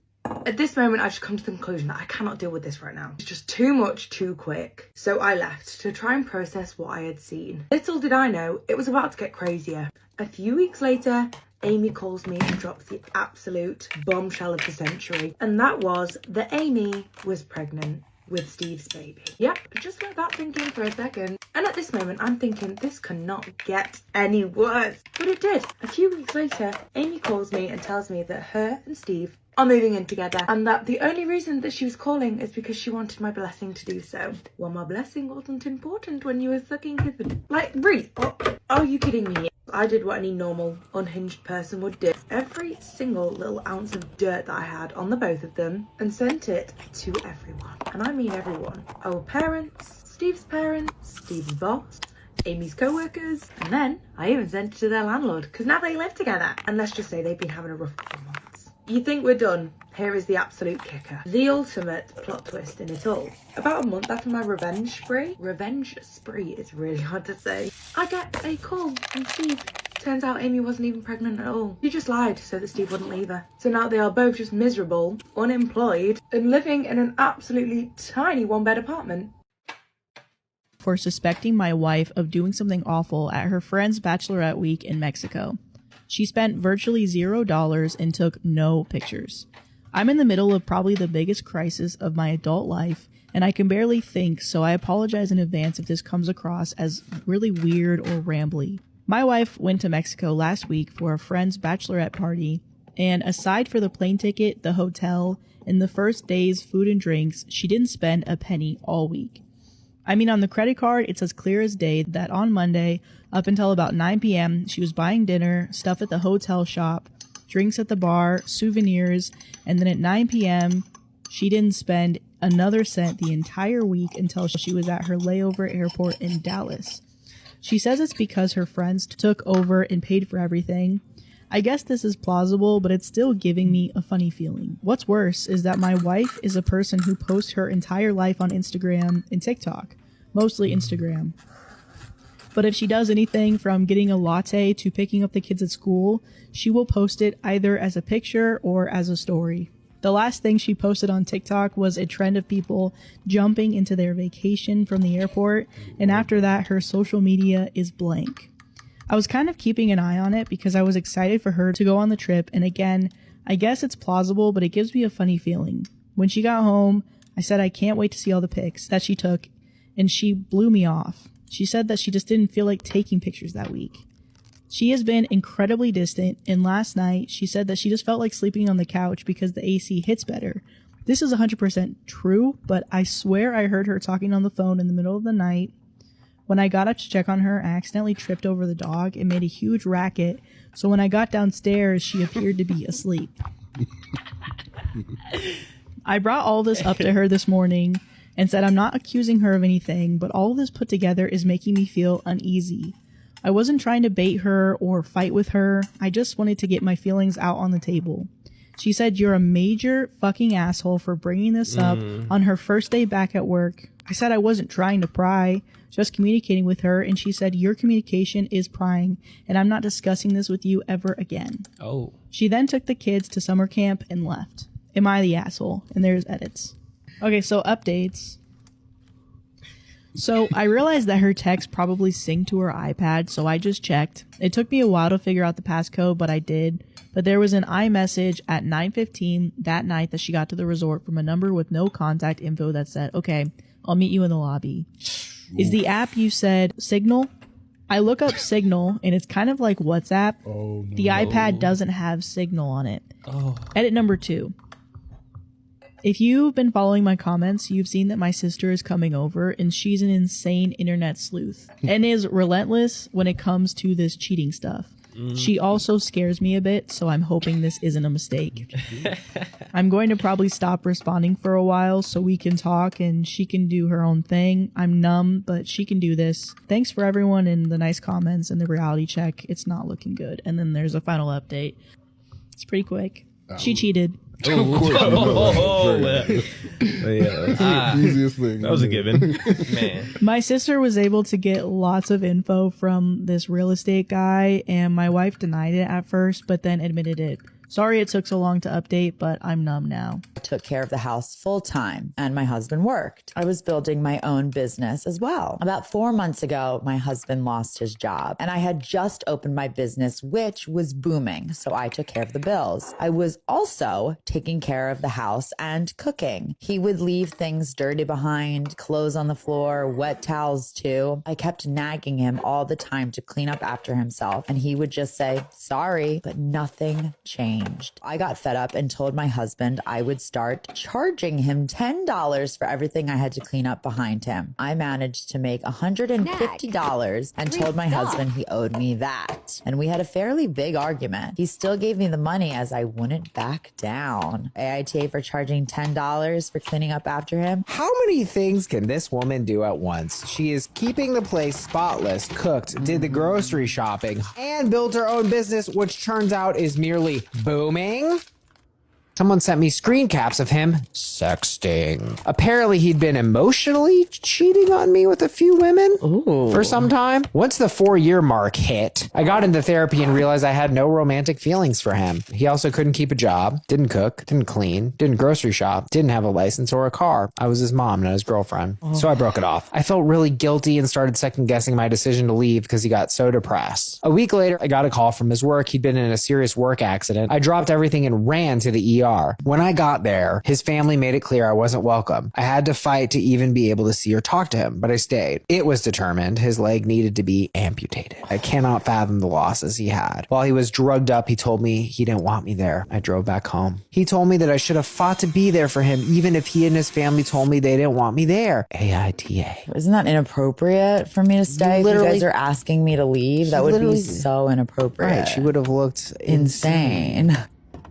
My older sisters, 27, are twins. Jesse's the one I'm closest to, and Holly is the one I couldn't care less about. Ever since I can remember, Holly is the wonderful child in my parents' eyes. They would praise Holly for every accomplishment, big or small. I remember vividly Holly would bully Jesse. Jesse tried to tell our parents, but they brushed it off as sister rivalry. I don't like Holly, and I never did. I moved out when I went to college, and I went to live with Jessie, who was starting her master's. In July of last year, I took Jessie on vacay, and we posted pictures of the things we did. Holly somehow found out. She went off about how unfair it was that she wasn't invited and that Jessie didn't have to pay a dime. She said they're a pack, so it makes sense to do everything together. To this day, I don't intend on trying to reason with her until she apologizes to Jessie for being a bully. AITA. It sounds like Holly is just getting all the hype. And it's like, dude, that's really f***ed up. Like, to do that to sisters is already bad, but to do it to twins, it's like, obviously they're constantly comparing to each other. Right.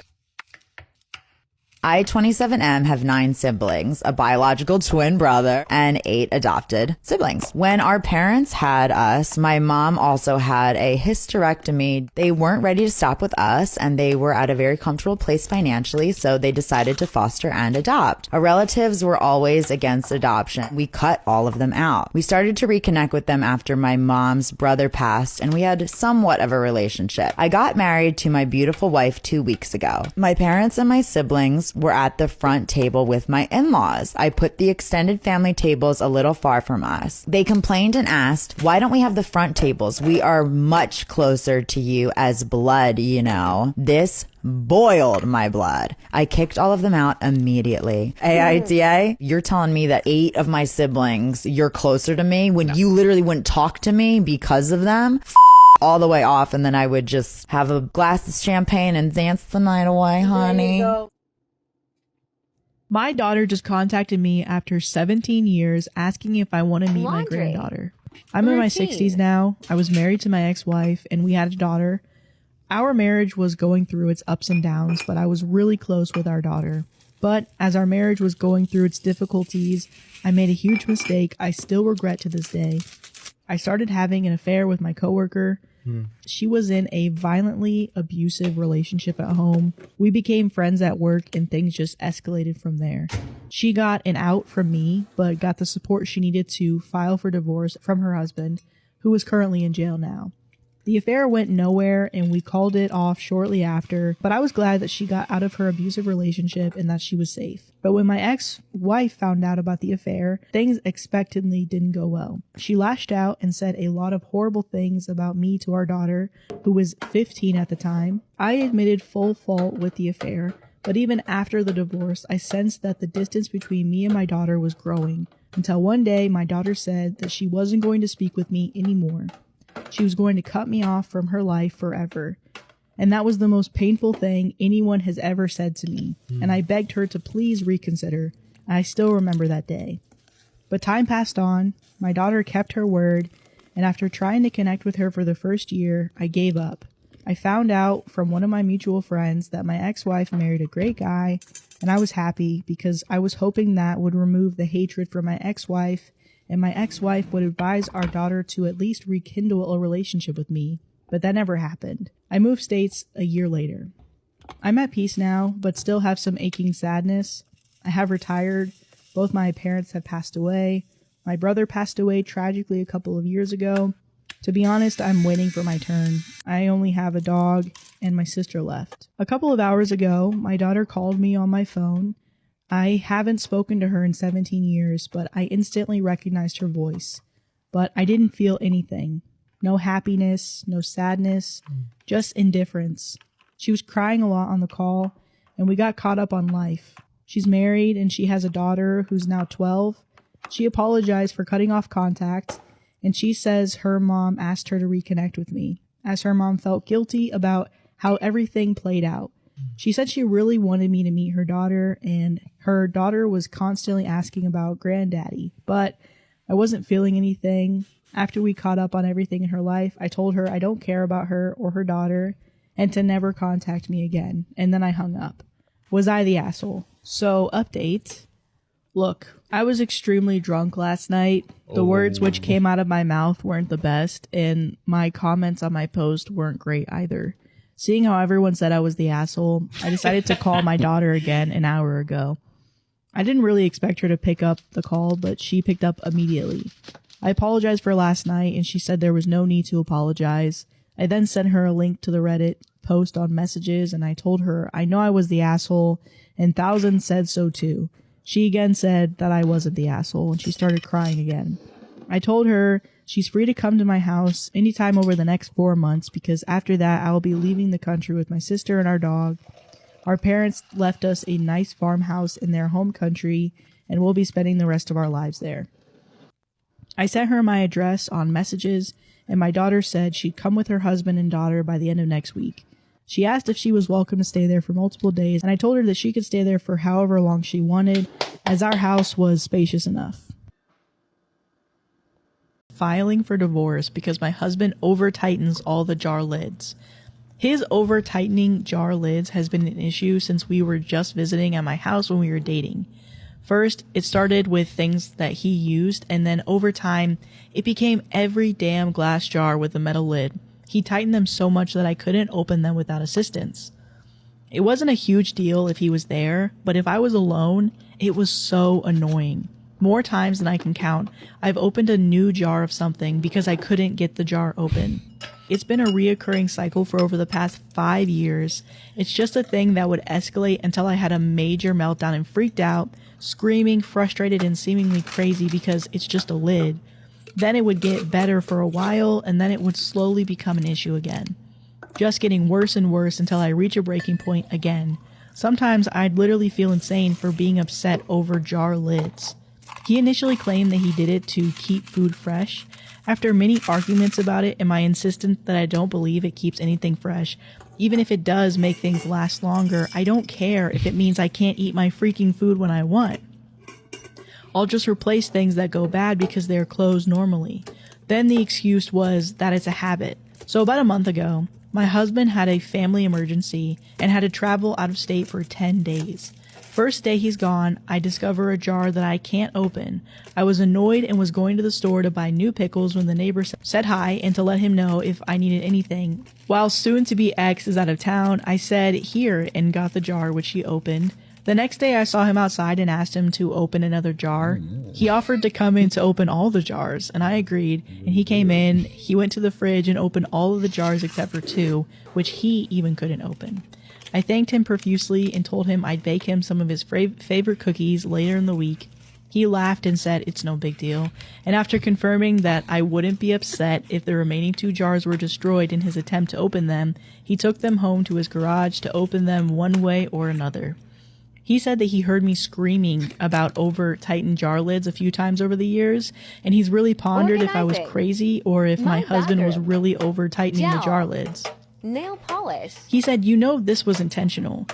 It was every jar, and I'm sure he doesn't regularly use hot pepper paste or mango puree or any of your other fancy cooking stuff. Then he held up 2 jars he couldn't open and said, I don't know why he's doing it, but it wasn't an accident.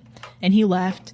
I locked the door, and I sat on my kitchen floor and cried. Then I felt hot and lightheaded. I vomited in the trash can. My chest hurt. It crossed my mind that I might be having a heart attack. I thought about calling an ambulance, but I sat back down on the kitchen floor and instead okay with just dying if it was a heart attack.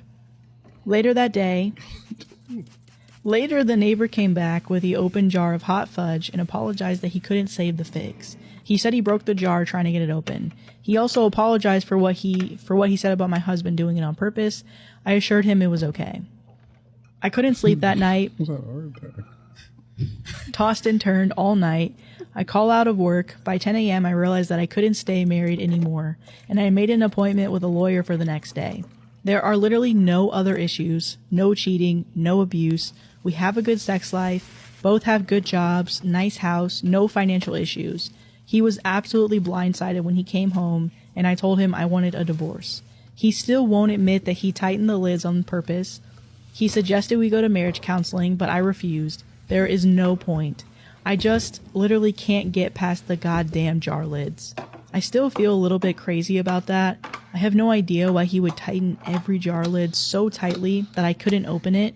He's given me no reason. He still won't even admit that he did it on purpose, but the hot pepper paste is in the back of the fridge.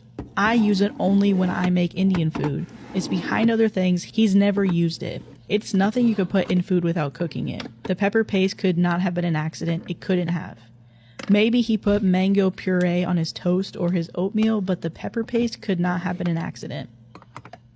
That's what my life comes down to. I'm getting a divorce because the lid to my hot pepper paste was over tight. If it had been every jar except that one, I could try. I could have a sliver of doubt. I could do something else. I just can't get past the hot pepper paste. Most of our friends and family either think I'm crazy. What do you think? Supporting my wife for bringing me snacks in the hospital. I am 32 and male. About 2 years ago, I was diagnosed with binge eating disorder. To put it simply, To put it simply, I eat compulsively, even when not hungry. My BMI is 43, putting me in the class 3 obesity range. Since my diagnosis, I have not improved whatsoever. Therapy and support groups have a positive effect on my mentality, but even after 2 hours, I'll be in line at a drive-thru. It has affected my health, my mental health, my finances, and of course, my wife. My wife is 37. She is average size and eventually agreed that I might need actual medical intervention. After a lot of deliberation, we packed up and temporarily moved states so I could participate in an inpatient program as a part of a research study. Apparently, intervention programs for BED can be pretty hit or miss, and so this one is a new take on them being 6 months instead of the typical 30 to 90 days. I'm currently at the end of my first month, and everything is going very well. I've made a lot of friends in the program as well. At the end of the 1 month mark, visitation opened up and my wife could now visit me. Obviously, she jumped at the chance and came to visit me 2 days ago. We headed over to my room where she took her backpack off and pulled out jalapeno chips and colas, two of my most common binge items.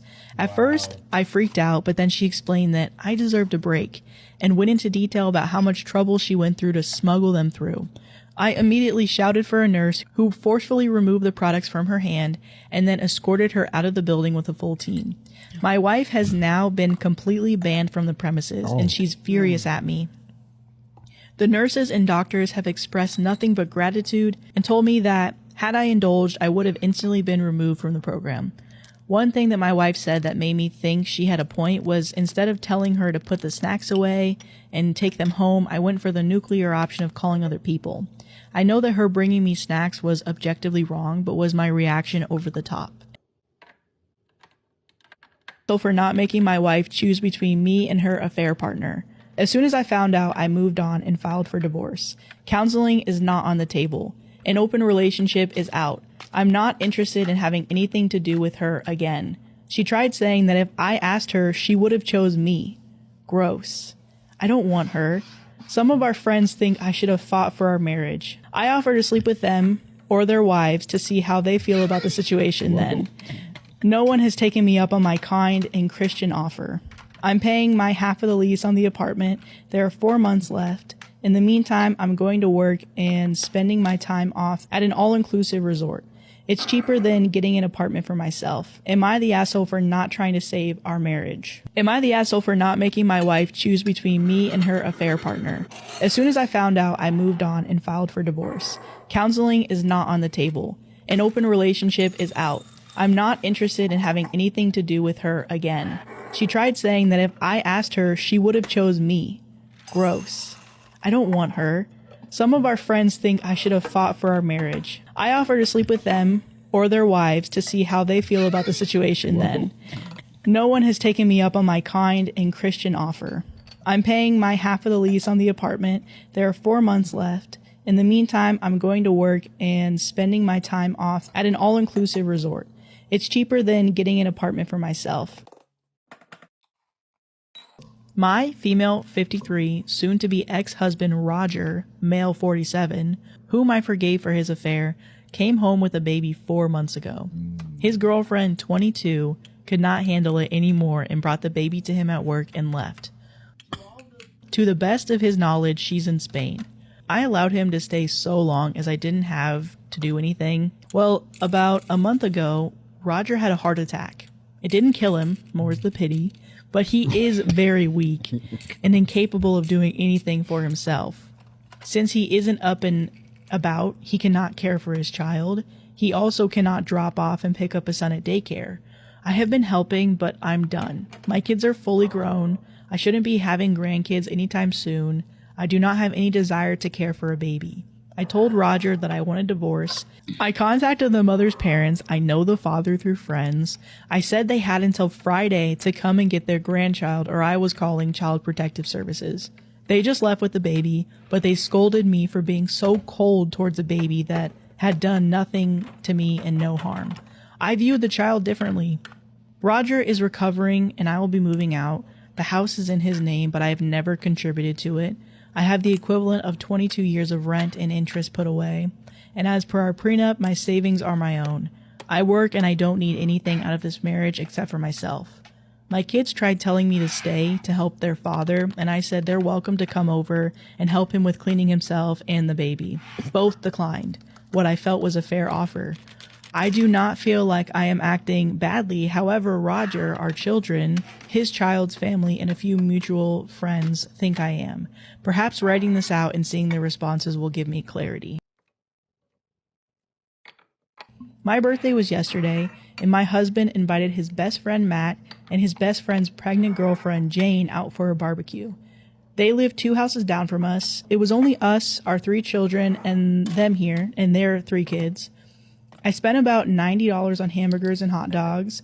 Matt also showed up with 2 pounds of hamburger. While the guys cooked, I went swimming with all the kids in our pond. Jane sat near the guys on her phone. Around 5:30ish, the guys called the kids up for food. Me and my middle child, 9, weren't hungry yet, so we kept swimming. We spent a good 40 plus extra minutes in the pond on our tubes. I wasn't paying any attention to anything that was going on near the grill. Around 6:15ish is when my husband said that he was going to make a store run for beer. So I tell my son that we should probably go eat now. My husband and Matt are gone by the time we get up to the grill, so is Jane. Well, we get up to the grill and all the food is gone. Literally everything. I call my husband and ask him where's the food, and he said that it should be on the grill. I tell him that everything is gone. There was a long pause before he said, Jane did ask if she could take some for leftovers, but I didn't think she would take all of it.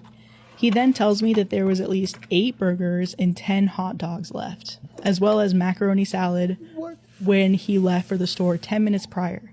I told him to call Matt and to see where the fuck all the food is. He does, and then he calls back and says that Matt claims Jane only took a few and that they had already been eaten. But my oldest son, 13, straight up tells me he saw Jane walk off the property carrying the entire dish, one of those extra large tinfoil barbecue dishes. Oh my god. Anyways, I'm pissed at this point. Me and my son hadn't eaten anything. My husband is also pissed, but he just grabs me and my son something from the store instead of making a huge fuss. I don't really blame him. Him and Matt work together, so it is what it is. But anyway, much to my surprise, Jane and her kids come back over 45 minutes later and ask if they can have some of my cake. I tell Jane that her kids can have some, but she can't. She then asked why, and I said, I'm pretty sure you've eaten plenty considering you took off with my entire barbecue dinner before me and my son could eat anything. She tried arguing that my husband told her she could have it and that half of it was hers because they brought 2 pounds of hamburger meat, and that she didn't realize me and my kid hadn't eaten yet. She was beside the grill the entire time. I just shrugged my shoulders and walked away. She tells her kids, let's go, and they leave without cake. Now I'm feeling like I may be the asshole. No one has said anything, but I know there's tension. I'm 32 and I'm expecting my second child with my wife. My wife is 14 weeks pregnant and we are really excited. My sister, who's 25, and her wife, who's 27, are also pregnant with their first child. My sister and her wife did IVF, and my sister is 38 weeks pregnant. The other day we all go to see our grandparents, and they live out of state, so we don't visit a lot. So we all try to set time aside to see them all together. My grandparents were talking about how excited they are to see my sister and her wife become mothers, and they couldn't wait to have their first great granddaughter. And continued to talk about my sister's baby and didn't even acknowledge my wife's pregnancy. I was hurting my wife, tried to start a conversation that included her. Just went back to my sisters. I even talked about the gender reveal that we're having soon. No one seemed to care. I got upset and walked out of the room. I asked if everything was okay. I said that my wife was just feeling left out. My sister-in-law apologized. My mom even tried to convince my wife to come back. Sister told my wife that she can't expect every conversation to be about her, and this isn't competition. Told my sister that her baby isn't the only thing that matters. Ours matters too. Grandma said she would have talked about both of them. Now it's too late. Wait for her to leave, so that's what we did. So was I in the wrong here? Asshole for kicking my son's girlfriend out of our house. I recently met my son's girlfriend. My son is 24. Apparently, they've been dating for a year before he decided to have us meet her. What he's told us all about her seemed great. She just got her degree, she's enjoying her job, family-oriented, etc. And I'm honestly just happy he's happy. Last weekend, he brought her over for dinner, and he keeps talking about how perfect she is, how she's the one. They ring the doorbell, we open the door, and she looks exactly like what he said. We invite her in, she accepts my hug, a firm handshake to my husband, and then she opens her mouth. I'm the one your son puts his thing into. To be frank, I was appalled. Expected my husband to laugh, but this was just way too much. Maybe I'm reserved. But out of everything that she could have said, why did she say that? And my husband saw my face, which was disapproval. I was really disturbed by the whole visual that she put in my head. And then it translated to anger. I told her to get out, and I wanted to say more about how gross it was, but I just left it at that. My son didn't want to go, insisting I give her a chance. I was too fed up and uncomfortable, and even my husband didn't like it. Left immediately, and I felt guilty. I know my son looked forward to this, and I even tried apologizing to him, but he won't respond. My husband thinks that she should apologize. So was I the a-hole here?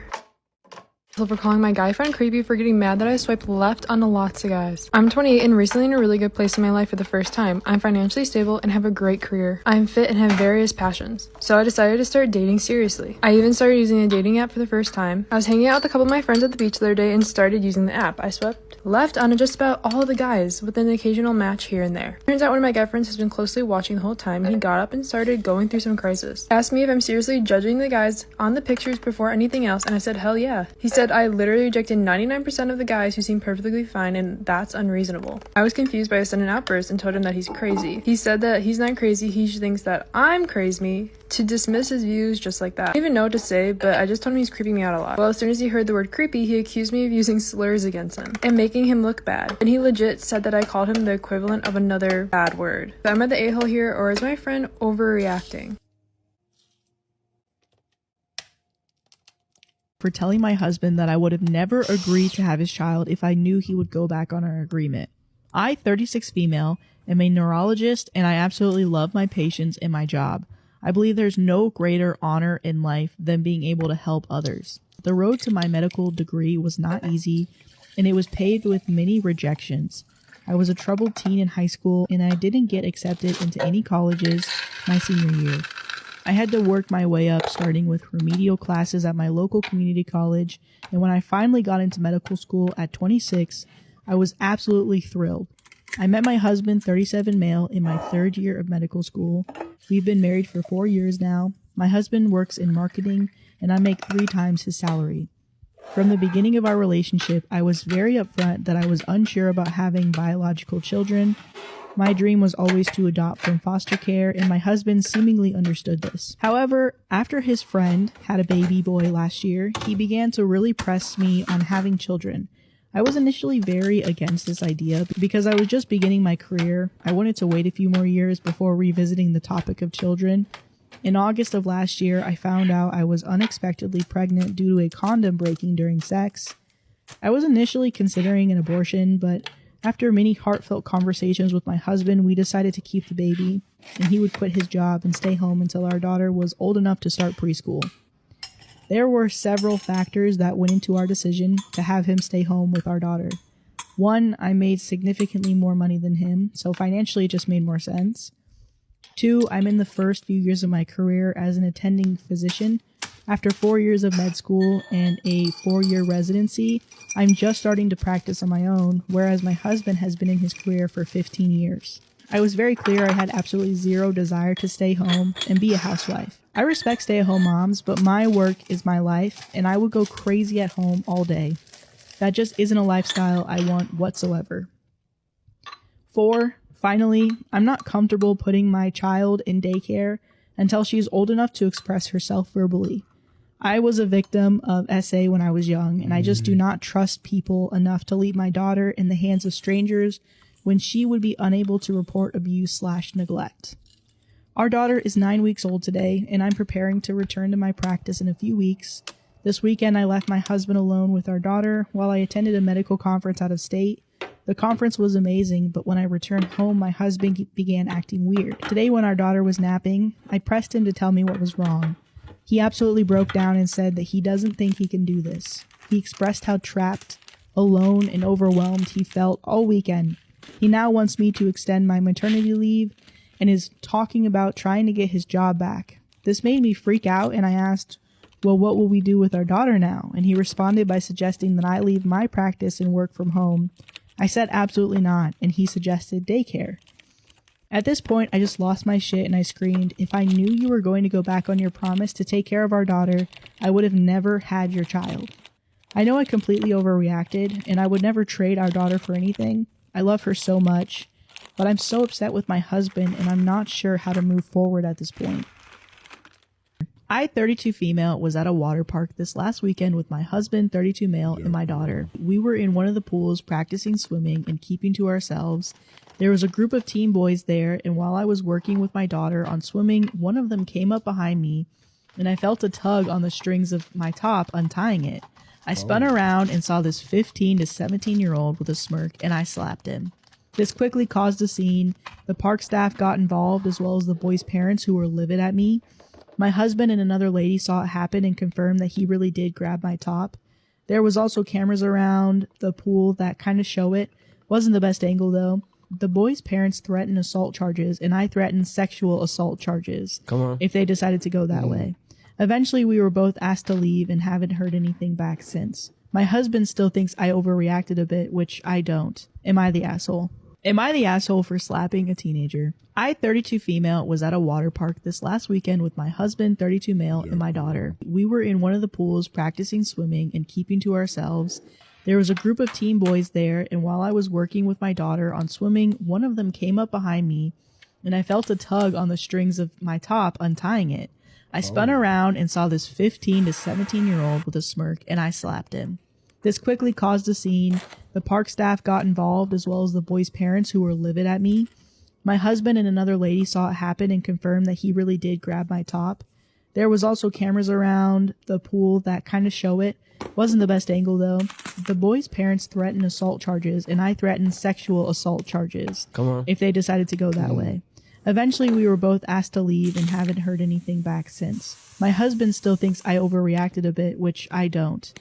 My husband is planning to go on a dinner date with his long-term ex. This is the update. It's 4:45 a.m. and I did not sleep last night, so I thought that I would just post an update. I decided to stay up so that I could talk to him when he came home, and when he did, I told him I could have tracked your location and shown up at the restaurant and done so many things to get my answer. But I'd like to believe that you have enough respect to tell me if you were on a dinner date with your friends or with Emma. He pulled up some pictures and showed me and was like, no, it was all of us, me, my friends, and Emma. I was stupid enough to feel relieved and even started to feel bad for accusing him.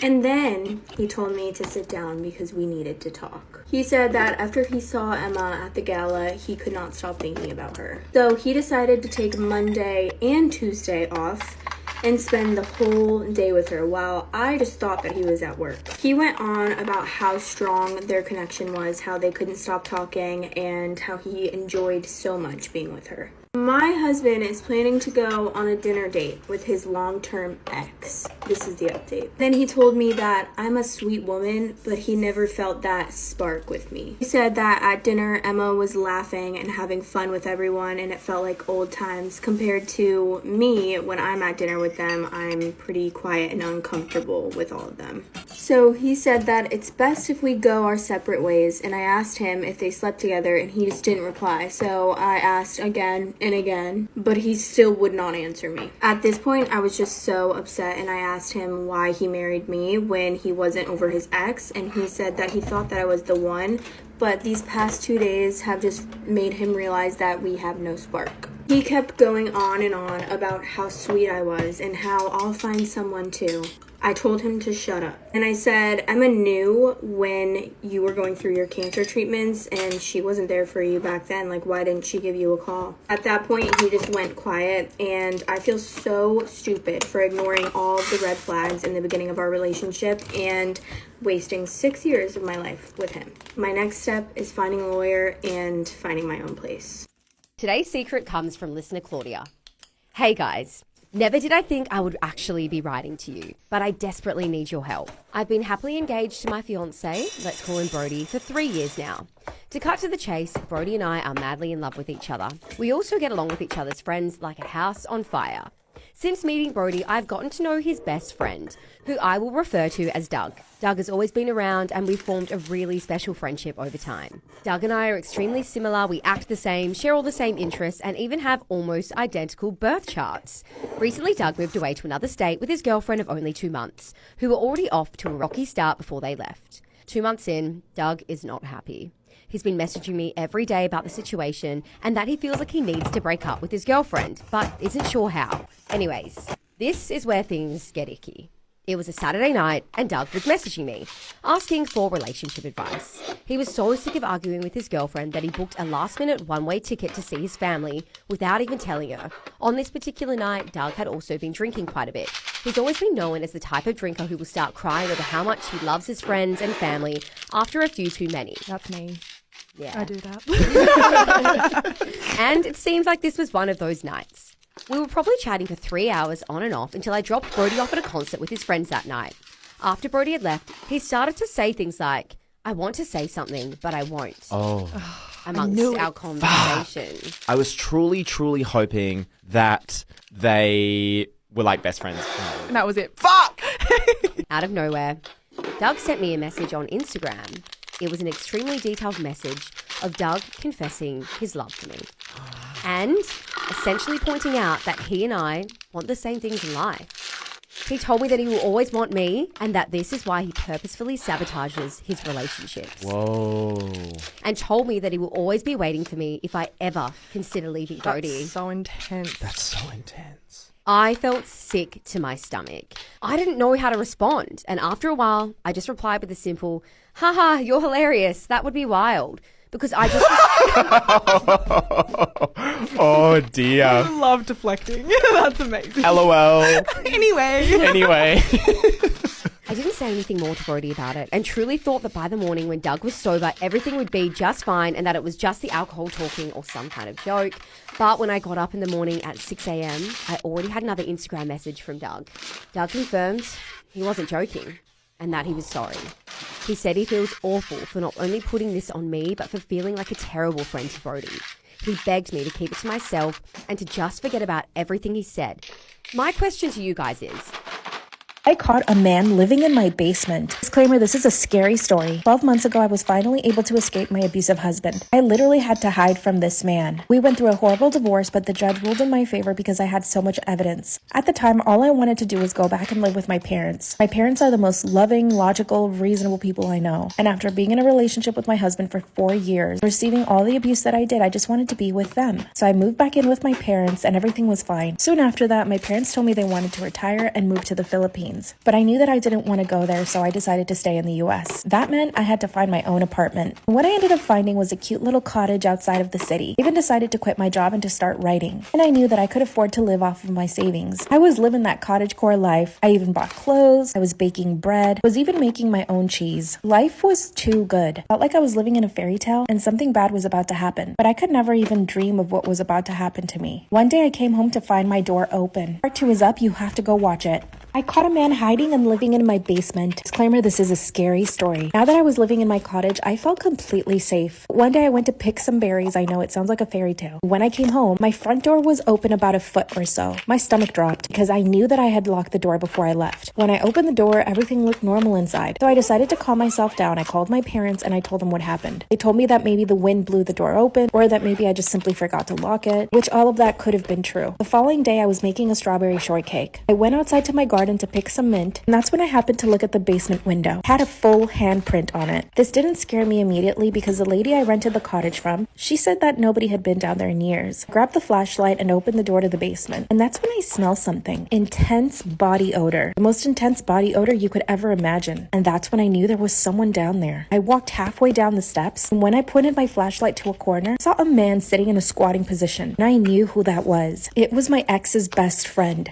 My brother is having an affair with his wife. My little brother left his wife of 11 years for someone he met in a co-ed pickleball league. Yeah, you read that right. His wife is my best friend. Sometimes I forget she isn't my actual sister. It feels like we grew up together. They started dating when they were 20, got married at 27, and they're now 38. I've known her literally our whole adult lives. Anyway, I'm in a weird position. He left my sister-in-law for this other woman. He moved in with said woman in December of last year. Apparently, they'd been sleeping together for about 5 months at the time, and they were in love. My brother was going on and on about how he was so in love, etc. at our parents' house last Thanksgiving when we were all laying into him about what the F he did. He'd never felt this way before, yada yada. Our whole family was mad at him because we loved my sister-in-law. But it really seemed like he was convinced that this affair part partner was the one, and that he'd just been with my sister-in-law because it's all he had ever known, and he felt like he was going to miss out on an opportunity of his life if he didn't leave for this woman. My brother is having an affair with his wife. After Thanksgiving, he distanced himself a lot from me, my sister, and our parents. I think he felt unsupported, and to be fair, we weren't very supportive about the situation at all. My sister-in-law and I have stayed close, and a few days ago, I stopped by to return a pair of her sunglasses on the way home from work. Imagine my surprise when I looked in the window and saw my brother sitting stoolside at the kitchen island with his shirt off. He awkwardly let me in, mumbled something about needing to head home, and left without even a goodbye. My sister-in-law told me that they've been sleeping together for 2 months and that he was having deep regrets about leaving. My family basically doesn't have a relationship anymore with my brother over breaking my sister-in-law's heart, but it turns out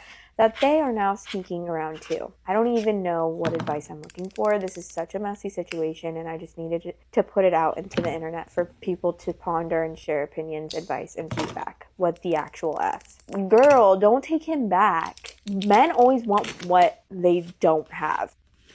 He said the pregnancy hormones must have impacted my eyes because there's no way I saw him with another woman. This story is from Lucy. My husband Mike and I had been so happy to learn I was pregnant, but one day I began bleeding and realised I was miscarrying. I told Mike the news and obviously thought he'd be as devastated as me. He told me he needed to get out of the house to clear his head, and I felt totally fine about that.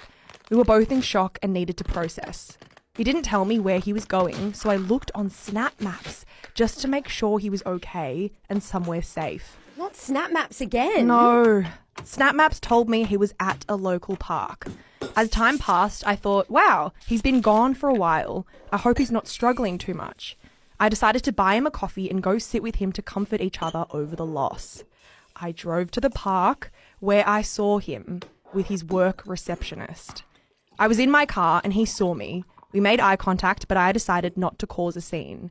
I drove myself home and waited to confront him. When he finally walked through the door, he had a story all ready to go. Wait for it. He said the pregnancy hormones must have impacted my eyes because there's no way I saw him with another woman. He's an optometrist. Oh! Shut. What? That is This is so disgusting. Also, the best spanner for you guys. It turns out my pregnancy was mistakenly identified as a miscarriage. And, long story short, I'm now a happily single mother to a toddler. What? Love my child with every cell in my body. Oh, Lucy. That's actually, whoa, what a twisty-turny story. Am I in the wrong for telling a woman off after she asked me to put on clothes at a nude hot spring? So, there's a natural hot spring only about an hour drive away from where I live. It's on public land and a relatively well-known hotspot. Get it? The hot spring explicitly allows for nudity, and there are signs up warning prudes who have complained for years that yes, people are allowed to be nude here. I've been going there about once a week recently, and every time I get nude. I like to go Sunday mornings because it's mostly empty. Last Sunday, I arrived and stripped down as normal. There was another woman there who was using the hot springs as well, and I chatted with her a bit. After about 20 minutes, another woman arrived and came over to talk to me. This woman explained that her 3 kids were around the corner and wanted to use the hot springs. I could see them down the trail. They looked to be in the age ranges of 6 to 12. I was really confused because there was plenty of room still, so I told her very confused, okay. She was trying to subtly tell me what she really wanted, but had to spell it out for me. She then asked me to get decent. I was just taken aback at first and told her no.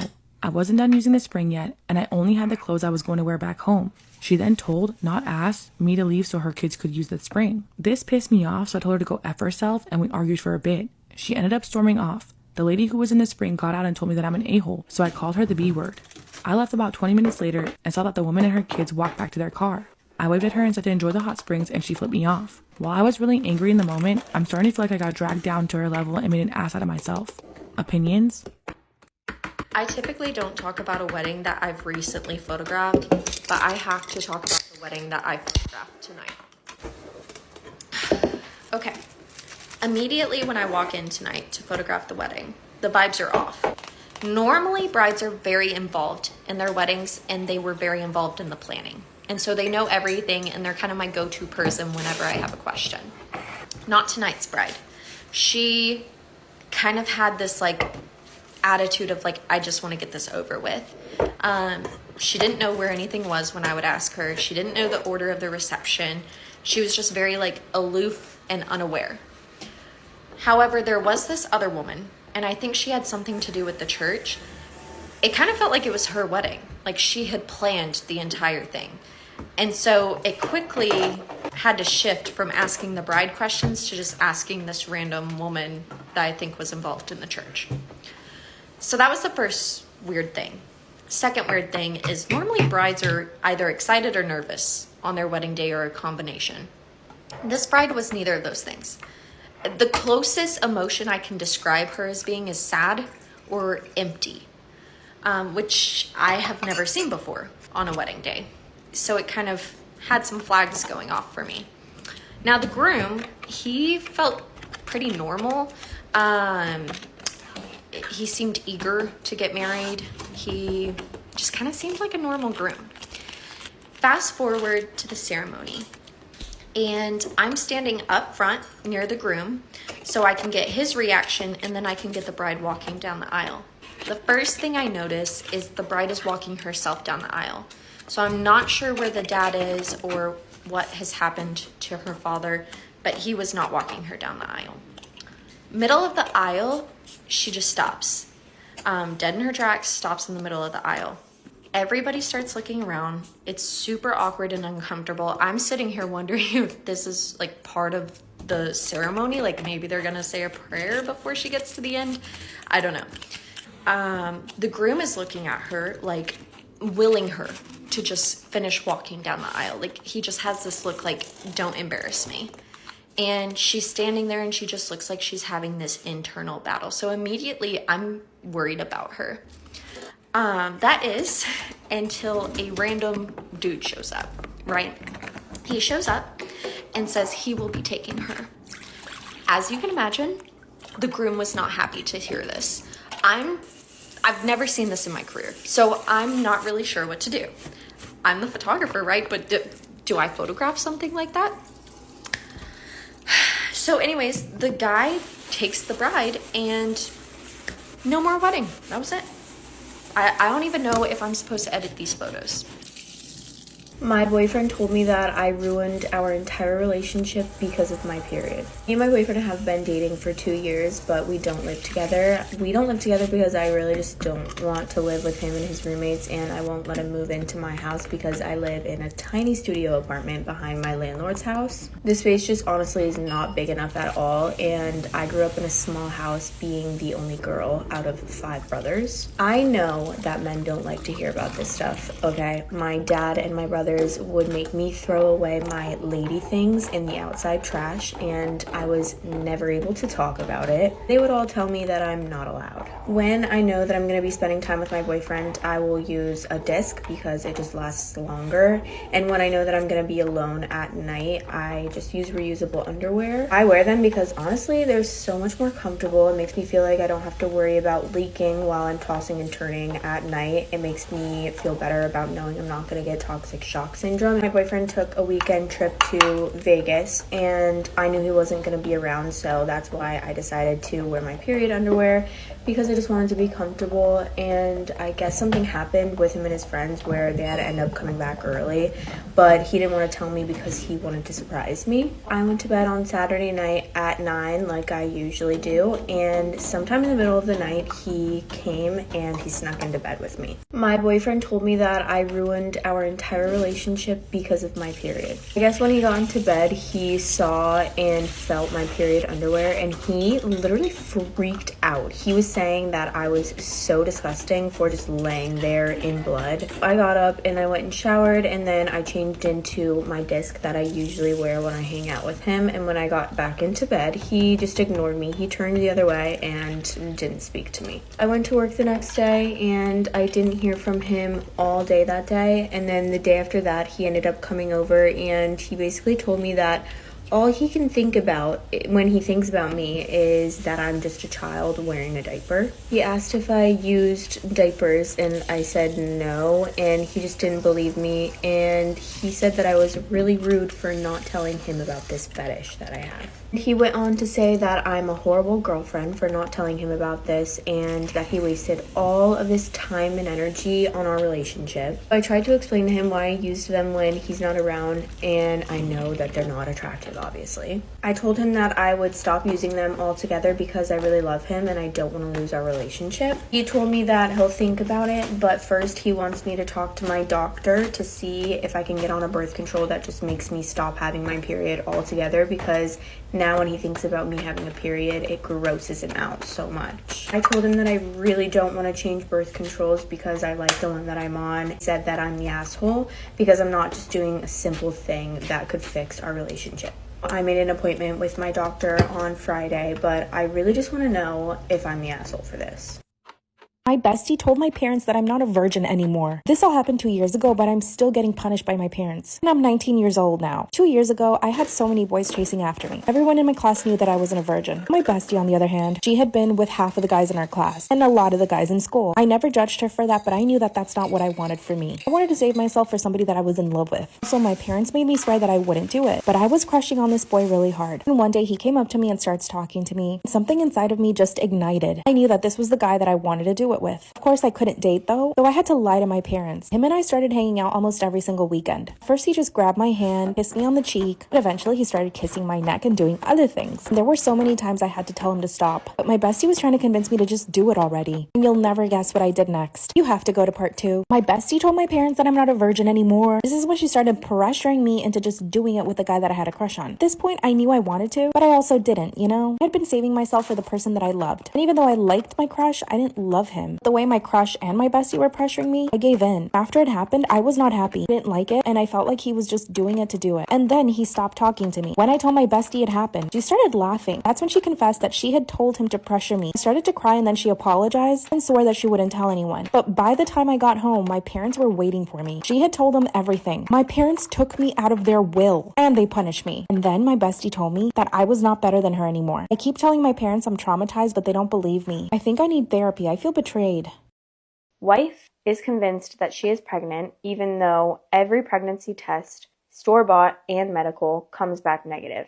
It's taking a toll on our marriage because she thinks that I'm going to abandon her and our twins.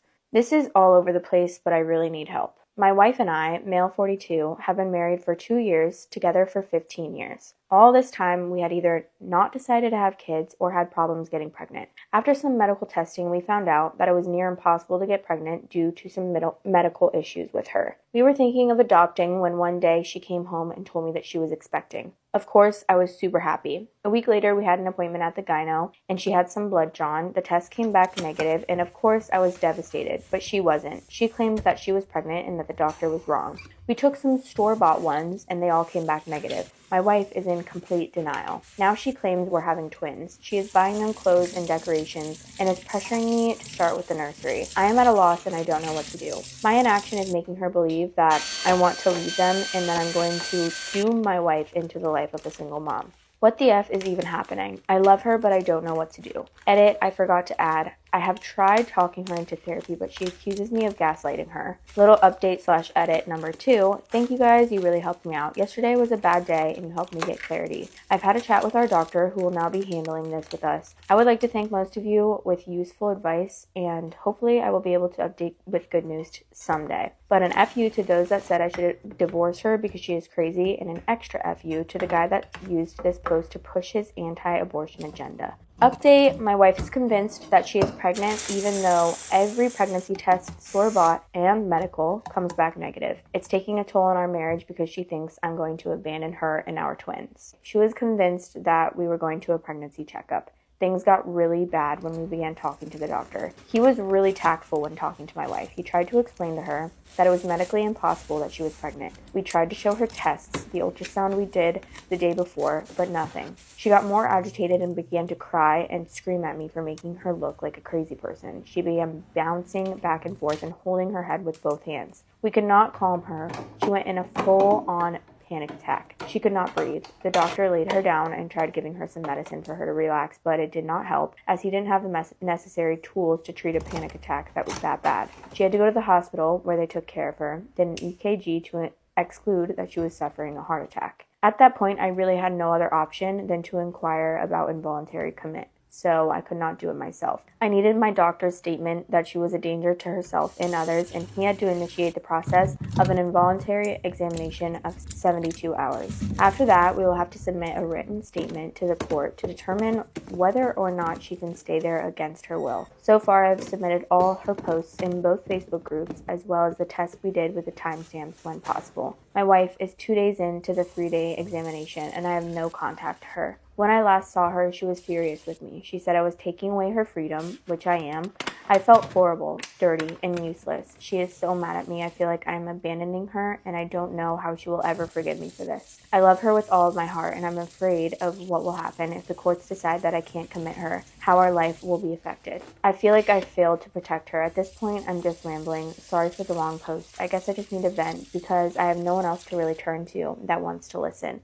I feel judged by everyone and pitied. I just hate it. Sorry for the spelling mistakes. Edit, I will not effing leave my wife, you unempathetic dickheads. When I gave my vows, I meant through illness and bad times. I'm not only on the ride for good times. If you truly love someone, you will do whatever it takes to see them healthy again. Would you leave your spouse if they went through a severe physical illness? I am here to say I will not divorce her. She is not an effing psycho. She is sick. I hope none of your loved ones ever has to go through this because their support will consist of cowardly dickheads.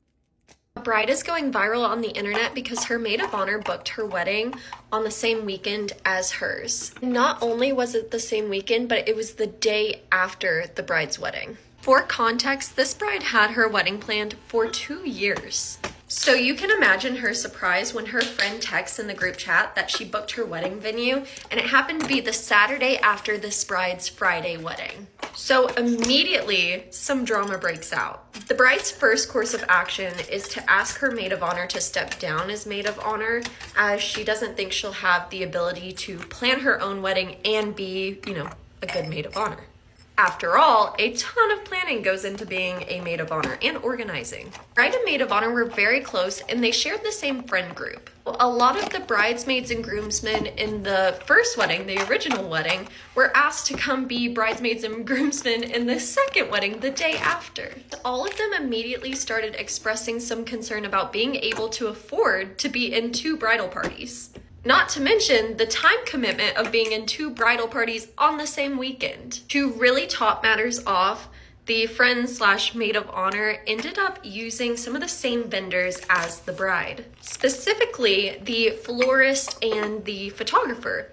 After all, why do research when someone else did it for you? So what are your guys' thoughts on this? How would you react in this situation? And also it begs the question, if 2 friends want to have a wedding very close together, what is too close? Is having it in the same month too close together? In the same week? What defines that? Am I in the wrong for potentially sending my birth mom and Nana to jail? For some context, I, 24 female, am an adopted Black and broke college student who's trying to do their best to raise their 8 biological younger siblings. My birth mother was not capable of raising me and my siblings, so I was adopted at the age of 3. During my childhood, we did not have contact with my biological mother. All of my siblings prior to COVID were taken away from her at some point in time before their 2nd birthday, and most of our biological fathers were never in the picture because she didn't know them. However, after years of no contact with her, my bio mom, 43, reached out to us. My younger siblings and I were separated my entire childhood, considering the big gap that we all have. A few months ago, my bio Nana, 65, who happens to be a recovering alcoholic, decided to get drunk on Mother's Day and had a heart attack the following day, which led to her getting open heart surgery just recently. Now let's keep in mind, my bio mom has had 10 kids, having her first child at 18, and has lost custody of all 9 of her older children. However, the youngest child, who was born during COVID, has not been taken out of her care. Kingston, 3, recently got diagnosed with autism and was nonverbal for a very long time and is on the spectrum. Since then, his speech has improved significantly and is somewhat speaking more clearly. My bio mom and Nana think he's not autistic when the way he sees the world is like an 18-month-old baby sees it. I work with special needs children who have autism and sensory processing disorders, so I knew immediately Kingston needed extra help to progress in the right direction. Growing up, I always knew my bio mom struggled with addiction and mental health issues, which leads me to believe that the story that Kingston told me is true. Again, I'm adopted, so I do not live with them, and I'm a college student, so I do what I can to support my siblings no matter what. A few days ago, I told Kingston we were going to take a bath, and I proceeded to take his shirt off, and I saw a big bump on his back as if a bone was popped out of place. Kingston told me that our bio mom beat him up and closed his fist to demonstrate what she was doing to him and hurt his back. So I decided to look at his back further, and to my surprise, he was bruised up and had knots on the side of his body. My Nana was still recovering when this incident happened, and I'm convinced that my Nana is scared of my bio mom because she was there and saw it with her own eyes but did nothing. I kept Kingston in my care for as long as possible and called my Nana out for not trying to control the situation. Kicking her daughter out of her house and for saying that my bio mom never hit him to begin with was ridiculous to me. From there, my Nana proceeded to call 911. She told him that I kidnapped Kingston. Any mother or literally anyone who is sane would fight for their children and their grandchildren no matter how much they are in pain.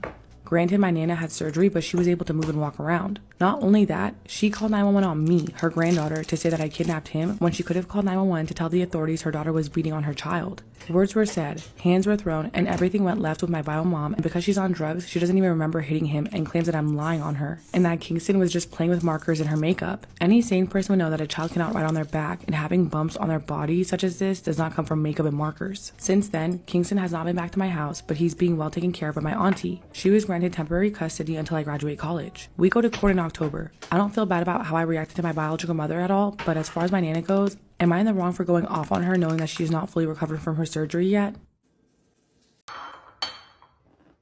He said it sounded like a dog's name and that it was completely absurd to name a child after a video game and that we would end up regretting it, etc. Am I the asshole for refusing to give up the name I chose for my baby? Ugh, I just hope it's not a really stupid name because I've had a lot of those and I can't keep defending them. My boyfriend, 28 male, and I, 30 female, are expecting a baby in November. When I found out I was pregnant, we agreed on an arrangement. I pick the name if it's a boy, and he picks the name if it's a girl. Of course, we could decline a name if the other really didn't like it at all. We also agreed to choose a name related to video games or the geek universe, since we both share this passion. As a big fan of Kingdom Hearts, it was obvious that the name would be Roxas. I love Kingdom Hearts and I love Roxas. I love that name. Okay, thank God it's not something crazy. We spent a lot of time playing these games together with my boyfriend during lockdown, and it's one of the best memories. On his side, boyfriend chose Melody for a girl in reference to Doctor Who, since it is thanks to our common passion for this show that we met. Okay, those are both very cute names. I like them a lot. They're not very common, they're kind of unique, but they're still really cute, so what's the problem? He wasn't a big fan of Roxas at first, just like I wasn't a fan of Melody, but we had fun defending the names we had chosen and we finally agreed. Melody or Roxas it would be. I like this! I feel like the only problem that could arise from this is if someone, maybe your in-laws, has a problem with it. Turns out the baby will be a boy, so Roxas it is. As soon as we knew the gender, we started talking to him using his first name, and we even had a blanket personalized with his first name embroidered on it. But that was without counting the in-laws, especially grandmother-in-law. She never liked me, nothing personal, just that no one is good enough for her grandson. And until now, I was dealing with it. But we made a mistake by revealing the name before the birth to our families. Of course, grandmother-in-law hated it, even more so when she found out that I had chosen it. She said it sounded like a dog's name and that it was completely absurd to name a child after a video game and that we would end up regretting it, etc. Mother-in-law pretty much agreed with her and they ended up telling us that there was still plenty of time to change. Problem is that my boyfriend is very influenceable, and since his family said they didn't like the name, he started to have doubts, telling me that it didn't seem very natural to him and that we could still change it. That he was afraid that others would make fun of him at school, but I know very well that he says that just because his family has influenced him. He ended up telling me that we would name the baby Roxas anyway, but I still feel like he is nervous about his family, and I noticed that he stopped using the name in general in conversations or when talking to the baby. Name your own kids whatever you want to name. Don't butt into other people's kids, no matter if you're mom, grandma, aunt, cousin, sister, brother. Like, it's 100% up to the parents. Like, it's enough to going through childbirth itself. Let them pick the damn name. Like, that's it. At the last family dinner, my mother-in-law asked me if I had changed my mind, and I lost my temper a bit, answering that no, I hadn't changed my mind, and I wouldn't no matter what they said. What hurt me was that my boyfriend didn't back me up or say anything. He seemed embarrassed. We talked about it and he finally told me that he didn't want to fight with his family over a name and that maybe it would be good if we picked a more conventional one. I got angry and told him that I would name the baby Roxas at birth whether he wanted to or not. He didn't say anything, but I can feel that he is a little bit mad at me, so I feel a little bit like the asshole here. What do you think? What I've done might just damage our 15 years of friendship. Am I the asshole for canceling a check of $12,000 that I wrote for my infertile friend for her next IVF cycle over a joke? I, 35 female and infertile. My ex-husband and I tried everything to have kids, but it just never happened. He divorced me, went and married someone younger who was able to give him a kid from what I gather. They're expecting a second child together. It hurts like hell seeing someone else have what I couldn't. I get frustrated with myself sometimes and with my family blaming me for basically everything. I turned to my friends for support, especially Alicia. She's in the same infertility boat as me, but she and her husband are currently trying IVF, hoping it'd work. Alicia asked for me to help pay for her upcoming IVF cycle. I agreed to write her a check of $12,000. I really wanted to help her, and the money came with no strings attached. I wrote the check and gave it to her last week. She was very appreciative of it. The very next day, I got a sudden message from a mutual friend, Carol, with a screenshot of the conversation she had with Alicia. Turns out she and Alicia were talking about the next IVF cycle, and Alicia said she hoped the cycle would work because she didn't want to end up divorced and having her husband go marry someone younger and have a baby with them and another one on the way. Oh, she was doing a low blow. What the F? Well, she's alone and without a family at 35. She's 32. I was stunned and hurt. I knew she met me here, but I did not confront her. I simply contacted my bank and canceled the check. In the evening, Alicia called to ask why I canceled the check, and I told her. She went batshit, saying she didn't mean it that way and that she thought this was somewhat of an inside joke between desperate and fertile women. She came over with her husband the next day, begging that I write another check, but I refused. An argument ensued, and her husband thought I wasn't being supportive of her like when she supported me throughout my struggles. She left crying, and we haven't talked since then. Her husband keeps reminding me, while repeatedly calling Carol a toxic snake, of the date of the next cycle, saying they can't have it after I took the money that was supposed to pay for it back. Some friend thinks I'm being oversensitive. Carol's on my side telling me to tell them to go to hell, but I feel so bad about it. What I've done might just damage our 15 years of friendship. Maybe I should not have canceled it, but I just felt so offended by what she said about me and how she basically mocked my unfortunate circumstances. So, am I the asshole? If someone's my friend, I would never, even in a joking matter, you know how you can use some things in our lives as a joke, even if it's really bad? But this is one of those things you just really don't joke about, especially since it already happened to you and now it's happening to her. You're basically saying, haha, I don't want to end up like this bitch because she's childish and blah, blah, blah. That's fucked up. Oh my god. Missing out on her actual family celebrations to celebrate her husband's death with his family is a dick move. Am I the asshole for calling my sister obsessed with her deceased husband? I, 35 male, oh you're a dude saying this, then yeah, for sure, you're insensitive AF. I, 35 male, was one of those kids that knew exactly what I wanted to do when I grew up. In order to remain anonymous, I'll simply say I've always dreamed of doing job X at company Y. My whole career has been based on getting this job and working for this company. So needless to say, when I finally got an interview with company Y, I was ecstatic.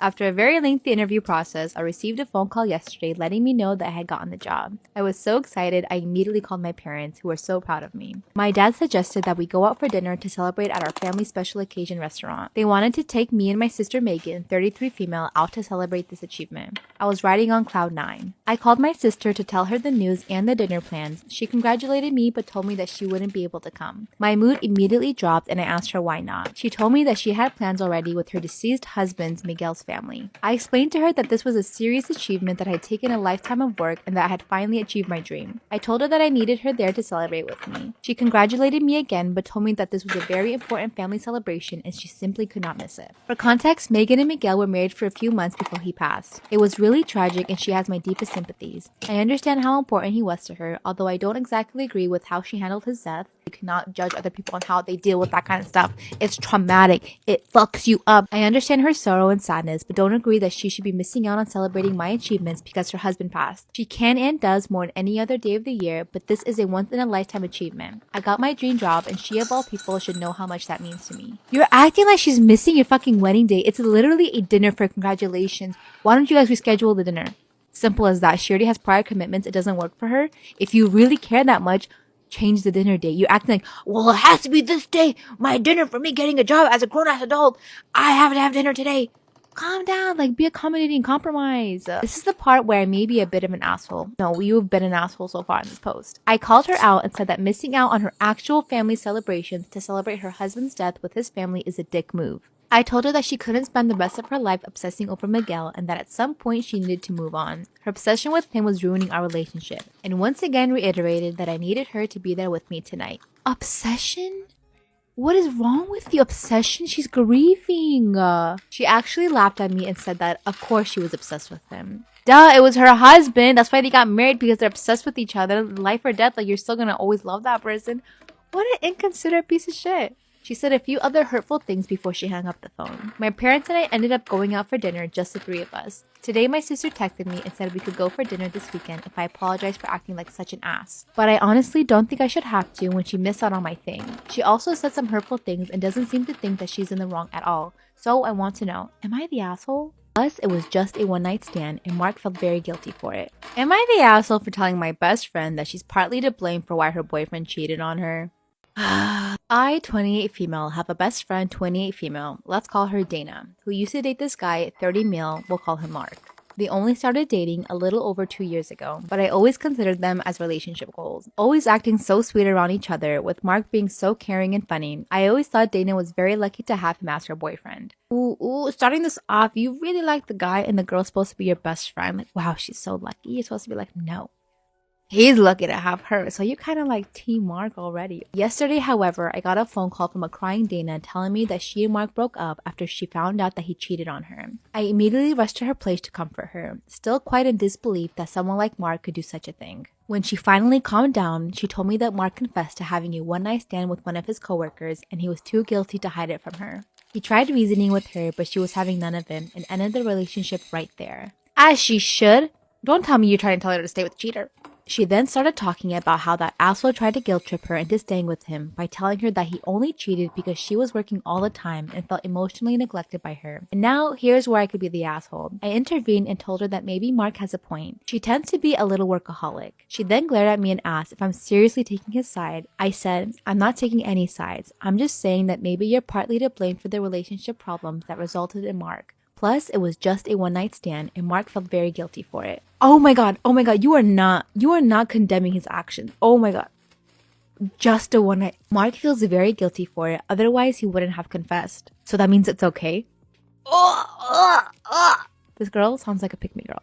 Pick me! Choose me, Mark. Love me. She then asked me if I think she should take him back, and I told her that everyone makes mistakes and she shouldn't let just one moment of weakness destroy her entire relationship. She then told me that I'm unbelievable and told me to get out of her house. I was a bit taken aback by this, but I didn't want to cause any more drama, so I just left. I was waiting until today for her to calm down a bit before we talked again. But now I found out that I've been blocked by her everywhere. She was my best friend since high school, so of course I was very hurt to find out that she cut me off over an argument. While I don't condone what Mark did, I still think Dana is partly to blame for this mess, and now it seems like she's taking it out on everyone else who doesn't agree with her, which I'm afraid might end up leaving her very lonely. Am I the ass? Oh my god, yes, you piece of shit. Have you ever been cheated on? Then you can't talk. You literally can't talk. Well, he only cheated on you once and he feels really guilty. That's why he told you and you guys have had such a good relationship, so you should take it back. And then what happens the second time? If he loved what he had, a moment of weakness, my ass. Don't give me that shit. Ugh. Get this pick me girl out of here. Am I the asshole for telling my neighbor to F off after she demanded I clean her house? I'm a Latina woman married to an American man, and we live in a small community in Florida where most people are nice to me. I love cleaning, trying new products for fun, and a couple of times I've offered to clean other people's houses free of charge. One is a widower, one just had a baby, and another one just got into a car accident. A few days ago, I was sitting on my couch and I heard someone knocking on my door. A lady around 40 who I've never seen said it took you a while to open the door. I mumbled, huh? And she asked me in the most entitled tone, I want to know when you're going to clean my house for free. Am I the asshole for telling my neighbor to F off after she demanded I clean her house? She asked me in the most entitled tone when I was going to clean her house for free. I was trying not to laugh and asked why would I do that, and she proceeded to mention all the houses I've cleaned. And she wanted to know why I didn't make it to her house yet. She then yelled at me loud enough to make my next door neighbor come outside and see what was going on, simply because I wasn't replying to her. I was still trying to process her audacity to come to my house and demand I clean. I said I'm never gonna clean your house and I've only helped a few people. She then demanded and I told her to F off. Am I the asshole for telling my girlfriend that she's not allowed to tell my daughter what to do? I've been with my girlfriend for 3 years, but she only moved in with me 6 months ago. I'm a widower, so I wanted to make sure that this was serious before I was okay with moving her in with me and my daughter. Generally, the two of them get along pretty well, and I told my girlfriend at the very beginning of our relationship I wasn't looking for a stepmom for my daughter. She's 16 and honestly old enough that she doesn't need a new mom. Well, last weekend, I went camping with one of my mates for 2 days, and my girlfriend stayed home with my daughter. I knew my daughter was going to a party on Saturday, and I already agreed to it. Am I the asshole for telling my girlfriend she's not allowed to tell my daughter what to do? Last weekend, I went camping with one of my mates for 2 days, and my girlfriend stayed home with my daughter. I knew my daughter was going to a party on Saturday, and I already agreed to it. But when I came back from my camping trip, my daughter complained that my girlfriend told her she had to wash off her makeup and do one that's less provocative before she could leave the house. I got angry at my girlfriend and said she wasn't allowed to order my daughter around, and she wasn't allowed to prevent her from doing anything I already agreed to. We had a huge fight, and since then we barely talked. Am I wrong? Am I the asshole for telling my husband he knew what he was signing up for before he married me? My husband, 38 male, and I, 36 female, have recently got into a conflict over my closeness to my best friend, 36 female. I've known her since kindergarten, and we even went to the same college. After college, we moved into a nice 1-bedroom apartment to save money. We quickly invested in a 3-bedroom and 2-bath house, and we renovated together. We've lived there for 5 years, and 4 years ago I met my husband. After a few weeks, he met Anna, and over the 2 years we dated, we all hung out several times. He proposed and wanted us to move in together, but I didn't want to move out of my house into an apartment. Am I the asshole for telling my husband he knew what he was signing up for before he married me? He also couldn't afford the investment of getting a house together. I talked to Anna, and Rob moved in with us a couple months later. After we got married, he talked to me about how my friendship with Anna made him deeply uncomfortable. I'm very close with her, we've had some sleepovers, and even go on little dates. Rob has never previously voiced discomfort with how we are despite knowing us for 4 years. I think he's only doing it now because I recently told him how Anna confessed her love for me when we first bought the house together. I told him this is what he signed up for, and if he had a problem, he should have told me years ago. Am I the asshole for telling my girlfriend she needs to buy her own airplane ticket? I booked a 2-week vacation to Europe about 17 months ago, including flights and lodging. And my new girlfriend of 5 months said she wants to come with me. I said that I would really love that, but she'd have to pay for her own flight. I said that I could include her in my hotel accommodations and would pay for food, tours, and attractions. However, she said that she can't afford the flight, which costs $700 since she's booking last minute. So she asked me if I could buy her plane ticket, and I said I didn't budget for another plane ticket and that I thought it was already fair for me to pay for other things. Am I the asshole for telling my girlfriend that she needs to buy her own plane ticket? I said I thought it was fair for me already to buy other things for the trip for us. She said that she really wanted to go on the vacation with me, and this could be her early anniversary or birthday gift. I said that another plane ticket was not in my budget, and she said I make more money than her and I should be able to afford it. And that I just don't want to take her. I said I would love for her to come, but I just can't do it and have other financial obligations. So she either needs to buy her own ticket or I'll just see her when I come back home. She said I'm being selfish and we're supposed to be a partnership, and hopefully I'll still be here when you get back. Am I the asshole for giving my mother-in-law a copy of her own house key when she asked to get a copy of mine? My husband and I recently bought a new home together. His mom has started pestering us for a copy of the key in case of emergencies. I tried to explain to her our house rule, which is only residents of the house get a key. She proceeded to keep complaining and even got the family involved. And last week she demanded a copy of the key sent to her. So instead, I decided to go grab the copy of her key. I grabbed the copy of her house that my husband was keeping for years and sent it to her, along with a note. Am I the asshole for giving my mother-in-law a copy of her own house key when she asked to get a copy of mine? She demanded for a copy of the key to be sent to her, so instead, I decided to grab the copy of the key to her house. My husband was keeping it for years, and I sent it to her with a note. The note read, "Only residents get a copy, so this copy is for the home you reside in." Of course, she was beyond livid about it, and she told the family, and I was called so many names. Now my husband is complaining that I escalated and made a mistake by upsetting her further. And that instead, I should have just stuck to saying no. Am I wrong? I'm going to give a trigger warning before I even get into the title of my next story. Trigger warning for sexual assault and talks of rape. Title: I found out I have a daughter who thinks I was her mother's rapist. But it wasn't rape. What's next? I received an email last week from a woman claiming we are a DNA match and she is my biological daughter. It was a long and emotionally charged letter.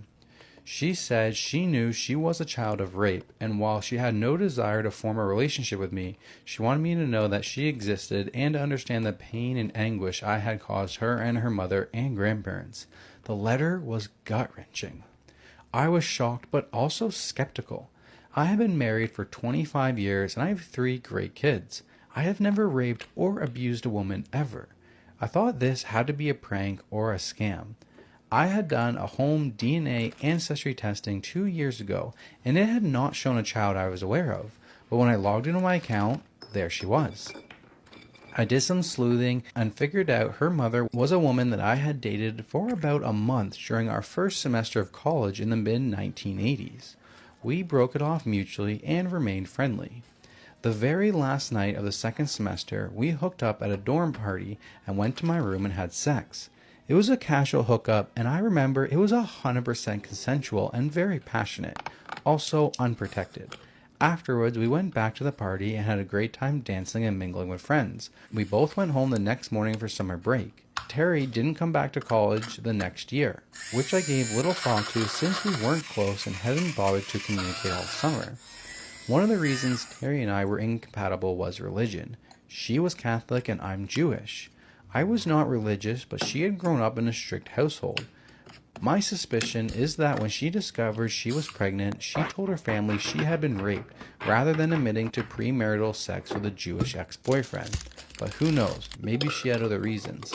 It killed me that I have a daughter in her 30s who has been fed lies about her father. I can't imagine growing up thinking I was a product of rape. That has to be so hard psychologically. I'm in pain for a child I didn't even know existed until a few days ago and who hates me. I've been debating on what to do. I have not written back to her. I badly want to tell her the truth in a way that she can believe. But how do I do that? My wife, who has been a rock for the last few days, keeps telling me to give this some time and thought. My best friends say I should hire a lawyer. I don't know what to do and it's eating me up. So I need some advice, please. What the fuck? Oh my god. So there's an update. Okay. I hired a lawyer. He recommended that I respond to my daughter's email to unequivocally deny the rape allegation. Oh. I wrote her a short message and described how and when Terry and I met. I was careful not to attack Terry and to offer sympathy. I explained that our sex was consensual. A week went by with no response. 2 days later, my daughter wrote to me and said Terry now claims she was raped a month after she and I had sex, and that she was told by her doctors that the baby was born premature 8 months later. She's basically saying she was misled by her doctors. I find that very hard to believe. But if it is true, it is awful. And if it's not, I guess it gives Terry a way out without exposing her big lie, which may be best for everyone. Yesterday, I spoke to my daughter for the first time. She was crying and so was I, so it wasn't easy to say much. Before we hung up, I told her that I loved her because she's my flesh and blood. I hoped we could get to know each other and meet my grandchild.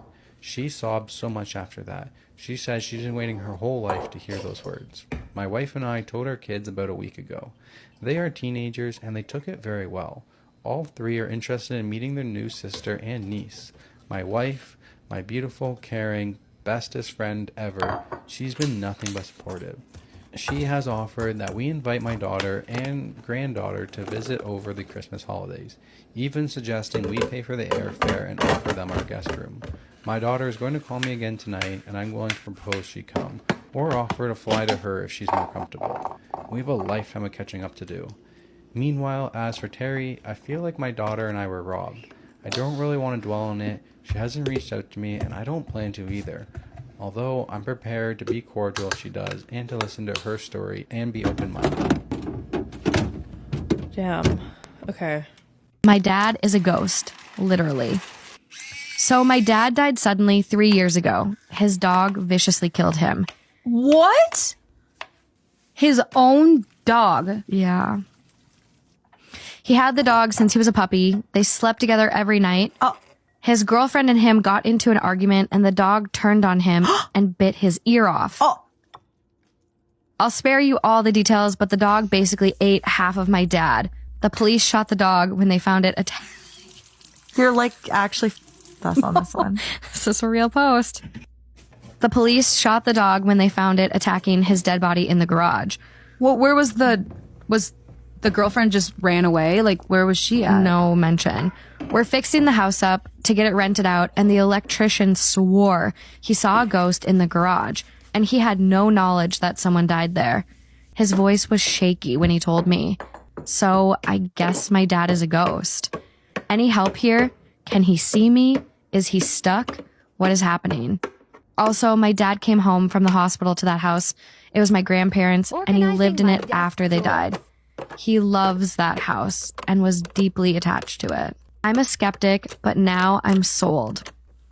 So I'm open to ideas, explanations, / stories. Give me whatever you got, but this is crazy. So I recently started working as a 911 operator at a police department in Oklahoma. I love it. Tonight, one of my coworkers was talking to me about ghosts, and I told him I didn't really believe in them. And he said, quote, "Oh, you will." Damn. So later on in the night, it was about 3 a.m. The 911 phone rings. This is not a landline. It only answers and rings for 911. He says, quote, "Come get this phone." So I do. I answer the call. Immediately, I hear heavy breathing. I proceed to ask if they can hear me. Who is calling? And after 43 seconds, they hang up. He laughs and turns and points to the map. This phone number was a landline and plotted in the middle of an old base camp cemetery just outside of town. Nobody lives within 5 miles of this place. The mapping on 911 landlines is always within 5 inches of the caller. It's accurate. He then told me to redial the number. I did. The number is not available. He then proceeds to tell me this happens every night. The supervising officer came in and I asked him how long this has happened. He said every night for the last 23 years. That's how long he's been there. They used to send officers out, but it's gated and there's nobody there. A wedding would be a waste on me because there was no way I could plan a wedding as beautiful as hers. Am I the asshole for purposely booking the same wedding venue as my sister, but earlier so I can get married there first? My sister and I don't get along. Obviously from the title. I can be honest and admit that she's much prettier than me, and that's something she's never let me forget. Both of my parents are pretty shallow and they've always given her the best and put her first. An example, if we both had a school event at the same time, they both go to hers. This has left me pretty bitter and distant from my family. My boyfriend of 5 years recently proposed and I was super over the moon, and straight out of a bad rom-com script, my sister got engaged right afterwards. It didn't really faze me other than serve as a slight nuisance since my parents were more happy and involved with her engagement. My mom's been helping her plan but couldn't help me because my sister needed more help and she couldn't devote the time that I deserved. Don't feel bad for me though, because my mother-in-law is a godsend and super sweet and genuinely treats me with so much love. You know, that's how God works sometimes. When your own family isn't the best, he blesses you with another one.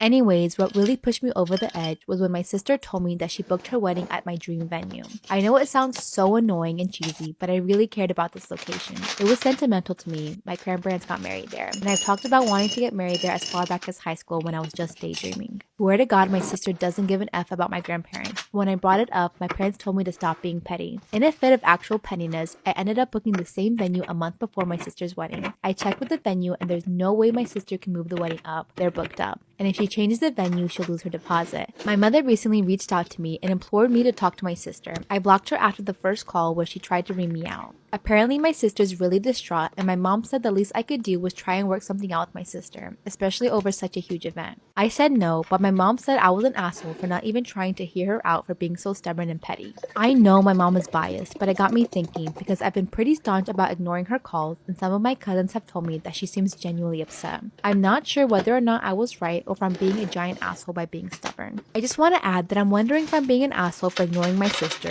not really for booking the venue. My sister flat out told my cousin that she couldn't care less about the venue and booked it because it was convenient. But suddenly when I want to get married there too, it means the world to her. I think not. My grandparents practically raised me since my parents were always missing out on my life events, so it was my grandma and grandpa who came to support me. I was always going to get married there one way or another. Okay, so there's an update. Let's see if she talked to her sister. I appreciate everyone who took the time to comment. Both the positive and negative comments opened my eyes. I talked it over with my fiance, and he basically said, "You are literally never happy when you talk about your family. Why do you keep putting yourself through that?" So I decided to try talking to them one last time before going no contact, just so I wouldn't have any regrets. Most of you could probably guess what happened. My sister said that if I got married at the same venue as her, I'd steal her thunder, and that I was selfish for making my own wedding all about me. I countered with the fact that I've been talking about getting married there for over a decade, so why would she think I wouldn't get married there too? Only for my sister to reply that the wedding would be a waste on me because there was no way I could plan a wedding as beautiful as hers.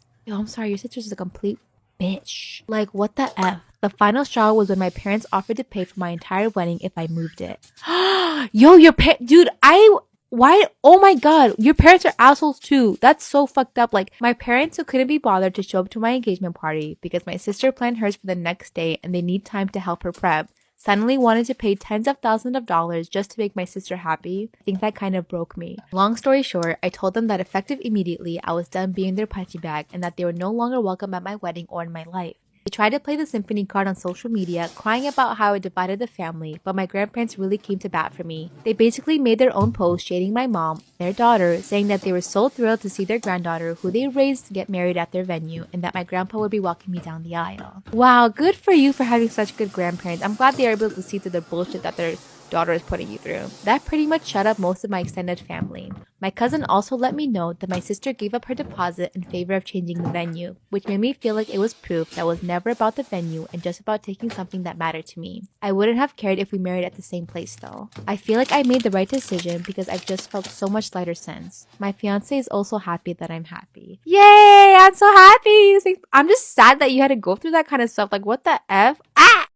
Story time of when I was almost trafficked in Morocco. Back in 2018, my husband and I went to Egypt and Morocco. We had spent about 2 weeks in Egypt, and during that time, I had been completely covered up. I did not show any skin at all, and I knew that I definitely didn't want to do that. I didn't want to offend anyone. I also covered my hair when we were in mosques and certain places.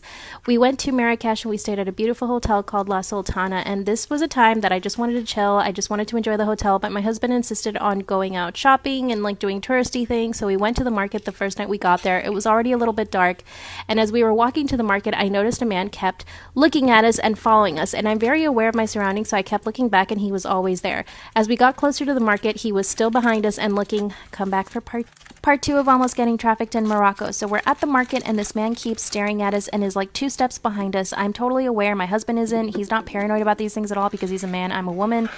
He just doesn't care. So I tell him, you know what, let's just take a cab back to the hotel. This way he doesn't follow us back to the hotel. My husband says, okay.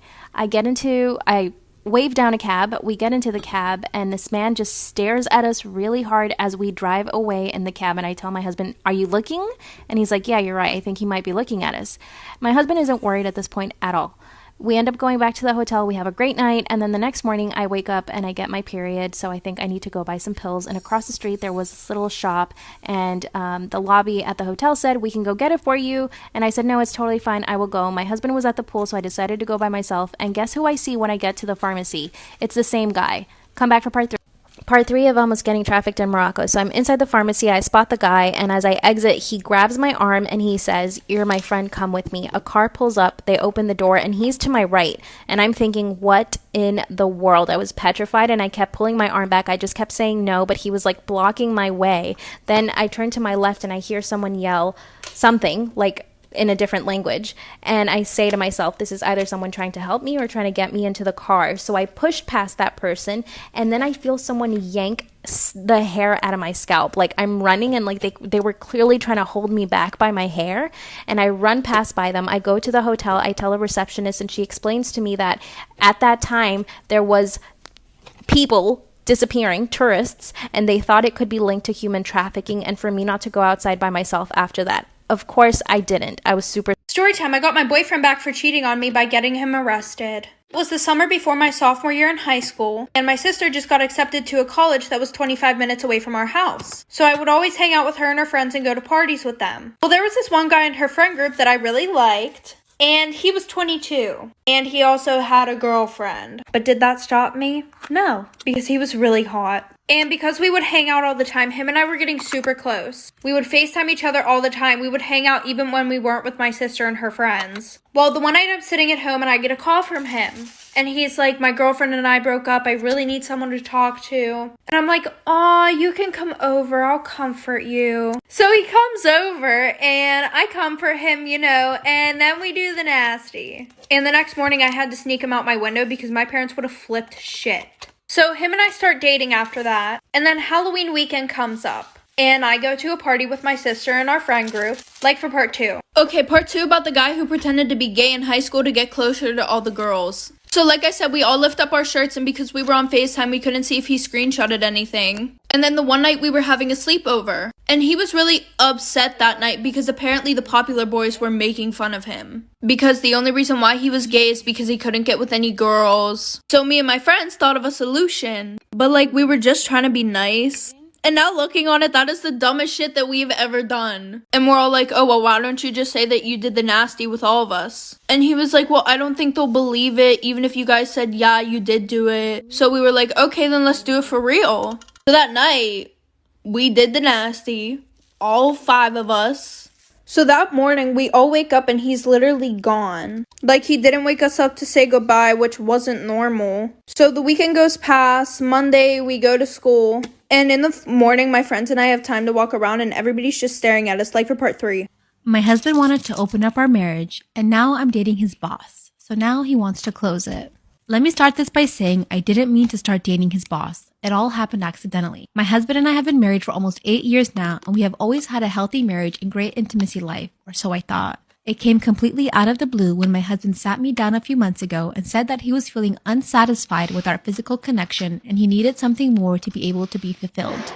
I was so confused. We are intimate a couple of times a week, and he never gave any indication he was feeling unhappy in the bedroom. I was feeling hurt before he even dropped the bomb on me that he wanted to open up our marriage. I felt so small and unwanted, and he rambled on wanting to experience more freedom, but he assured me that he loved me and he wanted to stay together. I asked him why I wasn't enough for him and if there was anything I could do to make him happier in the bedroom or in our marriage in general. But all he said was that it had more to do with his masculinity than me. It didn't make me feel better, but I love him and we had already been together for so long. So reluctantly I agreed, and we decided to be open from that day on. Right there, that's where you failed the test, right? If you had said, okay, you want to open it up, then we're no longer married. Guarantee 90% he would have backed up. He was trying to see where he could draw the line with you, and the fact that you said we have been together for so long, you're scared of trying to find someone else. They used that against you. Our only terms was that we had to disclose to one another when we would start seeing people. The first couple of weeks were excruciating. He immediately started seeing a woman from his office, and I would just stay at home and cry myself to sleep while I pictured him out with the younger, more attractive woman. I was devastated for a while and honestly had zero interest in dating anyone other than my husband. But after 5 months of him dating one girlfriend and spending most nights with her instead of at home with me, I decided that I deserved to experience some freedom as well. I made a Tinder account one night while he was out with his girlfriend, and I was surprised when I got over 100 matches on the very first night.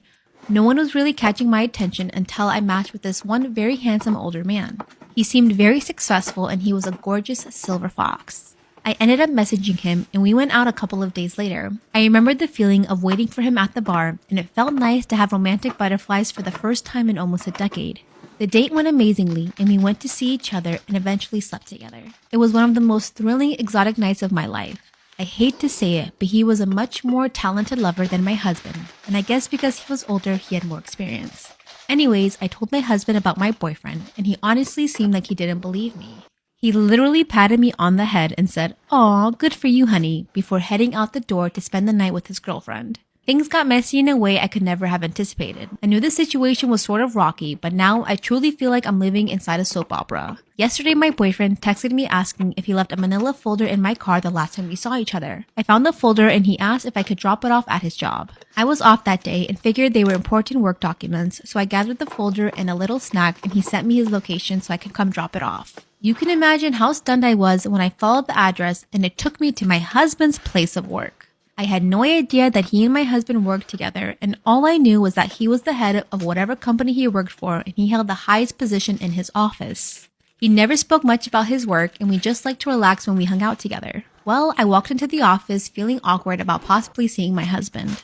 Well, I walked to my boyfriend's office and he came out to take the folder from me. He thanked me and gave me a little kiss before going back.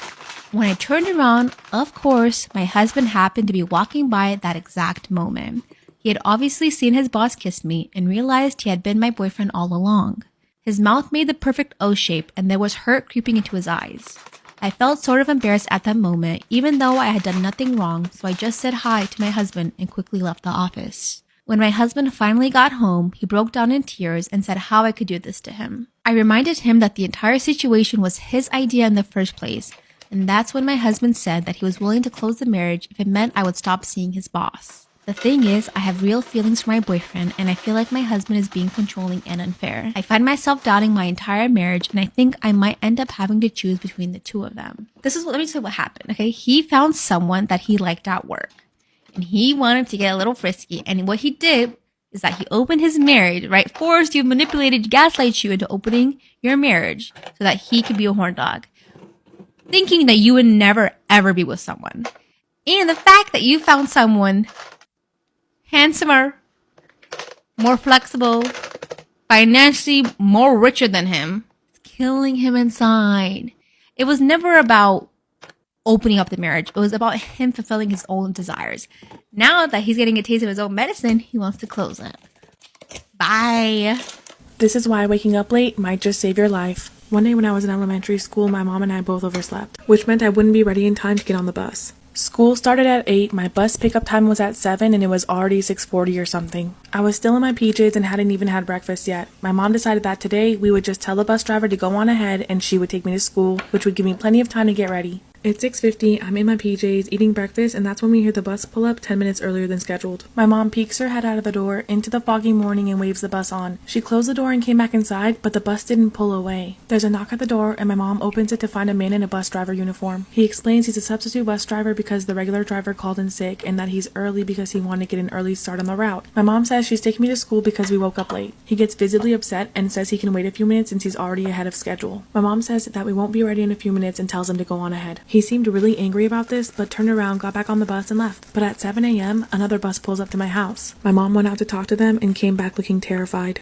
Part 2 of why sleeping in might just save your life. After talking to the bus driver, my mom came back looking terrified, but she didn't say anything about it and told me to finish getting ready for school. At the time, I didn't know what happened, but my mom would end up telling me a few years later. When she went to the second bus, she found out it was being driven by my regular driver and it was full of other kids that are usually on my route. By the way, the other bus was empty. My mom asked the driver about the substitute driver and about him calling in sick. He tells her that he never called in sick and there is no substitute driver on his route. The driver immediately called dispatch in a panic and told my mom to go inside and call the police and report this incident, which she did without me knowing at the time. There was absolutely no one doing my driver's route that day. Whoever this was most likely a kidnapper who had targeted me. I never heard anything about it again, not even if someone else had ended up being picked up by this mysterious fake bus driver. But chances are, had I gotten on that bus, I would never have made it to school or back home. And if we hadn't overslept on that specific day, I would have been on that bus. Storytime about how I found out that my boyfriend was trying to get with another girl on Valentine's Day. Okay, there's a lot that goes into this story time, so let me break it down for you real quick.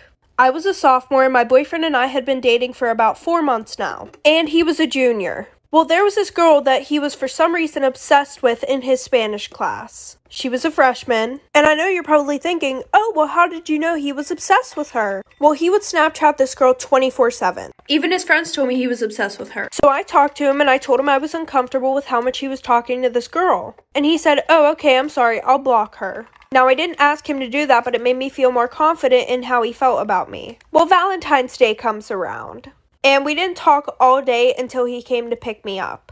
I wished him a happy Valentine's Day and got left undelivered. So we get to the restaurants and we decide to put our phones at the end of the table so that way we would be more focused on each other. Well, he goes to the bathroom and then I see this name pop up on his phone. Like for part 2. Part 2. So, like I said, I saw this name on his phone, and there was something special about this name. So, whenever I kept streaks, I would put the word streak, and then an emoji, and then the person's name. And he got the idea that instead of keeping her name, he would put it as streak. So I was like, that's really fucking weird. And at first I was like, what the fuck? So I opened his phone, and what do you know? It's from that girl. And she was replying back to a big paragraph that he sent her. And we had school that same day. So at 6:30 in the morning, this girl got a big paragraph from my boyfriend about how she's such a beautiful, amazing girl and that she deserves somebody who's going to take her out and buy her flowers and stuff. And how if she wanted to go out to dinner, let him know. He took an extremely long time in the bathroom, so the waiter came to our table. So I ordered $300 worth of food for myself. So when he came back, I told him that I had to go call my mom, and I left. And he was stuck with a $400 bill. I was never the type that believed in ghosts. I thought that stories of haunted houses, spirits, and supernatural were just that, stories. That changed when my mom and I moved into a new house in Chicago. I started to notice small things at first. Lights turning on and off, strange noises in the middle of the night, and doors creaking open randomly, all which can be blamed on the house being old. But every night, I would hear the same noise on my bedroom door,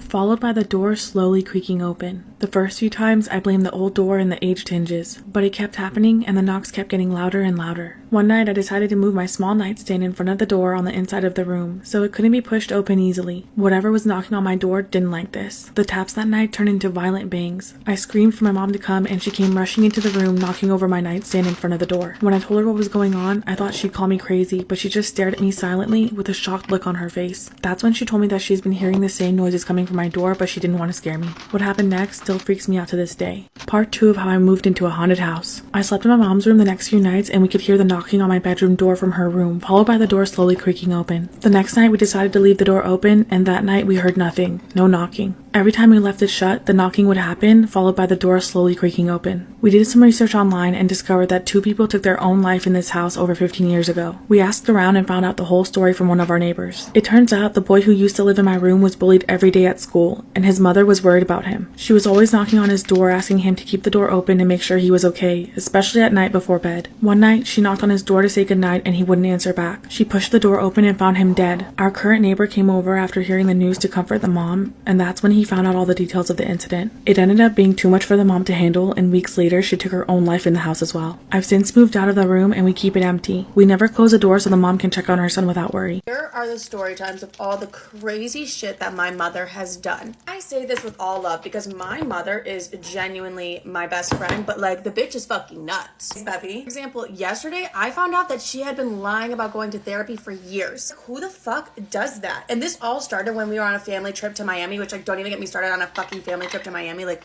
who also does that? I'm obsessed with therapy. I love my therapist. I tell my mom all the time like how therapy changed my life, and I always encouraged her to get in it because like the bitch needs it. On this trip to Miami, she was like, no, I have a therapist, and I was asking her questions because it was like she was super vague and weird about it, and she was like, I'm not gonna tell you, but like everything she did, she was like, my therapist told me to do this. Like my therapist told me that I have to put this boundary down. I'm like, Mom, I asked if we could go get Starbucks. I didn't ask for anything. Like what the fuck is that boundary? She would go on and on about her therapist as if this bitch was like her best friend. Like my mom sold this lie like no other. I had no idea it was a lie until 2 years later. Yesterday I go, are you still seeing that therapist? And she goes, mm-hmm. Who the fuck responds mm-hmm when they're seeing it there? It's like a yes or no. It's not a mm-hmm. And I go, what was her name again? And she's like, Carol. I'm like, weird, because 2 years ago you told me it was Diane. We're on FaceTime with my sister too, and my sister's like, Mom, did you lie about going to therapy this whole time? And she's like, who gives a fuck? I'm like, Mom, you're so weird for that. Like what am I doing? I was like, oh, who gives a fuck if I lied or not about therapy? And my sister and I are just like, okay. Next thing was one of the most traumatic days of my entire life. A year ago, my mom and sister came over to help me pack to move to New York. My mom was like, girls, I need to tell you something. Like earlier today, I went to the hospital because like my nose could not stop bleeding. But when my mom tells a story, it's like this. Girls, like I had to go to the hospital today because no matter how hard I tried, my nose would not stop bleeding. Like I was like, something is seriously wrong with my nose, would not stop bleeding. So my sister and I are like, oh my God, okay, like that's pretty fucking intense. And my sister and I are like, well, Mom, like, what was it? Like, why was your nose bleeding so badly? She looks us dead in the eyes and goes, I have nose cancer. At this point, I'm on the verge of fucking tears. I'm like, oh my God, my only parent has nose cancer. Like, what is nose cancer, first of all? And I'm like, my mother, my world has nose cancer. Like, me and my sister are about to fucking cry. I'm like, oh my God, Mom, like, what do you mean? What does that mean for us? She goes, oh my God, I'm fucking kidding you guys.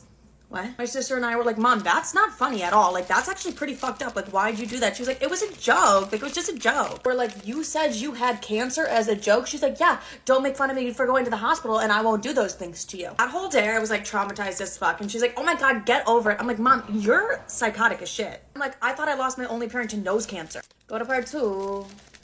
So my sister's moving to New York and she's gonna work for me. 2 weeks ago, my mom calls me and goes, hey, you need to be a lot more fucking supportive of your sister. I go, Mom, what the fuck are you talking about? She's like, your sister's moving to New York and you're not being supportive enough. And so I'm thinking my sister must have said something to my mom, because why the fuck would my mom randomly be like, you need to be supportive of your sister? So Sissy knows I'm so excited for her to move, and like I'm hiring her as well. Like I'm excited. And she just goes off on this tangent. She's like, everyone was so fucking excited for you. Like you need to be more supportive of your sister. I go, okay, like what the fuck? So I immediately call my sister and I'm like, are you talking shit to mom? My sister's like, no, why? And I'm like, well, because mom called me saying I'm not supportive enough of you. She's like, oh my God, you know mom's just fucking projecting. She's just wishing she was more excited for me, but she's mad that I'm leaving. I'm like, okay, you're right. Like I won't get that mad. Then my sister was like, yeah, mom's off one because she said that you're gonna be the worst boss to work for. Like, what the fuck did that bitch say about me? And she was like, that like if I get your coffee order wrong or like something goes wrong like that, that I'm gonna like flip out. I'm like,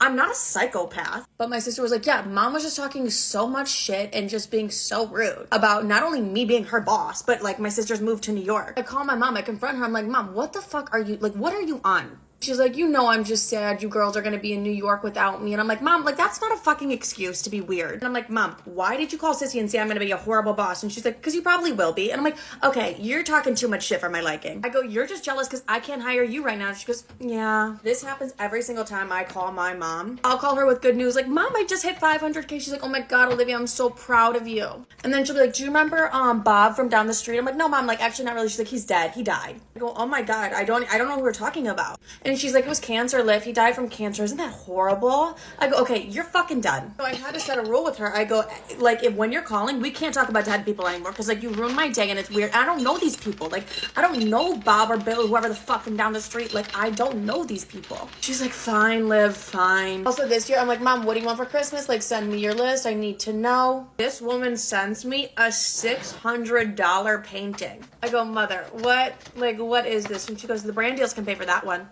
I said, trust me, they can't. To make matters worse, I want to have a rental property this year. My mom sends me $1 million penthouse and is like, this is a great one. I'm not paying that for a rental property. I don't have that. She goes, no, it's for me to live in. I said, bitch, really? Those are just a couple crazy things my mother has done. I love that bitch with my entire heart and soul.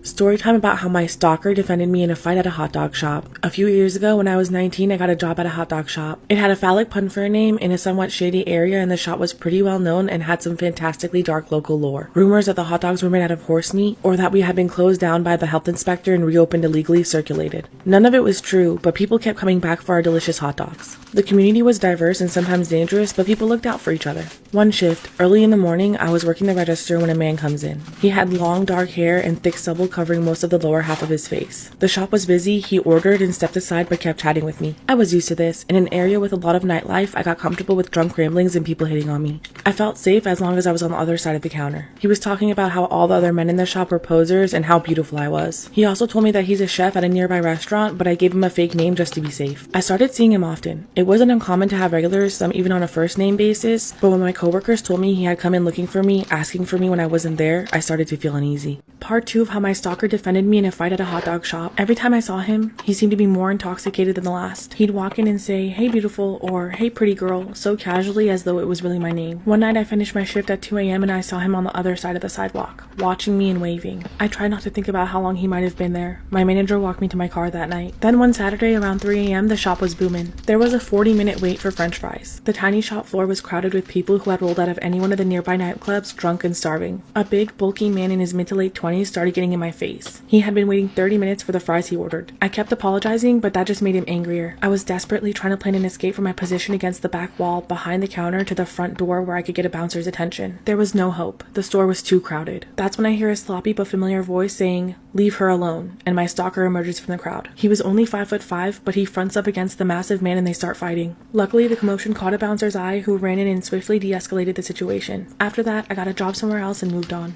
This is how a fortune teller saved my life. One night after work, my friend Abby and I decided to go out and grab a drink. On the way, Abby noticed a little hole in the wall business that had a sign out front that said psychic readings. Abby's always doing spontaneous and super random things, so of course she pulled over as soon as she saw it and insisted that we go in. I was apprehensive at first, but she talked me talked me into it. I never believed in this sort of thing, but I figured I'd go in to make Abby happy. As we walked in, we were greeted by a very old woman that reeked of cheap perfume. She brought us to the back room where I noticed 3 or 4 cats lounging about. She read Abby's palm first and told her a super generic fortune that sounded like she got it off of Google Daily Horoscopes. I couldn't help but to scoff. When it was my turn, she grabbed my hand and began reading my palm. She seemed to be taking forever with my reading. Then she looked up at me with a worried look, gripped my hand so hard that it hurt, and said, "You will receive something that doesn't belong to you in the coming months. It will be wet. Stay at a friend or family member's house that day, dear." I gave her a strange look and we left and went on with our night. Little did I know this piece of information would end up saving my life. Part 2 of how a fortune teller saved my life. Months went by since I saw the fortune teller. I never gave what she said a second thought. One morning I woke up and went to go check the mail. There was a package on my doorstep, but I hadn't ordered anything recently. There was a bad storm that day, and the package was soaked. After taking it inside, I noticed that the package wasn't mine and it had been delivered to the wrong address. This is when it clicked in my head, and I remembered what the crazy old fortune teller lady had told me. I'll receive something that isn't mine, it'll be wet, stay at a friend's house that night. I'm not gonna lie, I was a little freaked out. I thought to myself it was probably a coincidence and that packages get delivered to the wrong address all the time. But what she said stayed in the back of my mind all day. I decided to stay at my sister's house that night just to be safe. I went over to her house in the storm and we had a much needed girls' night. The next morning I went home and I was shocked. Sometime last night during the storm, the large tree in my front yard had fallen on my house right on top of my bedroom. It completely broke through the roof, destroying my room and the hall. I got back in my car and drove to the fortune teller's business to thank her. When I got there, her business had been closed down and she was nowhere to be found. To this day, I still believe that her warning saved my life. Guess who pissed me the fuck off today? You guessed it right, it's my mother. This woman calls me and is like, "Hey, like I got a DM today from someone being like, I love Livy so much, thank you for like creating her." And I'm like, wait, what the fuck? Like I need a little bit more, than what she's giving me. She's like super vague about it. I'm like, Mom, what the fuck are you talking about? She's like, someone DM'd me telling me that they love you and like thanking me for creating you. And I'm like, no, I fucking get that, but like give me more detail. You know what she says to me? Goes right into talking about her new boyfriend and she's like, "Brad, I've never experienced anything like him." I'm like, Mom, hold the fuck up. You're telling me someone's DMing you about me? Like, my mom has a very private Instagram. Like, that's weird, you know? So I want to know more about that. This bitch just jumps into her boyfriend. I'm like, Mom, for 5 fucking seconds, I don't want to talk about him. Like, in a moment when you tell me something like that, how are we just going to jump from that to...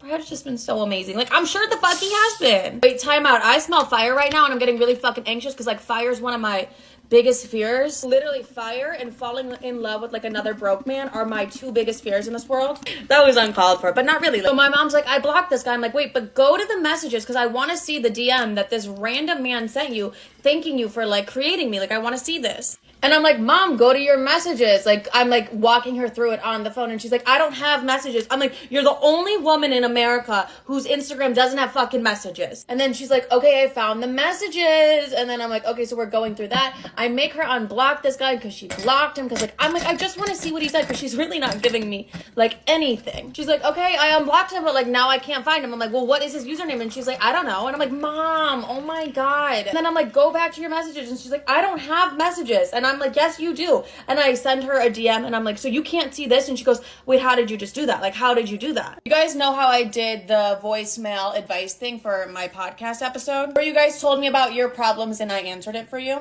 And like gave you advice. There was one overall theme for the entire thing. It was you guys being like, there's this guy, he ghosted me like 75 times, but I still like him. Like, what should I do? Or like, there's this guy, but he's a bare minimum ass motherfucker. Like, what do I do? Basically just asking me questions about these loser men who are treating you like shit. So here's my advice. Why the fuck are you going to sit there and beg for the bare minimum? If a man is not treating you right at whatever stage of the relationship, chances are he probably won't fucking change. So like, that's up to you if you want to be treated like a bare minimum ass bitch. Like, if you're okay with him just being a whack ass motherfucker, do you. But if you're like, you know what, I want to have a little bit more self-respect for myself, I want to boss up, then walk the fuck away from him. I promise you, he is like not your knight in shining armor. He's already treating you like shit. Or treating you like shit in fucking general. I was listening to these and I was like, these men have to have a magic fucking penis for you guys to stay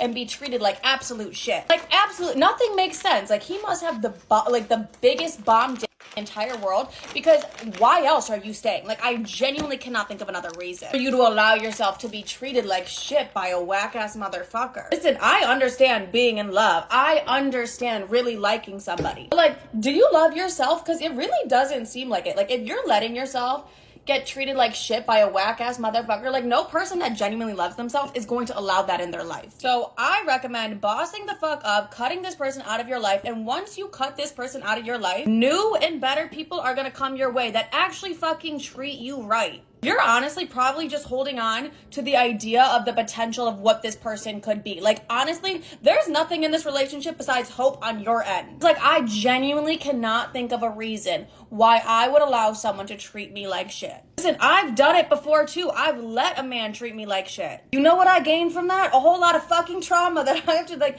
it was hours in therapy that I had to spend unpacking that. But I love myself too much to let a whack-ass motherfucker treat me like shit ever again in my life. I recommend you take the time, you find the self-love to love yourself and respect yourself enough to walk away from somebody who's only giving you the bare fucking minimum. I know I yelled at you in this video, but I just think you bitches need to hear it, because it's like, why would we ever sit and let whack-ass motherfuckers treat us like the bare minimum when we're the prize? But I love you. Just do better for yourself. You'll thank me later. I mean, shit, even if he did have a magic penis, like, I still wouldn't stay. Like, get the fuck out of here. It's not enough. No, but seriously, do better.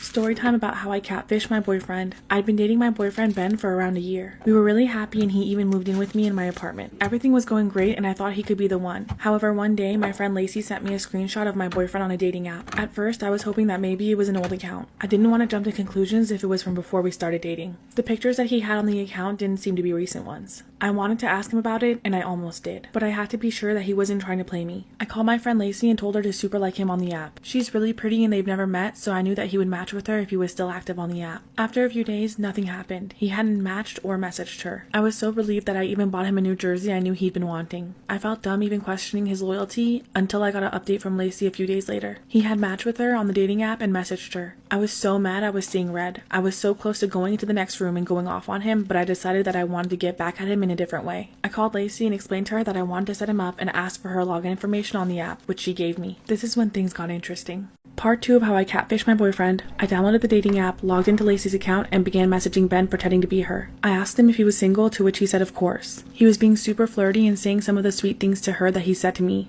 I told him I wanted to set up a date and meet, and he immediately agreed. It was on a day that I knew he was scheduled to work. When the day came, he lied to me and told me that he was going to work and might have to stay late. I met up with Lacey and a few of my other girlfriends and we got ready to catch him in the act. I messaged him and gave him Lacey's address where we were waiting for him. He messaged back when he arrived and Lacey went to the door and let him in. He walked in and saw me and all my friends and his jaw hit the floor. If anyone's ever seen a ghost, I'd imagine they looked like him when he walked in and saw us. He was so shocked and terrified, he just stood there not knowing what to say. The look on his face of complete guilt and shame was so gratifying. My friends and I immediately started yelling at him, calling him every name in the book, while some of my friends had their phones out recording us catching him red-handed. We pushed him out of the house, yelling at him while he took the walk of shame back to his car. We spent the rest of the evening back at my place getting all of his stuff out of my apartment. Hopefully he thinks twice about cheating on any girl again.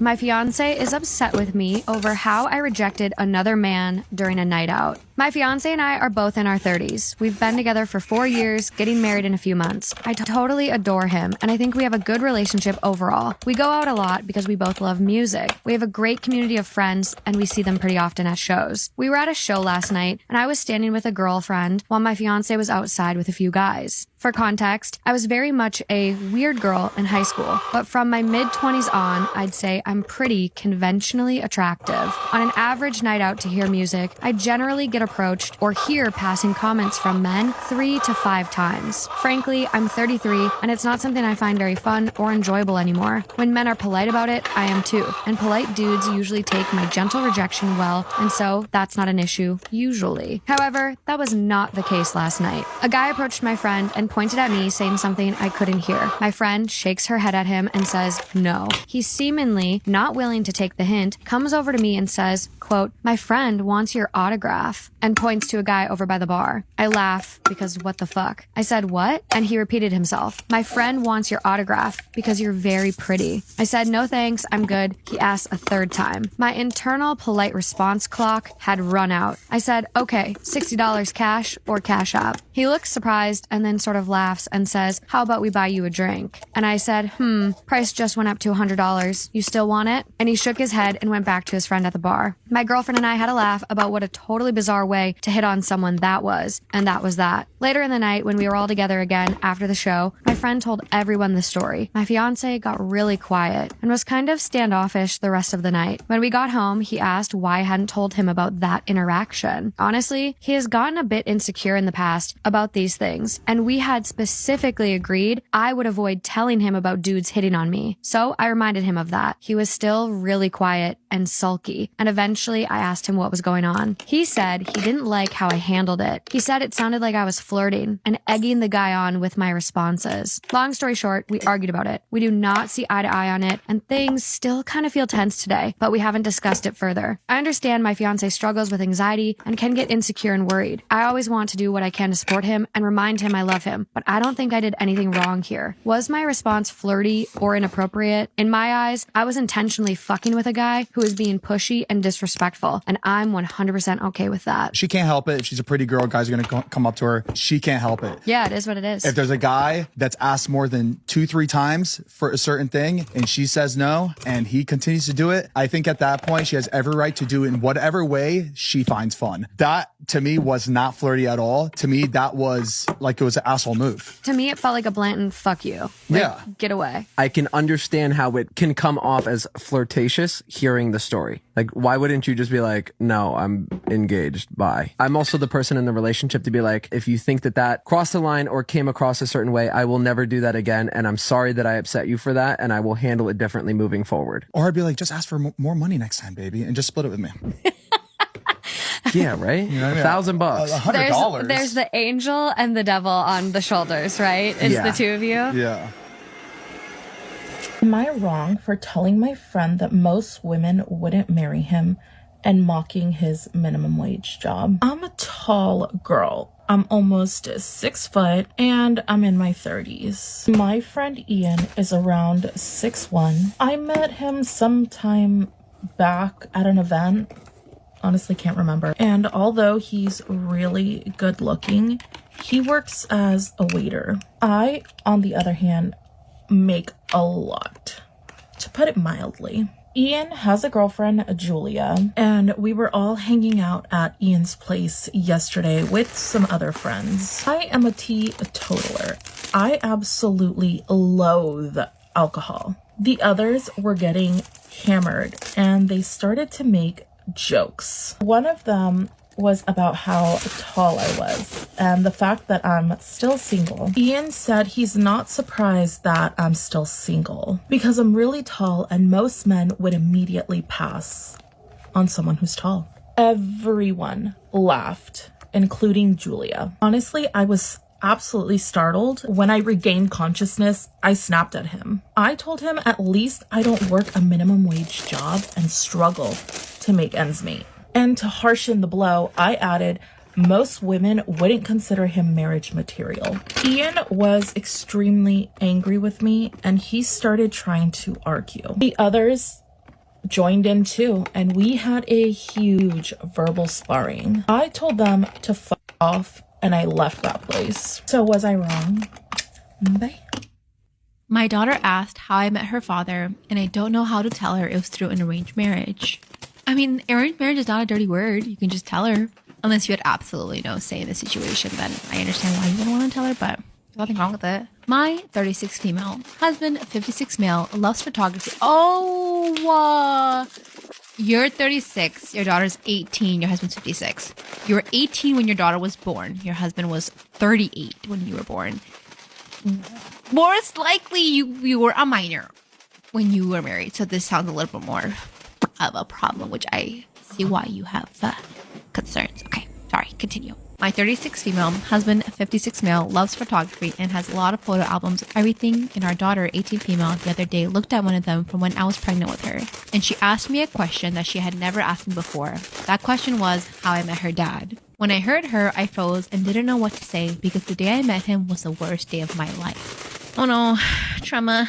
My husband and I got married the same day I turned 18. I met him the day before and it was a horrible experience because I didn't know if he would be an ugly old man or if he would be a good man or a psychopath. It was a blind meeting and it was the worst experience of my life. To this day, I wish I could just forget all of the fear I felt before meeting him. I was lucky and he turned out to be the sweetest person I ever met. Thanks to that, we were able to make it work. We fell in love and we created a beautiful family that we are very proud of. But that doesn't mean we like to tell everyone about how we met. So yours is not an arranged marriage, yours is a forced marriage. When you don't have a say in it, it's forced. Arranged is just arranging two couples. And if it works out, great. If it doesn't, no harm done. So just to clarify, about 15 years ago, we moved and decided that we would cut off contact with their families and to start from scratch in a new place where no one knows us. None of our friends know about how we met, and we don't want to tell them either. In fact, not even our daughters know because we don't want them to be ashamed or feel negative feelings towards any of us. When my daughter asked me that, I didn't know what to say, and I stayed silent until another photo caught her attention and she started asking me other things. I know that at some point she will ask me again, and I want to give her an answer, but I don't know how. My husband and I never planned on telling them the truth, and we even created a different story to tell them if they asked us how we met. But the moment she asked me, I knew I couldn't lie to her. He has a very idealized image of our marriage. She always says things like she likes to see how affectionate her dad is to me, that she wants to grow up and have a husband like him who gives her flowers every week like he does with me, that she wants a husband who is as good as a dad as he is to her and her sisters. I don't want to tell her the truth and have her think that everything she likes about our marriage is fake, because it isn't. I love her dad and he loves me, and it's been that way from the moment we found out I was pregnant with her. But I know that if I tell her that our marriage was arranged, she won't believe that we love each other or even think that her birth was a misfortune, but it wasn't. My husband and I want to know, how can we tell her the truth without making her feel bad? Should we keep sugarcoating the story? You see how fast I was able to calculate the age of when you gave birth to your daughter? Your daughter can do that too. So she assumes that some bad things might have happened. She's not dumb, so I would give her the full story. You want it to come from you and not from anyone else. And yeah, she's an adult. She should be able to take it and let her cope with it, but then I think it'll be fine. Okay. Let me read you guys this comment because, oh my god. If the dad is such a great guy, I do wonder why he was available for marriage at his age when his culture is apparently so gung-ho about shoving 18-year-olds into marriage. Is OP his second or even third wife? If so, what happened to the others? If she's his first wife, then how and why did he stay single so long? And why was he okay marrying a terrified 18-year-old? Even if everything chalks up to cultural differences, I'd still never be able to look at my dad the same. Ooh. Yeah. Especially culturally, no man waits till 38 for their first marriage. Absolutely not. No way. So there is some fishy stuff going on, so. Am I the asshole for telling my son he deserves his girlfriend breaking up with him? So my son had a long distance girlfriend recently, about 2 years ago. She was great, a really nice girl, and we all loved her, welcomed her with open arms. She was flying here constantly to visit him, like a weekend, a month, and he didn't lift a finger to go visit her. I tried talking to him about it several times and told him he should really start looking into flying over to her instead of expecting her to do all the traveling. He said no. My wife probably had something to do with it, as she constantly told him she was afraid of him flying. I spoke to them both and said this girl's great for him. She was willing to move over to our country too, but said there was one condition, and that he'd have to fly over to her country too, which is fair enough. He said no, he didn't want to fly or travel anywhere. My son was becoming lazier and lazier, eventually telling his girlfriend that, and us, that he was perfectly fine never traveling anywhere, including holidays, etc. Last week, he told us she dumped him. I went on her Facebook page and we're all still friends. She wrote us an apology letter and how she's upset it didn't work out, but these things happen, so we're on good terms, and looks like she's with a new guy already. Me and my wife have no doubt she was seeing him while still in a relationship with my son. I confessed to them both that I actually agree with her decision and he should have expected it. He did not treat her properly, and I hope he learns lessons for the next one because he needs to make more of an effort. I said he deserves it for his lack of effort in the relationship and for essentially just allowing this girl to spend all her money and time coming here all the time. Wife and son are very upset that I said this. Very, very upset. And my wife says I'm being horrible. I just found out my brother-in-law's deepest, darkest secret, and I really don't know what to do about it. Story time. So I've known my brother-in-law for about 10 years now, and it's so funny how like you think you know a person and you really don't. One thing about Mark, my brother-in-law, is he's always gone for the troubled girls. When I tell you every girlfriend this man has ever had has always had some sort of deep-rooted issue, just come and mess up his life. And about a year ago, he brought home his new girlfriend who he's been talking about for ages. And I was so surprised when we met the sweetest, most kindest girl ever. Like, she was lovely, she had like no issues. You know, I was just really surprised. And the more we got talking to this sweetheart, the more we started to get to know her, I started questioning this girl's age. The way she was speaking, her knowledge, the way she presented herself, I don't know, she was lovely, but she seemed young. We are all in our mid-30s. Mark and my husband are literally like a year apart from each other. So we're all very, very similar in terms of the way we speak, the way we present ourselves. And when you're kind of around them people, you really do notice a difference when you go to someone younger. So I asked Mark what this girl's age is, and he responds that she's in her early 20s. And to that, obviously it's all legal, it is completely fine. However, I said, I really don't think it's going to work out then, because you really do need to be aiming for someone more your age. I just gave him like a mini lecture, nothing too crazy. You can imagine how shocked I was when I found out this poor girl's real age. So I went to work like normal the other day, started speaking to my co-workers, and we actually recently had a new guy join our work. He was slightly older than us, but nothing too crazy. And we started talking about our families, I started talking about me and my husband, started bringing his kids up. So he showed us a picture of his kids. He said like, they're getting all grown up, like they're moving to uni soon, like he's a very, very proud dad. And that was when he showed me a picture of Mark's girlfriend. She has just turned 18. She would have made her 17 when they started dating. She weren't in her early 20s. And you better believe I am going to do something about this now. My husband has been babied by his mother his whole entire life, and now it's ruining our marriage. What can I do? My husband and I have been married for over 10 years, and I am now starting to learn what weaponized incompetence is. I spent the first several years begging for even just the least bit of help. Promises were always made, but then they were always broken. I grew up in a household of 5, 2 parents and 3 kids, and I was taught to do household chores and to contribute around the house at a very young age. We all worked together as a team to keep the house looking nice. My husband pretty much grew up as an only child because his sister was 10 years older than him, and throughout his childhood, she was in and out of the house a lot. The big difference between our families is my husband grew up with a maid, and anything the maid didn't do, his mom did. He had no chores and absolutely no responsibilities. I was young and naive when we got married, and I kind of just assumed that he would eventually grow up.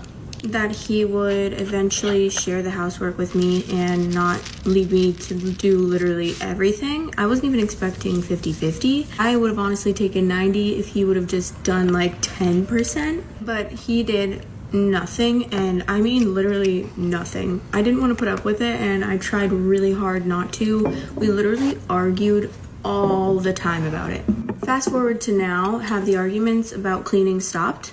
Absolutely not. However, they are much less frequent because honestly, I feel like I've just given up at this point. I've struggled with depression throughout most of my life. I was diagnosed when I was 6 years old, and he knows how bad my struggles have been, which makes it so much harder to accept that he's just been leaving me hanging for all of these years. My husband has been babied by his mother his whole entire life, and now it's ruining our marriage. What can I do? The house has completely fallen into disarray because I just can't keep up with it at this point. It's a 3-bedroom because our plans were to have 2 children, but it's currently just me, him, and our 2 cats. Why?